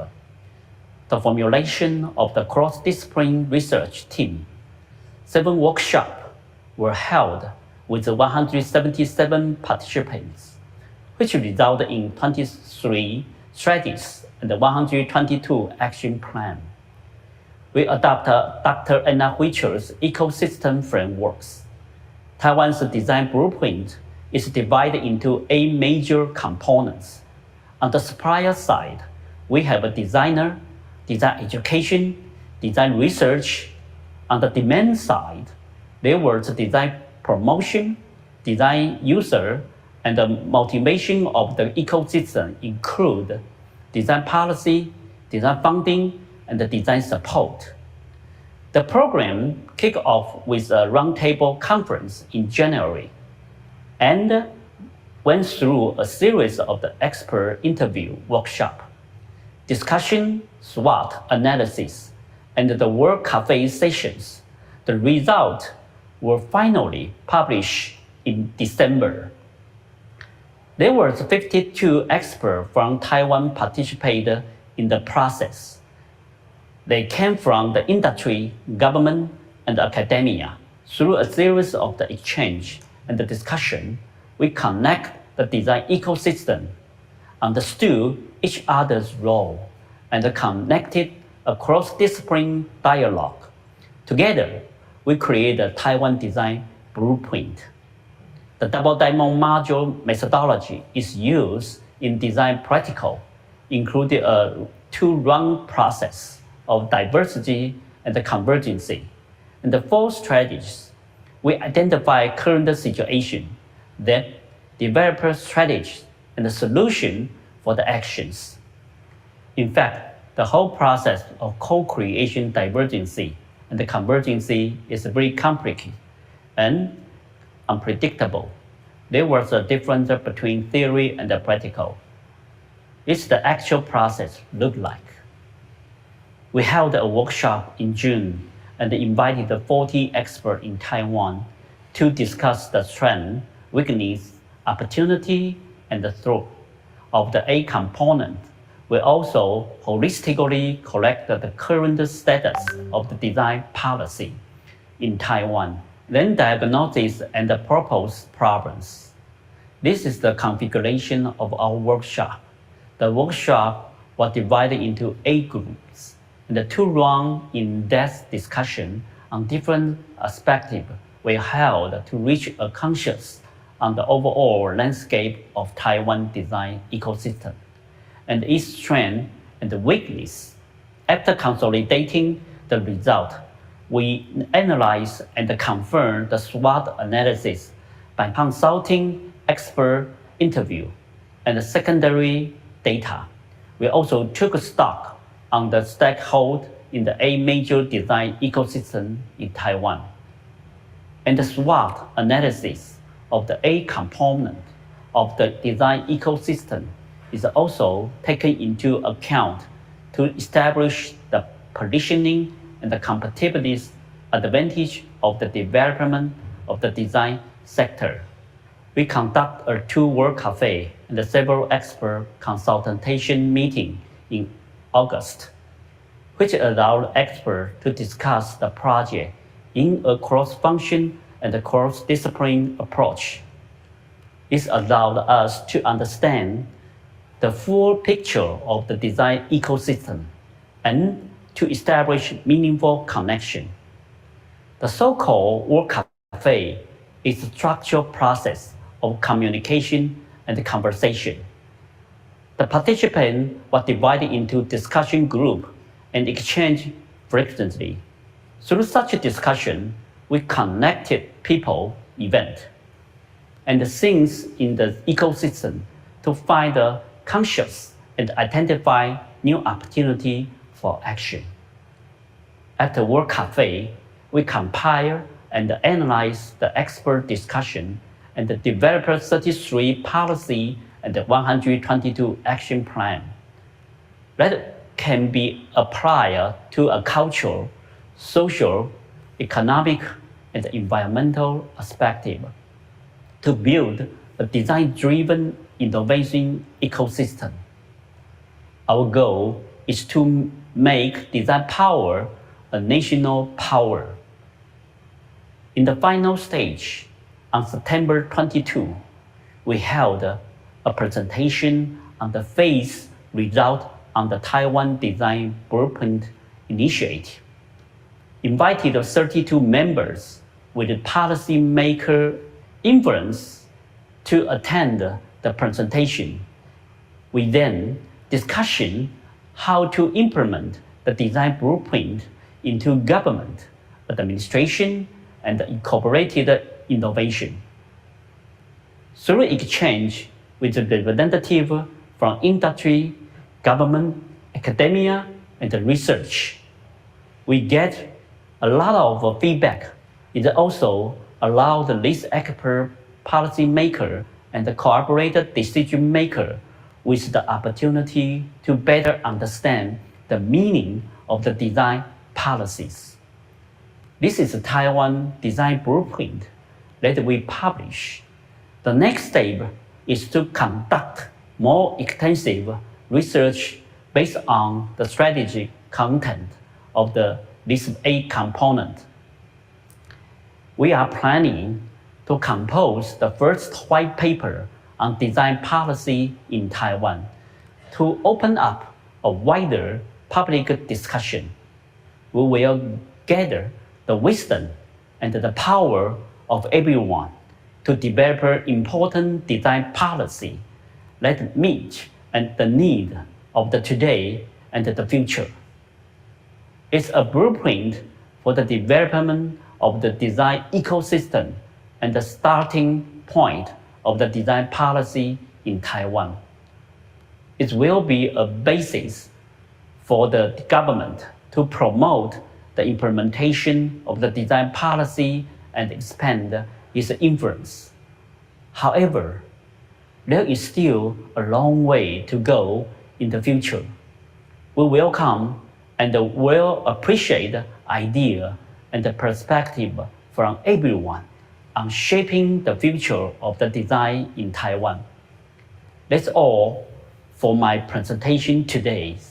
Thank you very much. Thank you very much. I know it's a recorded message, but it so happened that I'm sitting in their office actually just now. And a very comprehensive presentation. And I think the Taiwan major point which I see is that they always mention about the design is a soft power.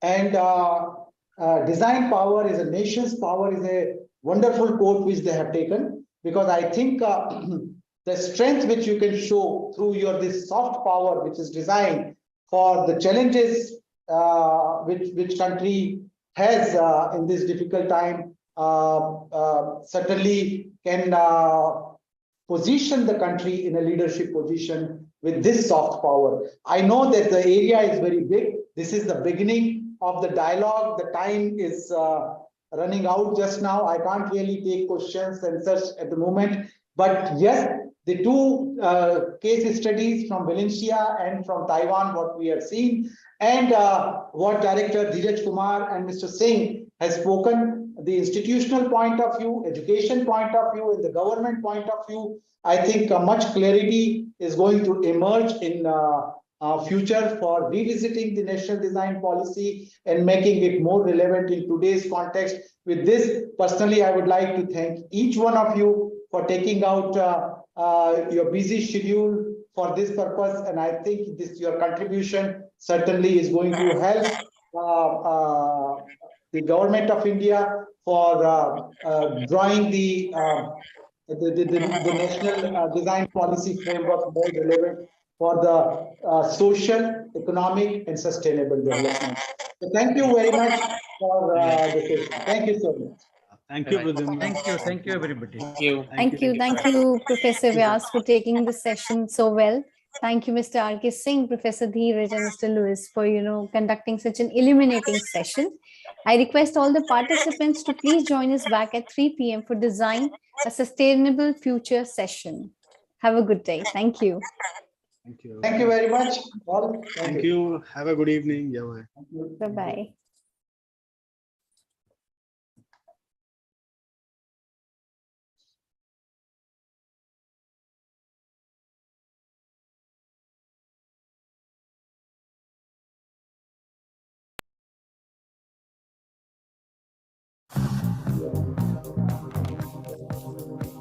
Hi, Suzuki. Play my song. It's hard and techy. It's hard and techy, hard and techy, hard and techy. It's hard and techy. It's hard and techy, hard and techy, hard and techy. Hard and techy, hard and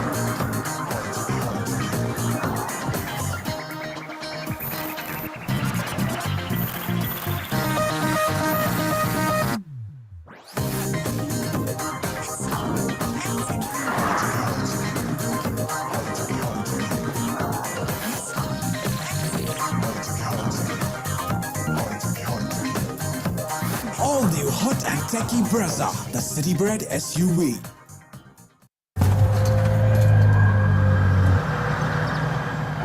They say they are a whole new breed. A breed that is born wild and untamed. One is a hybrid by nature. A silent predator.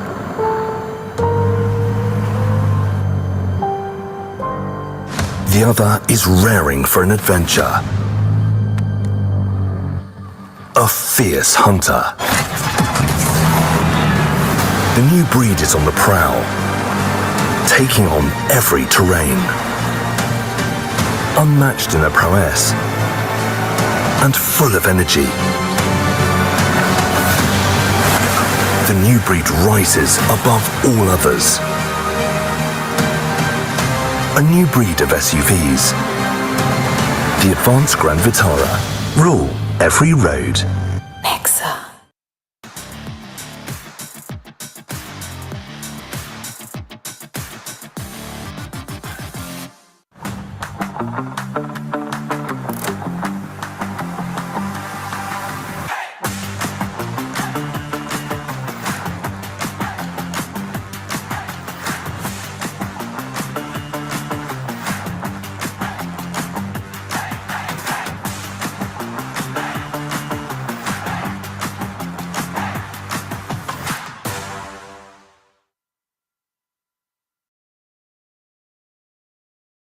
A very warm welcome to all the friends from media and all our valued customers tuning in for this webcast.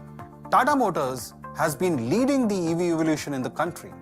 What a wonderful journey it has been, with so many customers warming up to the benefits and advantages of electric vehicles in India. We launched our first personal segment EV, the Nexon EV, in January 2020.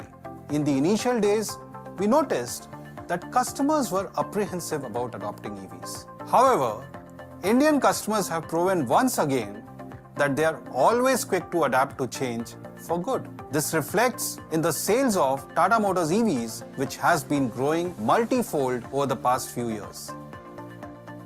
But more than the sales numbers, the love and passion Indian customers have shown towards EV adoption has been very encouraging. We have received tremendous appreciation through social media, word of mouth, customer forums, and through our dealer network. Our 40,000 plus happy customers have collectively driven over 500 million kilometers across demanding Indian road and weather conditions. Our customers love the smooth, powerful, and safe ride provided by their EVs and are increasingly taking longer journeys over highways. We have been working along with Tata Power to rapidly increase the public charging network, prioritizing key locations on highways to enable long distance travel with EVs. Currently, we have over 3,000 public charging points with a mix of AC chargers and DC fast chargers in convenient locations across cities and highways. Over 97% of our customers have all their vehicle charging needs taken care by the convenient and safe home charging solution that comes with every Tata EV. These home chargers save our customers enormous time, effort, and money as they eliminate periodical travel to any fuel station. It is as easy as charging a mobile phone overnight at home.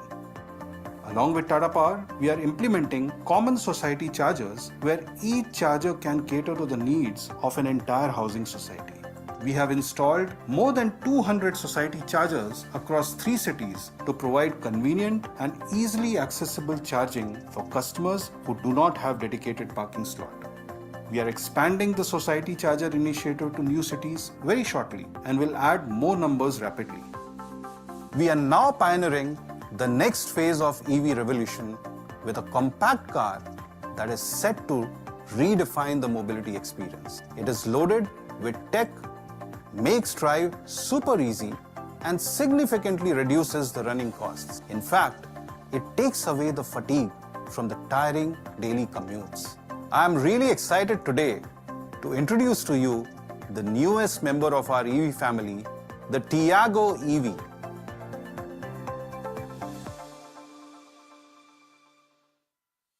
The Tiago EV will be a charm to drive for everyone, be it a new driver or someone who has been doing it for years. In fact, I believe that it has the potential to become the default car for each and every member of the family. Tiago EV is a perfect opportunity for everyone to evolve to electric and experience the best that EV technology has to offer in terms of smooth, silent drives, coupled with the spirited performance of a hot hatch. Tiago EV will be powered by a proven high-voltage Ziptron architecture, providing an unmatched, uncompromising EV experience, just like India's favorite Nexon EV and the Tigor EV. Featuring a permanent magnet synchronous motor, Tiago EV accelerates from 0 to 60 km/h in just 5.7 seconds. Drive it in sports mode and you will not want to settle for anything else. Along with peak performance, Ziptron technology also provides reliability, durability, and complete peace of mind. Tiago EV is equipped with IP67 rated battery pack and motor for a weatherproof and hassle-free ownership experience. The battery pack and motor also come with 8 years or 1,60,000 kilometers warranty. You will be able to choose your Tiago EV from multiple combinations of battery packs and charging options. For longer daily drives, a 24 kWh battery pack delivering an MIDC range of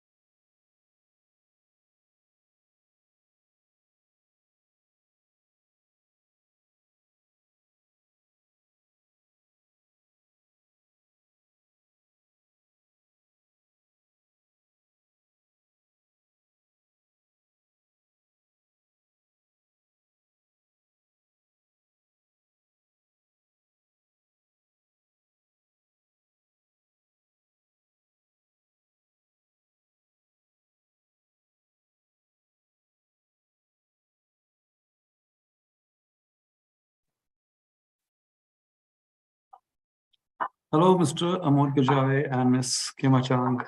How are you? Good to meet you over this forum. This is Dr. Ashish from CII. Hello. Hi. So look forward to have a very interactive and engaging session. I think this is one of the very interesting sessions. We have got a huge participation backend for this session. Look forward. 这个很有趣啊，很期待。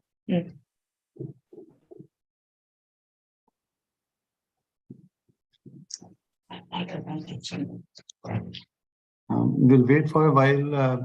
Others are also joining, our other panel members.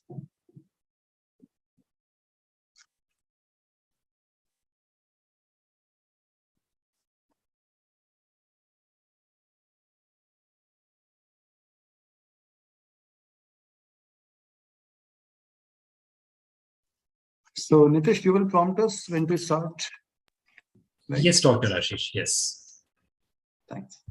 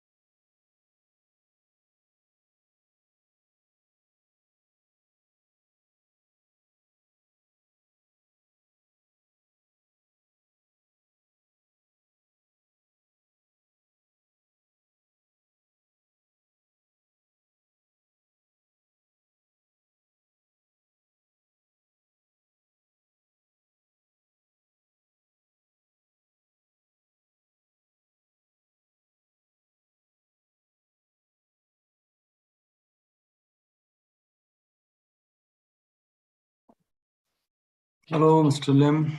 Hi. Afternoon. Hi, afternoon. Thank you for inviting me. It's a pleasure. Look forward to have an engaging session with you and other panel members. I see other panel members here. Amit Kulkarni also joining. Hello, Mr. Amit. How do you do?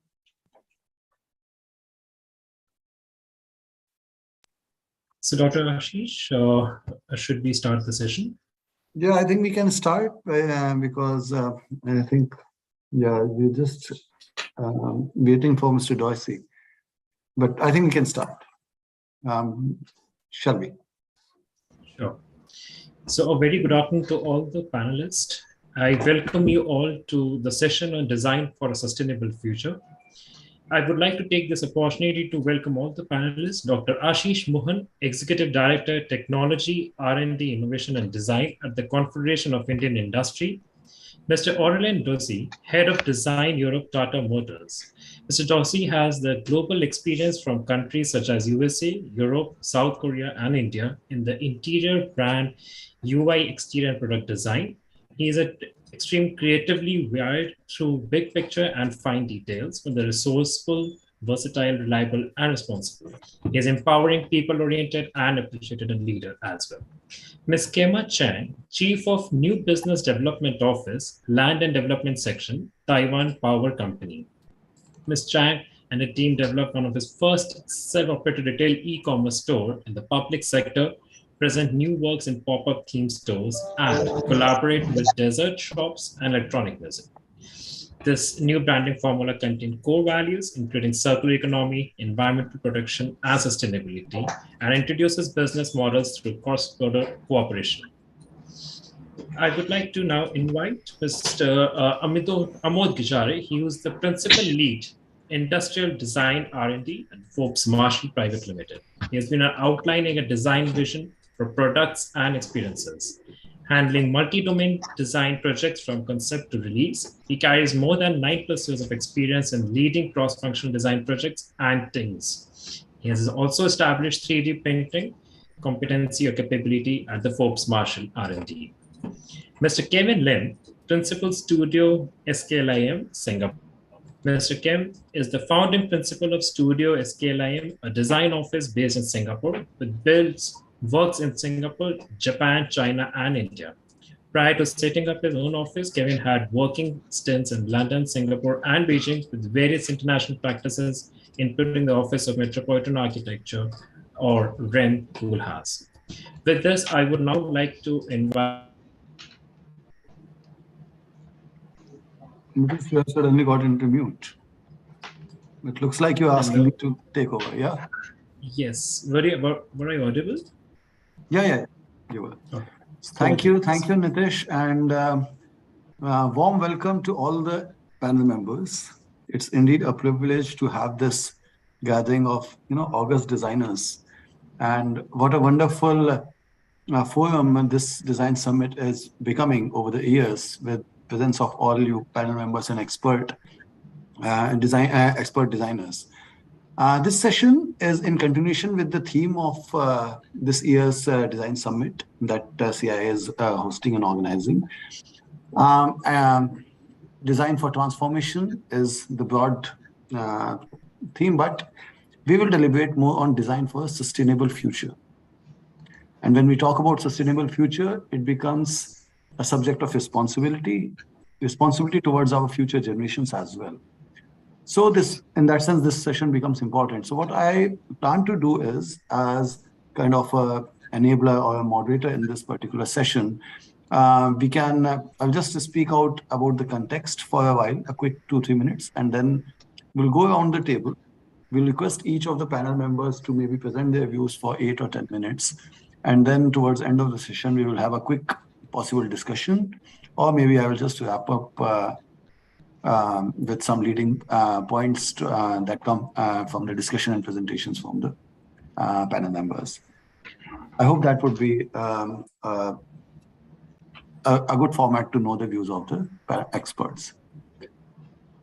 So design for sustainability, as it sounds and as it is a subject of great importance, is a holistic design approach for activities that emphasize on the well-being of the environment. And it focuses on resource efficiency, how friendly we are with the environment and with our ecosystem in deploying the technologies, deploying the innovations. And hence a deliberation becomes important, whether we are deploying our innovation in a way that we are not putting any harm to the environment or to the ecosystem in which we are operating.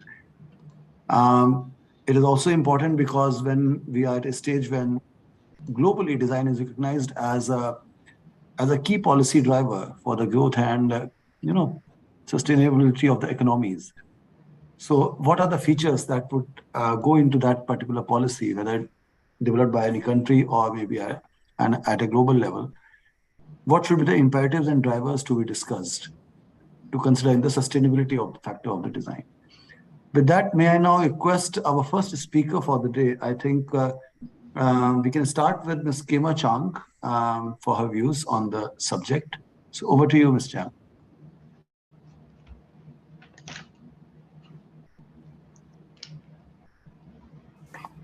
OK， 好，然后我要怎么丢简报？这样就上次那个等一下。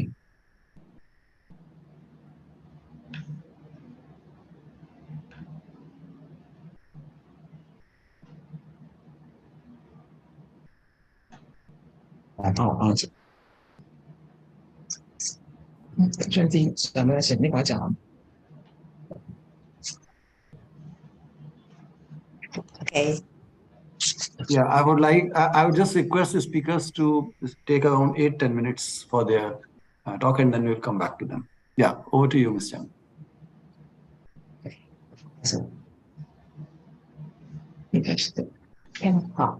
Hello everyone. I'm Kema from Taiwan. I work at Taiwan power company TPC. TPC is the only power company at Taiwan. In the next 10 minutes, I'm going to share with you how coming from the public sector through cross-field cooperation and the business model implementation to deliver TPC's best and the realization of sustainability development through our products and projects. I also hope to share with you the branding journey of TPC Creative from storytelling and combining concept and action. TPC Creative is a team under TPC. Our major task is to find a better solution for lost retail materials once used in power supply. We work together with different design teams and Taiwan local factory to deliver new products that carry the legacy of TPC and put them to the retail market for sale. We hope that through the mechanism of the commercial market, people could learn more about the stories behind the TPC and join us to promote and to realize the environmental sustainability and the circular economy. The way we use materials can be divided into two categories. One is the physical form chain, which can be said as structural organization. The other is changing the chemical properties of materials. And this is crossover among different materials. Our team was founded in 2018. The first product of TPC Create is manhole cover coaster. The main materials is coal ash from thermal power plants. We blended the coal ash with clay and sediment to make a round shape of a coaster and adopted the power manhole cover that can be easily seen on the streets at Taiwan as the presentation theme. It is important to know that before officially investing in product development, TPC has done material research on coal ash for many years. This allows our team to fully understand the characters of this material. The most for the two types of the materials have different characters. Therefore, we bring out the craft features through the presentation of diverse materials. The coaster is not dyed with other colors, so that the original look of materials is well kept. This product became an instant hit once it was introduced to the public. In the meanwhile, we also set up our own e-commerce platform for sales. This is quite unique because the convention cast of public sector souvenir is usually known for sale gift. With our own e-commerce mechanism, we implemented a business model. And in 2019, we officially announced the TPC Creative brand. In 2020, for the second project, we chose wood course arm from the electronic poles. The course arms is the horizontal wooden piece carrying electric device. It is very sturdy. We worked with the leading local lighting design team to deliver the lamp holder. This is 100% handmade. For the main body to the gasket, this lamp was made of recycled wood course arms. One piece of the course arm is about 1.8 meter long and can be made into 8 to 12 lamps. In the past, we paid professional contractors for the recycle of wood course arms. Now we create a new value for those retired materials, and we use them fully to the extreme. So in this project, we made 2,000 lamp holders. In 2021, we chose retired transformer box. Because of its heat dissipation feature, we made them into a hard pad on the dining table and cut the leftover material to make storage trays and landscape benches. Behind the seemingly simple design methods, what the designer thinks is about how to best preserve the original beauty of the material and how to remove the unnecessary processing procedures and reduce carbon footprint under the condition of mass production. For this task, we collect 3,986 retired transformer box door panels from 20 TPC spots around Taiwan, include islands outside Taiwan. We made nearly 100,000 products. We want to know the challenge of mass production made from those retired materials. Indeed, we faced quite a lot of expected challenges because transformer box is very heavy and average the usage period is over 20 years. Each panel is unique because the environment is different. However, during the process, we are very fortunate to work with excellent local factory and studios. We also ask the frontline colleagues, more than 30 inner departments at TPC to disassemble and clean the panels, as well as to deliver them. This is indeed a huge cross-field and interdepartmental collaboration.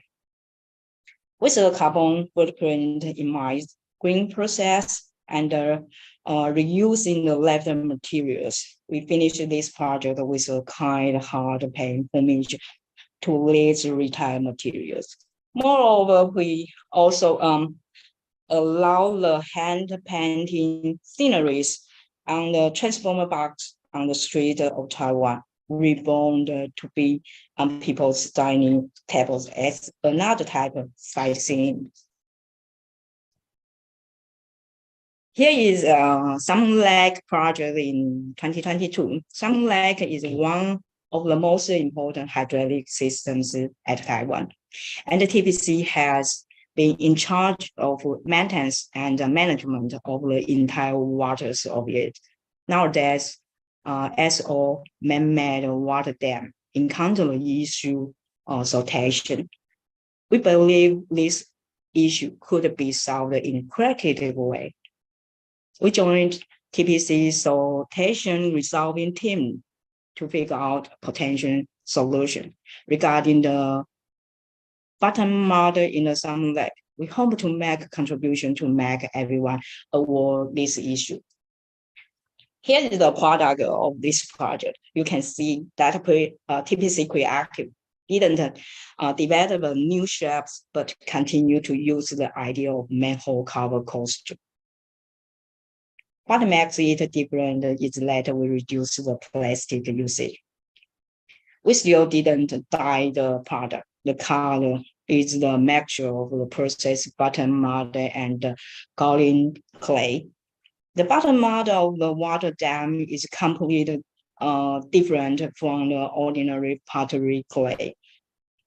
This is a great example showing that TPC Creative wishes to arouse people awareness of environmental sustainability through material R&D, introduction of design idea, and excellence of craftsmanship. People can also see how TPC Creative grows year by year with the plastic reduction, green packaging, recycled paths of remade items. TPC Creative has been focusing not just product development, but specializing on site-specific and cross-border collaboration. Wood Cross project is our first pop-up store. This pop-up store is like a grocery of power device materials, where we sell the retail materials to a public audience and educated them with TPC stories and the TPC green concept. We use recycled TPC materials to build up walls, stands, and seats on site. What we brought in, we took them away with us. This is our sample rule of execution. We'd rather to have more manpower to generating garbage. Zero consumables and zero waste is our commitment and persistence to the environmental sustainability to each execution. Ms. Kema will have to pace up. You'll have to kindly pace up, yeah. Okay. Thank you. For the exhibition of the retail transformer box project, we presented the audience with a museum concept. People came to see the cold and hard electricity device materials are transformed into highly accessible daily items, life items. And in some like project, we open a pop-up designed dessert shop and implemented electronic music. This in this open to public pop-up store, people came to have a brand new experience in a history house owned by TPC. They enjoy the dessert with a flash mark on it, use some like a coaster for drinks, chill with electronic music, and learn about TPC like they never knew before in such a pleasant afternoon. The core value of TPC Creative is to treat each recycled material well. This highlights our commitment to environmental sustainability. As far as I know, TPC is one of the very few power companies in the world that invest in the development of circular design products. We look forward to more cross-border collaborations. And at the same time, we hope more corporations would join us to tackle this issue seriously and make action. Just like we vision ourselves as the energy industry driving the development of our industries. Okay, this is my briefing today, and thank you for listening. And if you are interested in knowing more about our project and more about TPC Creative, here you can scan the QR code and for the future for further information. Thank you. Wonderful. That was very interesting, Kema, and specifically the examples that you showed, the coal ash for the manhole and extreme use of the materials. That's wonderful. We'll come back to you, but one message which was very powerful is that the simple designs will bring out their own aesthetics. That is very striking, very, very good. And we'll come back to it when we have the conversation with other panel members. I thank you for your presentation. If you could unshare your screen, then we'll go to the next speaker.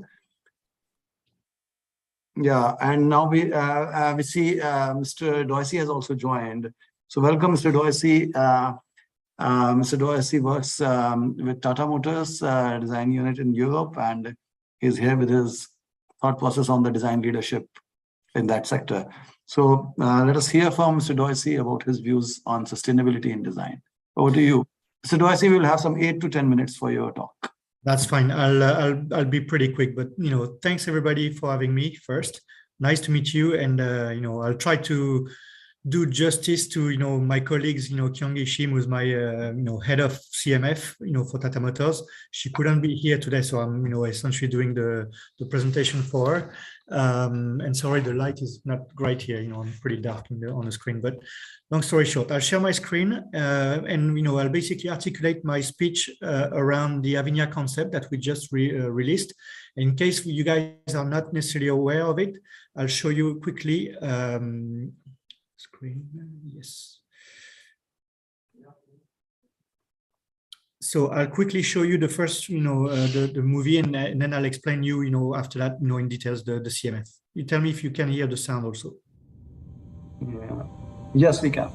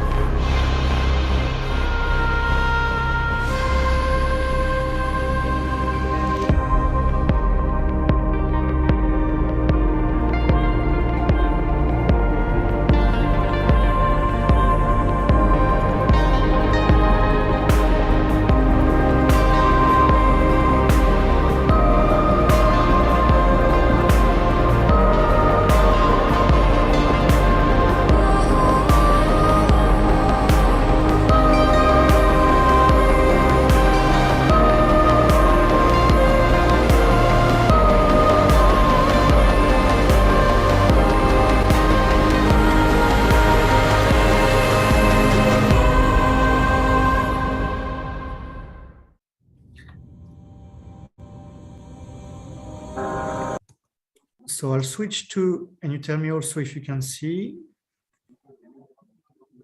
Yeah, we can see a presentation now. Yeah. Okay, super. So basically, I'll summarize what the intent here is for us. So Avinia is essentially product that we are trying to stem away from the main Tata Motors offering, in the sense that we're trying to approach the vehicles not only like an affordable value, offering a capacity to go from A to B in comfort, safety, etc., like every car now, pretty much. But also Tata Motors in India is very much the leader in terms of electrified mobility. So the idea here is that to push it forward and start looking at it as more of an experience for the customer. So, as you've seen in the video, there's a few elements that we're trying to do, but along from, a clean design. And, I was happy to hear your comments, just before, where, for me, the design, not to be minimalist for the sake of being, minimalist, but I think the design should speak for itself. And if it's a simple, good idea, it will work, and it's going to, help, communicate everything. So when you bring that sustainability, filter over that, what it gives us essentially is the opportunity to explore a few things. But in a normal automotive process, it takes time. You got a lot of validations, etc. And to simplify, it takes 3 to 4 years to put a car on the road. And then, that is with a normal business as usual type process and method. So Avinia is more of our lab where we are going to explore a few things. So from a sustainability point of view and from an overall, CMF angle, we needed to define what was the CMF for Avinia in terms of DNA. But then I'll go through two different angles that we have taken on that car in terms of sustainability. So first, we've got to be India inspired. So we have to take that angle, but also doing it for India. So Tata Motors has got studios in India, obviously in Pune, but one in Italy also, and one in the UK where I'm based. So it's easy to just do what we see in the UK and lose the track that the car is mostly for India. So we need to keep that in mind, and that's at the forefront of everything we do. Then we're going after a new experience. We don't interact with the car the same way, which means in terms of sensory experience, we've got to make sure that we have the right elements that we want to communicate on, but that needs to be done in a way where it's helping the overall, humanity in that sense. So sustainability is a big element of it for us. And then we need to have that sustainability at the core, like we were saying. It's not enough to have just a normal, car done with like recyclable material. We need to approach it. It can't just be like we choose to put plastic instead of putting something sustainable because of cost. It needs to be at the core of the product when we design it. So to summarize, what we've done here is a strong location. It's got to be in India. It's got to be, we're resonating with the customers, but also making sure that we are really efficient with our carbon footprint and trying to do as much as we can. It's going to take a time. It's a journey, of course, but we need to try to do that, in order to really get the core value of the brand or the car, across to our customers. But also we need to play with the emotions. Doing sustainability and putting a green wash on everything, it's not what we're aiming to do. So when we do this, it needs to resonate with customers. And in doing that, we need to tap on their emotions one way or the other. And then obviously the regenerative aspect. We've got to be obviously aiming for materials that are actually sustainable, but what is the way? It could be in a different steps. Some could be literally from the beginning, some materials that are recycled. Some could be just a second life type of materials that you repurpose. So there's so many different ways we can look at that. And so that's the third pillar from CMF point of view. So if I go a little bit in details on the India side, so basically, we are looking at locally sourced materials. One way or the other, we need to find and reduce our, transport locations, and going from places in order to manufacture the vehicle. But also, let's be honest, there's tons of, materials we can recycle or work with, in different countries. And that's what's also giving, a little bit of that extra authenticity or depth to the product. If I'm looking at the two pictures here, bricks from the north of France, or the bricks from India, or the bricks from Japan, they are not looking necessarily the same type of construction, but you have an aesthetic in mind when you think of a country with a certain amount of craftsmanship, the way the materials are made, etc. Then we've got a bit of warmth. We need to keep that also. India is a very warm country, physically the temperature, but also the people. There's a lot of humanity when you come in. I mean, I'm French. When I go to India, I'm always amazed with the amount of smiles I'm getting right away. And you don't get that in every country. So this type of approach, we need to also keep in mind in the way we choose the materials and how we do it. And then the modern craft. Like I said, each country's got their own, specificities,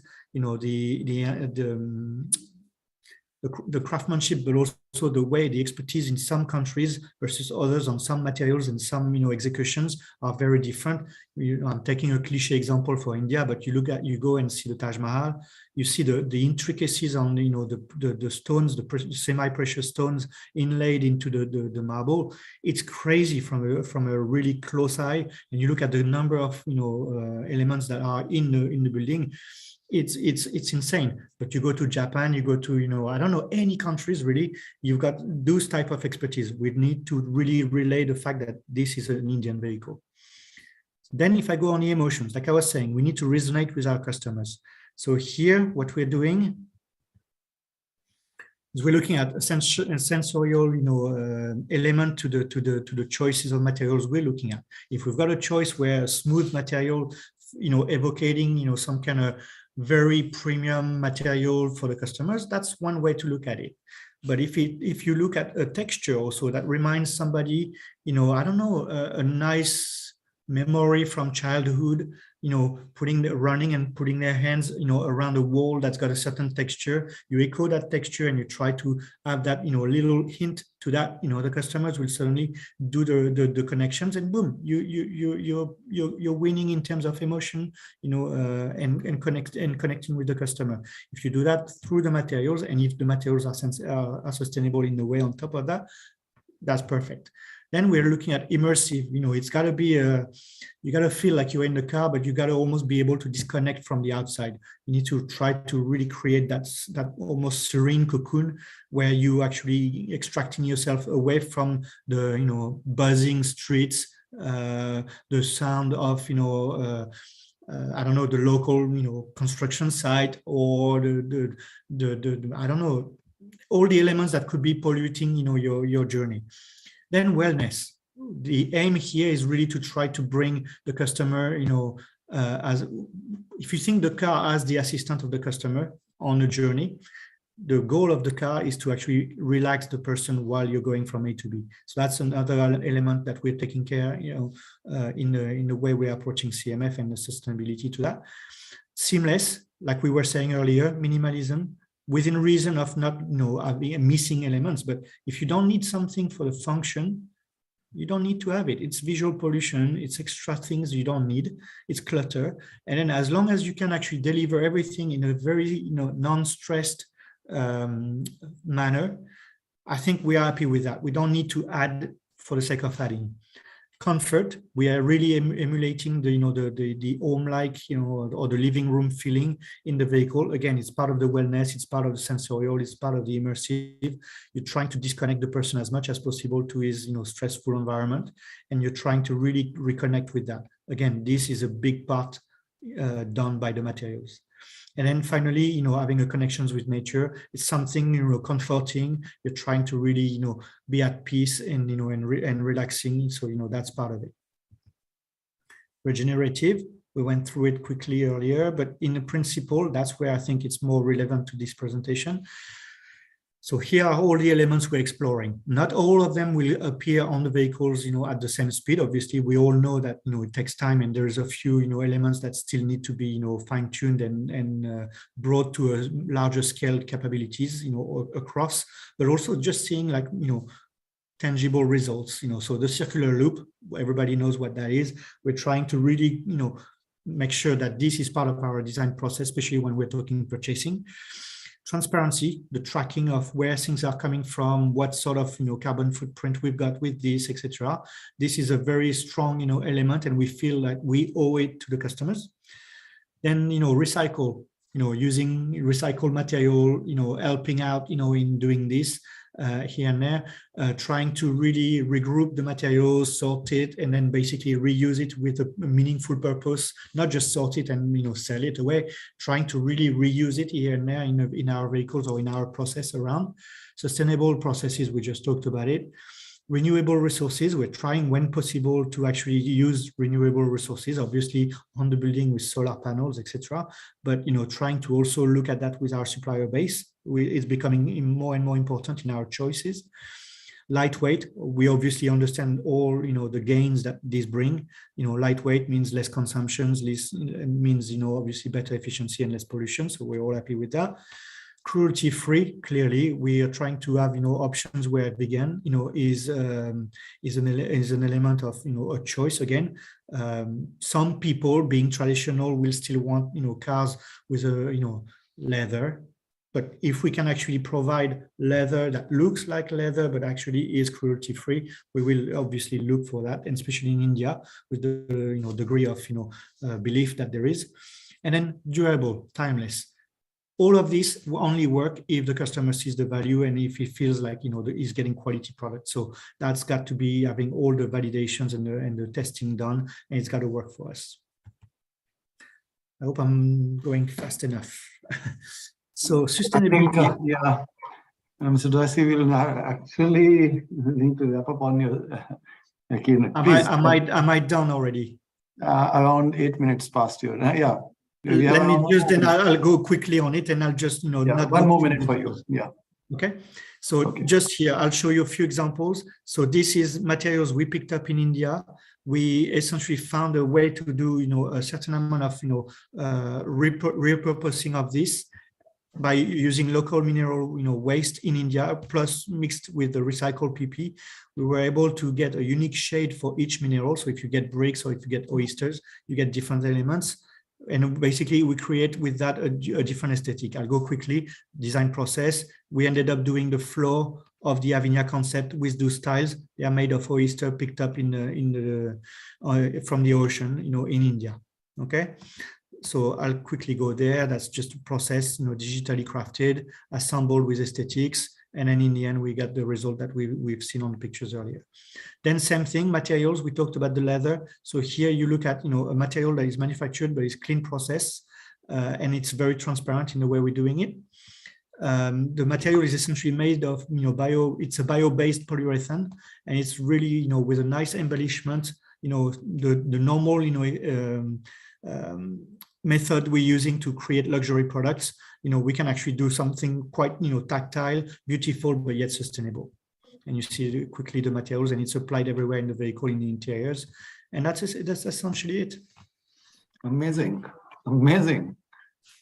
Amazing stuff. I see we will come back to you with more interaction if time permits. Sorry. If you could unshare your screen, please. Yes. But what a wonderful transformation, do I see if you see from the legacy perspective of engineering and locomotives, and now talking about this ultimate luxury and innovation in design. Fantastic. Especially your point on design while keeping India in mind and warmth factor, along with the modernity. And the emotive connect of immersive and seamless is something to actually ponder upon. And all this while keeping in mind the sustainability of regenerative and, the word itself, the quality free, this is very, very catchy that you have. So this actually speaks a lot about the approach in terms of design innovation that you are following. I must say this was very impressive, and we'll come back to you time permitting. Thank you. Thank you.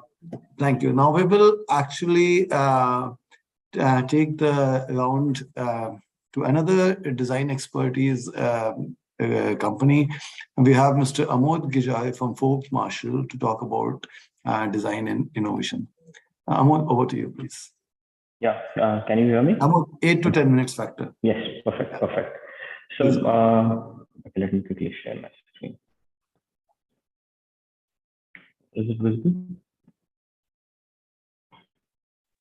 Yeah, it is. It is. Okay, perfect. So thanks for having me, and it's really inspiring to really look at all the work and sustainability that's been present, sustainable work, sustainable approaches that's been presented around. So Forbes Marshall, we are into largely energizing businesses and communities worldwide. Very few of you might know what we do, but we largely are into B2B business and largely into STEAM. So what I'd really like to take forward a point which Dr. Ashish Mohan mentioned at the start of the session was about deploying innovation for sustainability. So since we are largely a technological company, I would really like to present one case study where design thinking with technologists or technocrats can really have a larger impact in terms of sustainability. For the context of this presentation, I'll have to take you through a few technical slides. I hope that's okay. But would like to start with the SDGs. We at Forbes Marshall use these as our goalposts always on what we are delivering for our customers. And while these always remain our goalposts, we deploy various ways and means to achieve these SDGs, out of which energy efficiency has always been our largest foray. So one of the ways to achieve sustainability is always reduce, recycle, and reuse, or reduce, reuse, and recycle, the way that you look at it. So the way, the approach that we take at Forbes Marshall largely is to reduce at the start of it. So how can systems, processes, people, human, everyone be more efficient, more energy efficient? Because that's the way that you can really tackle the problem at the start of it. So before I quickly get into it, I would like to quickly run through the slide as most of us know what these products are. I mean, rice, paper, tires. Where we work typically is at the back end of all of these products that get prepared. All of us, we always get presented about this rosy picture about rice coming from organic farms, but traditionally all of the products that are on the screen come from a plant today in the age of globalization, and that is where typically we work, a process industry. So process industry, majority of the products that we use today in our day-to-day lives comes as a product of a process industry, and steam is an integral part of process industry. So we constantly work towards making these backends, which are typically out of sight, out of mind, also become more energy efficient and that as a step towards sustainability. So one of the case studies that I'll present is about this process industry. So quickly, before getting into too much details, let me quickly explain you what a typical process industry is so that to set up the context right. So in any process industry, you'll always have a steam generating source, typically a boiler and a process. For example, take a paper plant, you will have pulp, which gets dried up, pressed into things, and you get paper. Very simple as that. Steam is generated as typically traditionally, even in the age of Industry 4.0, steam is the single largest source of process heating used today. So steam is generated, you feed water, fuel, coal to the boiler and you get steam. You process it, use up the heat, and typically, when, all of you know, when steam gets condensed, you get hot water, which we call condensate. So you get condensate and you put it back to the boiler. It's as simple as that. But when you take the context of a today's modern day plant, typically 500 tons of steam is used every day, which translates to 500 tons of water being used, which translates to 100 tons of fuel being used every single day, every 24 hours. And these plants are 24/7 continuous operation. Yes, we can always change coal to renewable sources of energy like agricultural waste, briquettes, rice husks, all of that, but still you need the 100 tons of coal, 100 tons of fuel every day. Now, this is one case study where we work with technologists to really identify the areas. So as you know, you take this water and put it back to the boiler. What we realized is what currently that water goes to the boiler is around 90 degrees Celsius. And we felt that, oh, that's an opportunity area and how we can do something in that. So that's where we came up with this flash jet pump as a product. Now, what we did innovative here was, this is not a pump that is electricity operated. So this operates back on steam, which is abundant in steam plants. So you don't have to use any other utility. Steam inherently is a lot more efficient than electricity. So the per unit pumping of electricity versus steam, the cost and energy efficiency is a lot higher. And what it does is now, because you are using steam, you can pump this condensate at much higher temperatures back to the boiler, which means you are requiring a lot more energy than you could have done with a typical pump. Now, how much more energy? Every 6 degrees, increase in your condensate temperature that goes back to the boiler reduces 1% of your fuel bill, which means that you save around 4.7 million Indian rupees. Well, that seems fine, still seems commercial, but if you look at the amount of CO2 that you save, is around 730 tons of CO2 per year by simple 6 degrees of energy saving, 6 degrees of temperature rise in your condensate. Now, when you put it this way, it's a really considerable decrease in emissions that our plants are putting out every year just by a single 6 degree increase. Well, not just that, what we also realized is that there is a concept of flash. Now, if you take steam, steam has pressure and temperature. You use up the temperature, you get hot condensate. But that's where the real innovation comes in, that you reduce the pressure, you again get steam out of hot condensate, and you can recover this steam, which is called flash, which typically is 50% of the energy. Now, this product itself can recover 50% more energy with a traditional steam systems. Now, if you look at here, you have both condensate and flash going in. You recover flash and hot condensate in the same product. Now, although steam has been used traditionally since the first industrial revolution, right? Technologies exist in some parts, but their real innovation and design thinking is to put these together to create behavior change and process changes, which then translate to sustainability and energy savings. Now, if you look at this quick matrix, the amount of energy that you supply through fuel, 12% you can only get it by increasing how much higher temperature condensate you can recover, plus 6% through the flash, which translates to around 18 to 20% of system efficiency. Now, if you put this in perspective of the single plant that we discussed, that is 100 tons, you save 20% fuel every day. And that translates to every year, and that translates to almost 5,000 plants just in India. And then you are speaking of maybe a few crore tons of CO2 saved per day. I think that's the impact that design thinking and technologists put together can really have on any product. I mean, that is the technology. Amod, I just have very few slides. One more almost.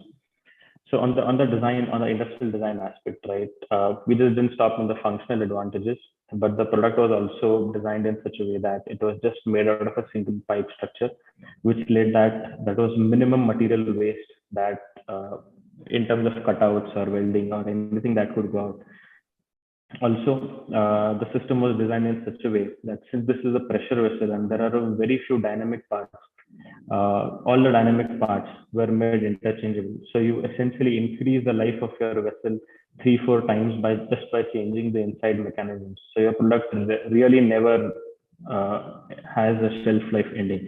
You can always keep on changing the dynamic parts and increasing the life. Solutions existed. New design solution was come up. Now what it did, behavior change was beyond the fabricated structure. Imagine the product when the ride goes into your plant. This has also created changes in how plants were maintained, how plants were operated, and we have seen larger savings of efficiency and energy savings because of this product. And we're really happy to say that because of the product design and how the environment in industry is, this product today has become an identity in itself, how it is designed, become a brand, and then this sells on beyond functionality, sells on aesthetics now. Yeah, Amod, I think this is the last slide. Yeah, so just 2 slides more. Forbes Marshall, sustainability approach. By our offerings, we save almost 2 million megawatt a year, 10 million liters per hour, 2 million tons per year. I think the numbers speak for itself because of the approach, because of our sustainable approach. And I'll try to connect this slide to our initial slide of our approaches, not just the sustainability in terms of energy efficiency, but Forbes Marshall has been doing social responsibility by giving healthcare, education, and life improvement for farmers. So we try to connect to the goals, not just through energy efficiency, but through our social work also. Thank you. Thank you, Amod. What a wonderful presentation. And the best part, the most captivating part is the way you have connected your design and sustainability with the impact in terms of direct fuel saving and direct cost benefits. Wonderful. And Forbes has always been a leader in this sustainable design. Fantastic work. I'll now request our next panel member, Mr. Kevin Lim, to address and speak on his slides. I'll have to extend the session by 10 more minutes, I think. So 7-8 minutes, Kevin, and then we'll go to the last speaker. Kevin? Sure. Thank you, Ashish. Hi, my name is Kevin. I'm from Studio Slim based in Singapore. And we design buildings, interior spaces, and recently went also into material research. What I will show here are 3 projects which actually demonstrate that sustainable design can be inexpensive and also very primitive. So let me just share the screen with you.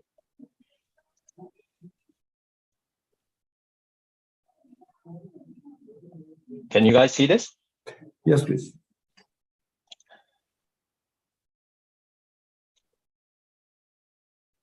Right. Okay, so as I said before, so we design sustainable schools for developing cities, research and make sustainable materials inspired by the primitive and technology, and we investigate bottom-up initiatives and deliver. All these are contributing to sustainable designs and are different aspects of sustainable design. So let me tell you about our relationship with India. I think 6 years back, I was given the opportunity to come to Calcutta to design an international school for the CK Birla Group in Calcutta, West Bengal. And from the onslaught, because of it has been 6 years in the making due to 2 years of hiatus from COVID. And in this design itself, I wanted to show you guys how various aspects of sustainable design is manifested. From the very beginning, we also decided to go for Indian Green Building Council accreditation. I believe this is also part of CII as well. And at the moment, we are postulated or we are geared towards achieving the highest platinum green mark in Indian Green Building Council. So what is unique about this school is that it is an urban situation. It's not in the countryside. It's not in where there are lots of land. The site area itself is slightly more than 1,500 square meters. And so you have a tremendous amount of built up in this small area. And what we tried to do in various ways are responding to passive architectural design, as well as relating to the Indian culture. So what we did with the project was to create basically a box based on the regulations. And from this box, we started to carve out spaces. So we started to carve out big voids, small voids, skylights, and various apertures to allow natural sunlight to enter the building. The implication of this is that it allows more daylight to be used, and you do cut down on your electricity consumption, right? So 6 years back when we designed this building, we had a rendering of this building, and at the moment it's at this stage now, slightly more advanced than this stage. And what we wanted to show is that although it might seem to be a very complicated design, actually through communication as well as the innovation of the Indian workers, we managed to achieve this complicated facade. So as I mentioned before, in every architectural project, you go through the regulations of each prefecture or each state, right? So in West Bengal, they do have certain regulations, and that basically gives you a box. So what do you do with a box? We began to say that, can we have voids in this box? And can these voids be areas where students start to have communal activities as well as to interact? And this is very much in tune with the IB curriculum, which is an international school, where students are encouraged to do research and they get away from the classrooms. So as you can see here, that we have several of these big voids which extend across all the floors. And you have communal spaces. The red areas are areas where we share a lot of resources. You have the exam halls. You also have the library, which is on the top. So what is passive architectural design? Passive architectural design means positioning your building the correct way. Means you're not facing it the wrong way to make use of the capabilities of the climate. So what you see here, we started to analyze how the sun rises from east to west in the winter, autumn, or the fall seasons.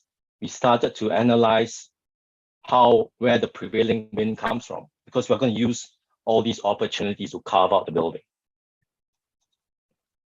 What is passive architectural design in terms of the design process? So here we are talking about building massing morphology.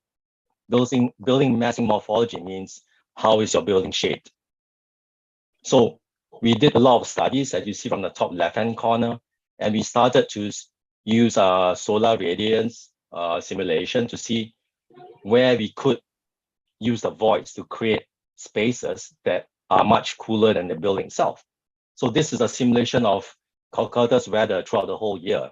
And if you see the blue areas, these are sheltered areas where the temperature is much lower than the solar radiance on the facade itself, right? And through all these options, we started to engage the client to say, how can we create a design together with the client that satisfies both the climatic conditions of the place as well as the aesthetics as well.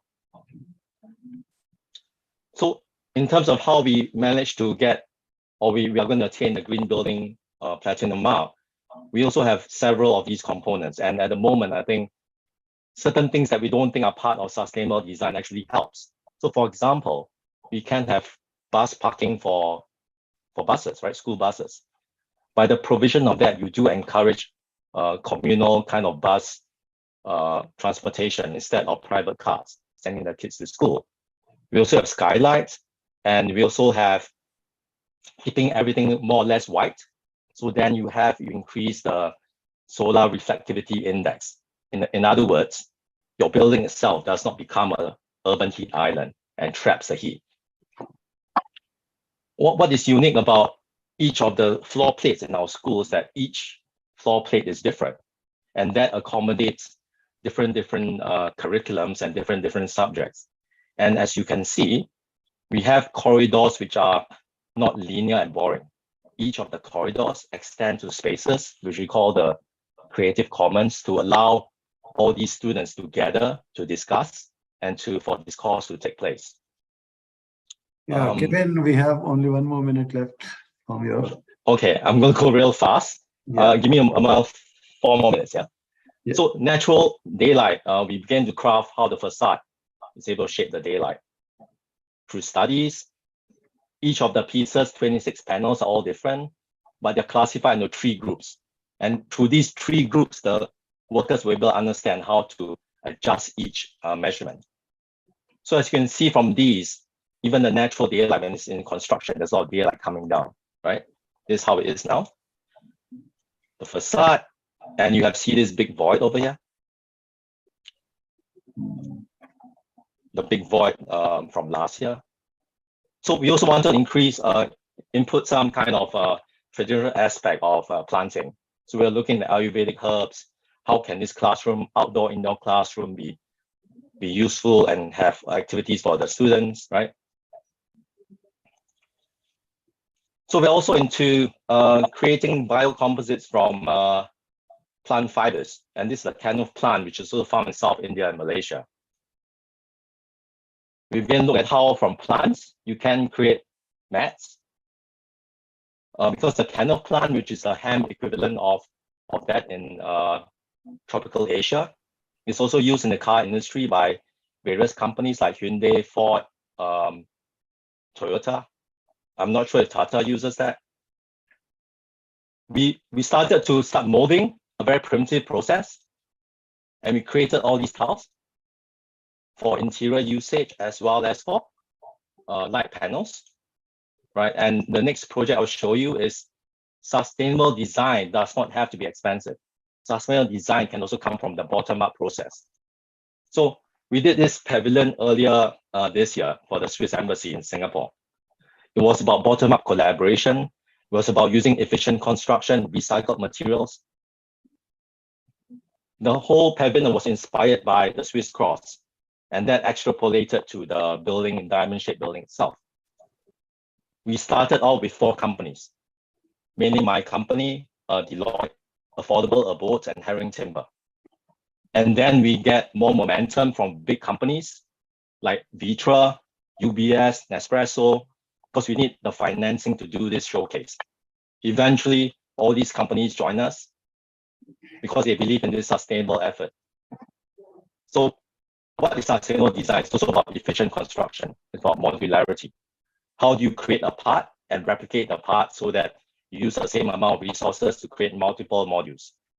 In this aspect itself, the whole pavilion was able to multiply itself into various in the whole tapestry. The various parts are. Give me one more minute. Yeah? Last one more minute. Yes, yes.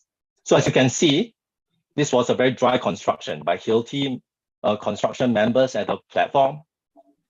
Members that were slot in place, they were all CNC produced in Switzerland. And this was our research you saw from the previous part. We used them to create kind of biocomposite eaves, which reflects a bit of the tropical aspects of Malay kampong houses in Southeast Asia. We used recycled materials from National University of Singapore. These were about to be thrown away. We used them to create the platform. And we can work with Vitra Furniture to use sustainable materials to create installations to interact with the kids, because we believe that the education of sustainable design is spread across all ages. So the pavilion itself is going to be dismantled and going to be used for the second life at EHL campus. So the whole thing has to be dismantled, moved to another place for a second life, right? And sustainable design is also about collaboration, workshops, meetings, overnight breakfast, talking with contractors. After the pavilion is done, we also want to educate the public in terms of how we achieve all these factors, right? Conducting tours. And I just want to end off that sustainable design, back again, does not have to be expensive, and it can be very primitive. So inspired from India, masala chai from terracotta cups. You have your sour leaves when you have your chart on the streets. They make containers, and also from rattan. Right. Thank you. Wonderful, Kevin. What an interesting presentation. You talked from the green buildings and all the creativity and going to the traditional knowledge and inspiration from the traditional materials. One thing is quite clear from this presentation, that along with the creativity, the design innovation would also need precision manufacturing to make it more, You're right. effective. Yes. So wonderful. Very well covered, Kevin. May now go to our last speaker of the day, Mr. Amit Kulkarni, who is Head of Power and Utilities and Sustainability in LTTS and one of the prominent experts in the design sector. Over to you, Mr. Kulkarni, for your address. Again, 10 minutes factor, please keep in mind. Absolutely. I assume it is available and I'm audible?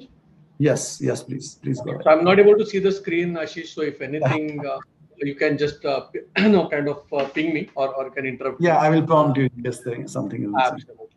So it was very interesting, and we saw right from the small product designs to car to building to plants. I think we kind of went all through, and rightly so. I think it's coming to us because we as LTTS, we are the engineering service provider, and we work with all the domains that we just saw, and one way or the other we are helping almost all of those areas. So be it automotive, be it machinery, be it power, be it plants, be it medical, we kind of engage with all of them, and our goal is basically to enable our customers to achieve sustainable goals. So while we internally have our own sustainability goals, we are aligned to, we are registered with SBTi. We focus a lot with SBTi, and one of the philosophy behind that is the maximum pollutants impacting for the environment is done by the engineering. And so the engineers will have the maximum onus to kind of bring back the sustainability. And that is where we have kind of defined our goals around enabling the circular economy for our customers. And we focus primarily in three key areas when we are working with each of our customers. One is on the scope one, the core products, whatever is coming out, how can they be made more sustainable? Two, it gets into say a scope 2, scope 3 kind of area where we look at the operations, where water, power, the waste management, all of those aspects come in, and how can those be kind of, addressed in making or lowering the carbon footprint. Finally, we do work a lot in digital. We have a platform where you can connect the various interventions, figure out how it is working, what is the impact that is coming. But today we will be focusing primarily on what we are doing on the products and the operation side of, and how we are enabling that. So when we look at the ESG portion, we will primarily we are primarily engaging with customers on the E side of it, wherein there is energy, climate, circularity, water, wastewater. These are the areas where we primarily connect, which are more engineering oriented. So even when we look at the sustainability goals, we have identified those 7 goals, which come from clean energy, good health, connected communities, smart infrastructure, which has a lot of engineering element that comes as a part of it. And that is where we come from, and where we are enabling. So one of the biggest area we see and where we contribute is in terms of the clean energy. So we have a kind of a array of solutions. We work from conventional, renewable to kind of clean energy all across, and we have been working right from, say, auditing our customers. So we have gone, we go to the plants, we can do a complete auditing for them. It could be as per an ISO 50001, it could be as per ISO 14001. It could be a general audit for energy saving, where completely driven by a pinch analysis or a thermal analysis aspect, where we kind of look at the aspects of all the operations and come up with what could be the interventions that could come in that could enable the the saving and conservation of energy. So we have been able to do it for multiple plants across the globe, where we have done such assessment, come up with what kind of saving can happen in various areas, and kind of roll out those to kind of bring down the carbon footprint and take the companies towards being carbon neutral or carbon negative wherever feasible and possible. One of the area where we are, we see a large potential and we are engaged is electrification. So now when we look at electrification, now every product, or it could be as simple as a lawnmower, or it could get into a car, or we already saw the Avinya concept of Tata Motors, which is kind of coming in, trying to bring in a more efficient energy. And this is where we are engaged. So for example, there could be a welding machine today which is using, how can we change the power source to make it more efficient? Or what you see on the screen right now, we have converted a traditional powertrain driven floor mopping machine to be driven by a battery, and kind of reduce the gasoline fuel. And then we also have an ability to kind of bring in a renewable element to kind of charge these batteries, so that the products become more and more green.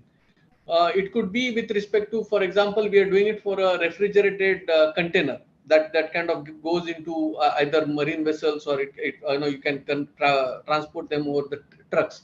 So enabling the efficient batteries, enabling efficient condensers, efficient controllers to kind of make the whole the power consumption more efficient, more clean, is something that has been our focus. This is a big area because easy to implement. People can find out various aspects where such small implementations can happen and can have a large footprint. To figure that out, we have also kind of ourselves set up a EV charging infrastructure which is purely renewable driven. So we have set this up in our premises here at Vadodara, where we have used the solar on the top of the setup to kind of use along with the battery and an inverter to be able to do the charging for about 3 cars at this particular point. And and we have our own hybrid controller developed, which kind of ensures that maximum power usage is coming from the renewables.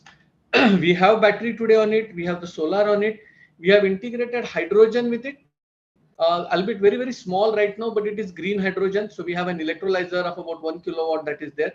But then, our solar is in itself about 20 kilowatt, battery is about 25 kilowatt. So during the day at a time when, I can discharge my battery and pull the power from solar, and then, have some support coming in from hydrogen. But in future, we would look at probably bringing more hydrogen as well. So it could become a combined solution to that. We are working a lot with respect to gasification, and hydrogen is a big area. We, on one side, we are trying to do integration of a hydrogen system for locomotives, wherein, doing the complete balance of plant of storing the hydrogen and enabling the transfer of the hydrogen to, the engine or any prime mover for enabling usage of it in the locomotion. Same thing with the marine engines, where we are converting marine engines to be driven by methanol, or even for that matter through CNG kind of gases. So these kind of solutions, one, it is a clean fuel, so you're reducing the gasoline, the fossil fuel elements, and this also kind of impacts the emissions that come out, because they are less harmful, requires less treatment, the lesser greenhouse emissions, and have a positive impact that comes in. We are working on solutions around hybridization. We have developed some solutions for our customers. These are not our solutions, but something that we build for our customers, where integrating a genset with a battery and a solar. This is designed primarily for, say, an Africa market, where you could use this as a localized power source, and then a controller that kind of again optimizes the usage of solar, or enabling the optimal usage of the battery. As one of the aspect is something we are working. This also brings us a lot of work that we are working in second life batteries, enabling slow charging and a fast discharge on a second life batteries is something that we are working on today. The whole concept of building the battery management system is also something that we are engaged in, and that again is a big area for us, where more customers, because especially we see a shift that is happening, where oil and gas kind of companies are moving more and more into the battery type of solutions. Automotive companies will have a big role to play with the second life battery element. So how do we kind of move those batteries from a mobile application to the stationary applications is something which is a big area. And Amit, we'll have one more minute to go, please. Absolutely, I'm done. I'm on the last slide. So thanks, Ashish. And this is on the product circularity. So what we saw above was more on the scope 2 and 3, where we were looking at the operations enabling various savings there. But then we have our own material testing lab. We have a material COE. We are working on finding out biodegradable plastics.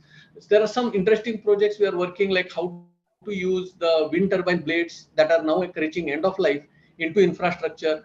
We have done some POCs where we are converting the water containers, plastic, which are at end of life, into a kind of a travel bag. So what kind of biodegradable plastics could be brought in? How do we replace the packaging? How can it be made more sustainable? So we have an ability to do a complete LCA. We can do an assessment for the whole product and find out what specific areas to be done to kind of save the product. And finally, on the plant, we do the plant audits, we do the savings as well. But one of the key area where we are very strong is on the water. We are working with water equipment and water plants as a design, and enabling, even if there is an existing brownfield plant, we could do efficiency elements to bring in a zero liquid discharge kind of solutions there. So that's how we are engaged. We are helping our customers to achieve their sustainability goals, while we are working hard in achieving our own as well. So thank you so much. It was a pleasure to be here. Thanks, Ashish. Thank you, Amit. It was actually wonderful, and what is really say, conserve for our children and the next generation. That is so powerful words. I don't have much time left for my wrapping up and the session, but I think before I hand it over back to Nitish for a formal vote of thanks and formally thanking you, I must say that the best part of being moderator in such sessions is to the kind of enrichment that we get from all the eminent speakers. And by the way, the worst part is also to interrupt them in between times. So my apologies for that. But it was wonderful listening to all of you. And if at all the sustainability goals have to be realized, it is through some of the points which have come during this discussion today. We have to be creative. It has to be the design innovation has to be in process industry. It has to be led by circular economy, and all that you guys covered so well. So look forward to further engaging with you on this subject and actively promoting design innovation worldwide. Thank you, guys. I will now hand it over back to Nitish. Nitish, over to you, please. Thank you so much, Dr. Ashish, and thank you so much to all the panelists to be there in this session of a sustainable future. I would like to take this opportunity to thank Dr. Ashish Mohan, Ms. Aurelien Doisy, Ms. Kema Chang, Mr. Amod Gajare, and Mr. Kevin Lim to be a part of this session. So this ends to the day one of the Design Summit.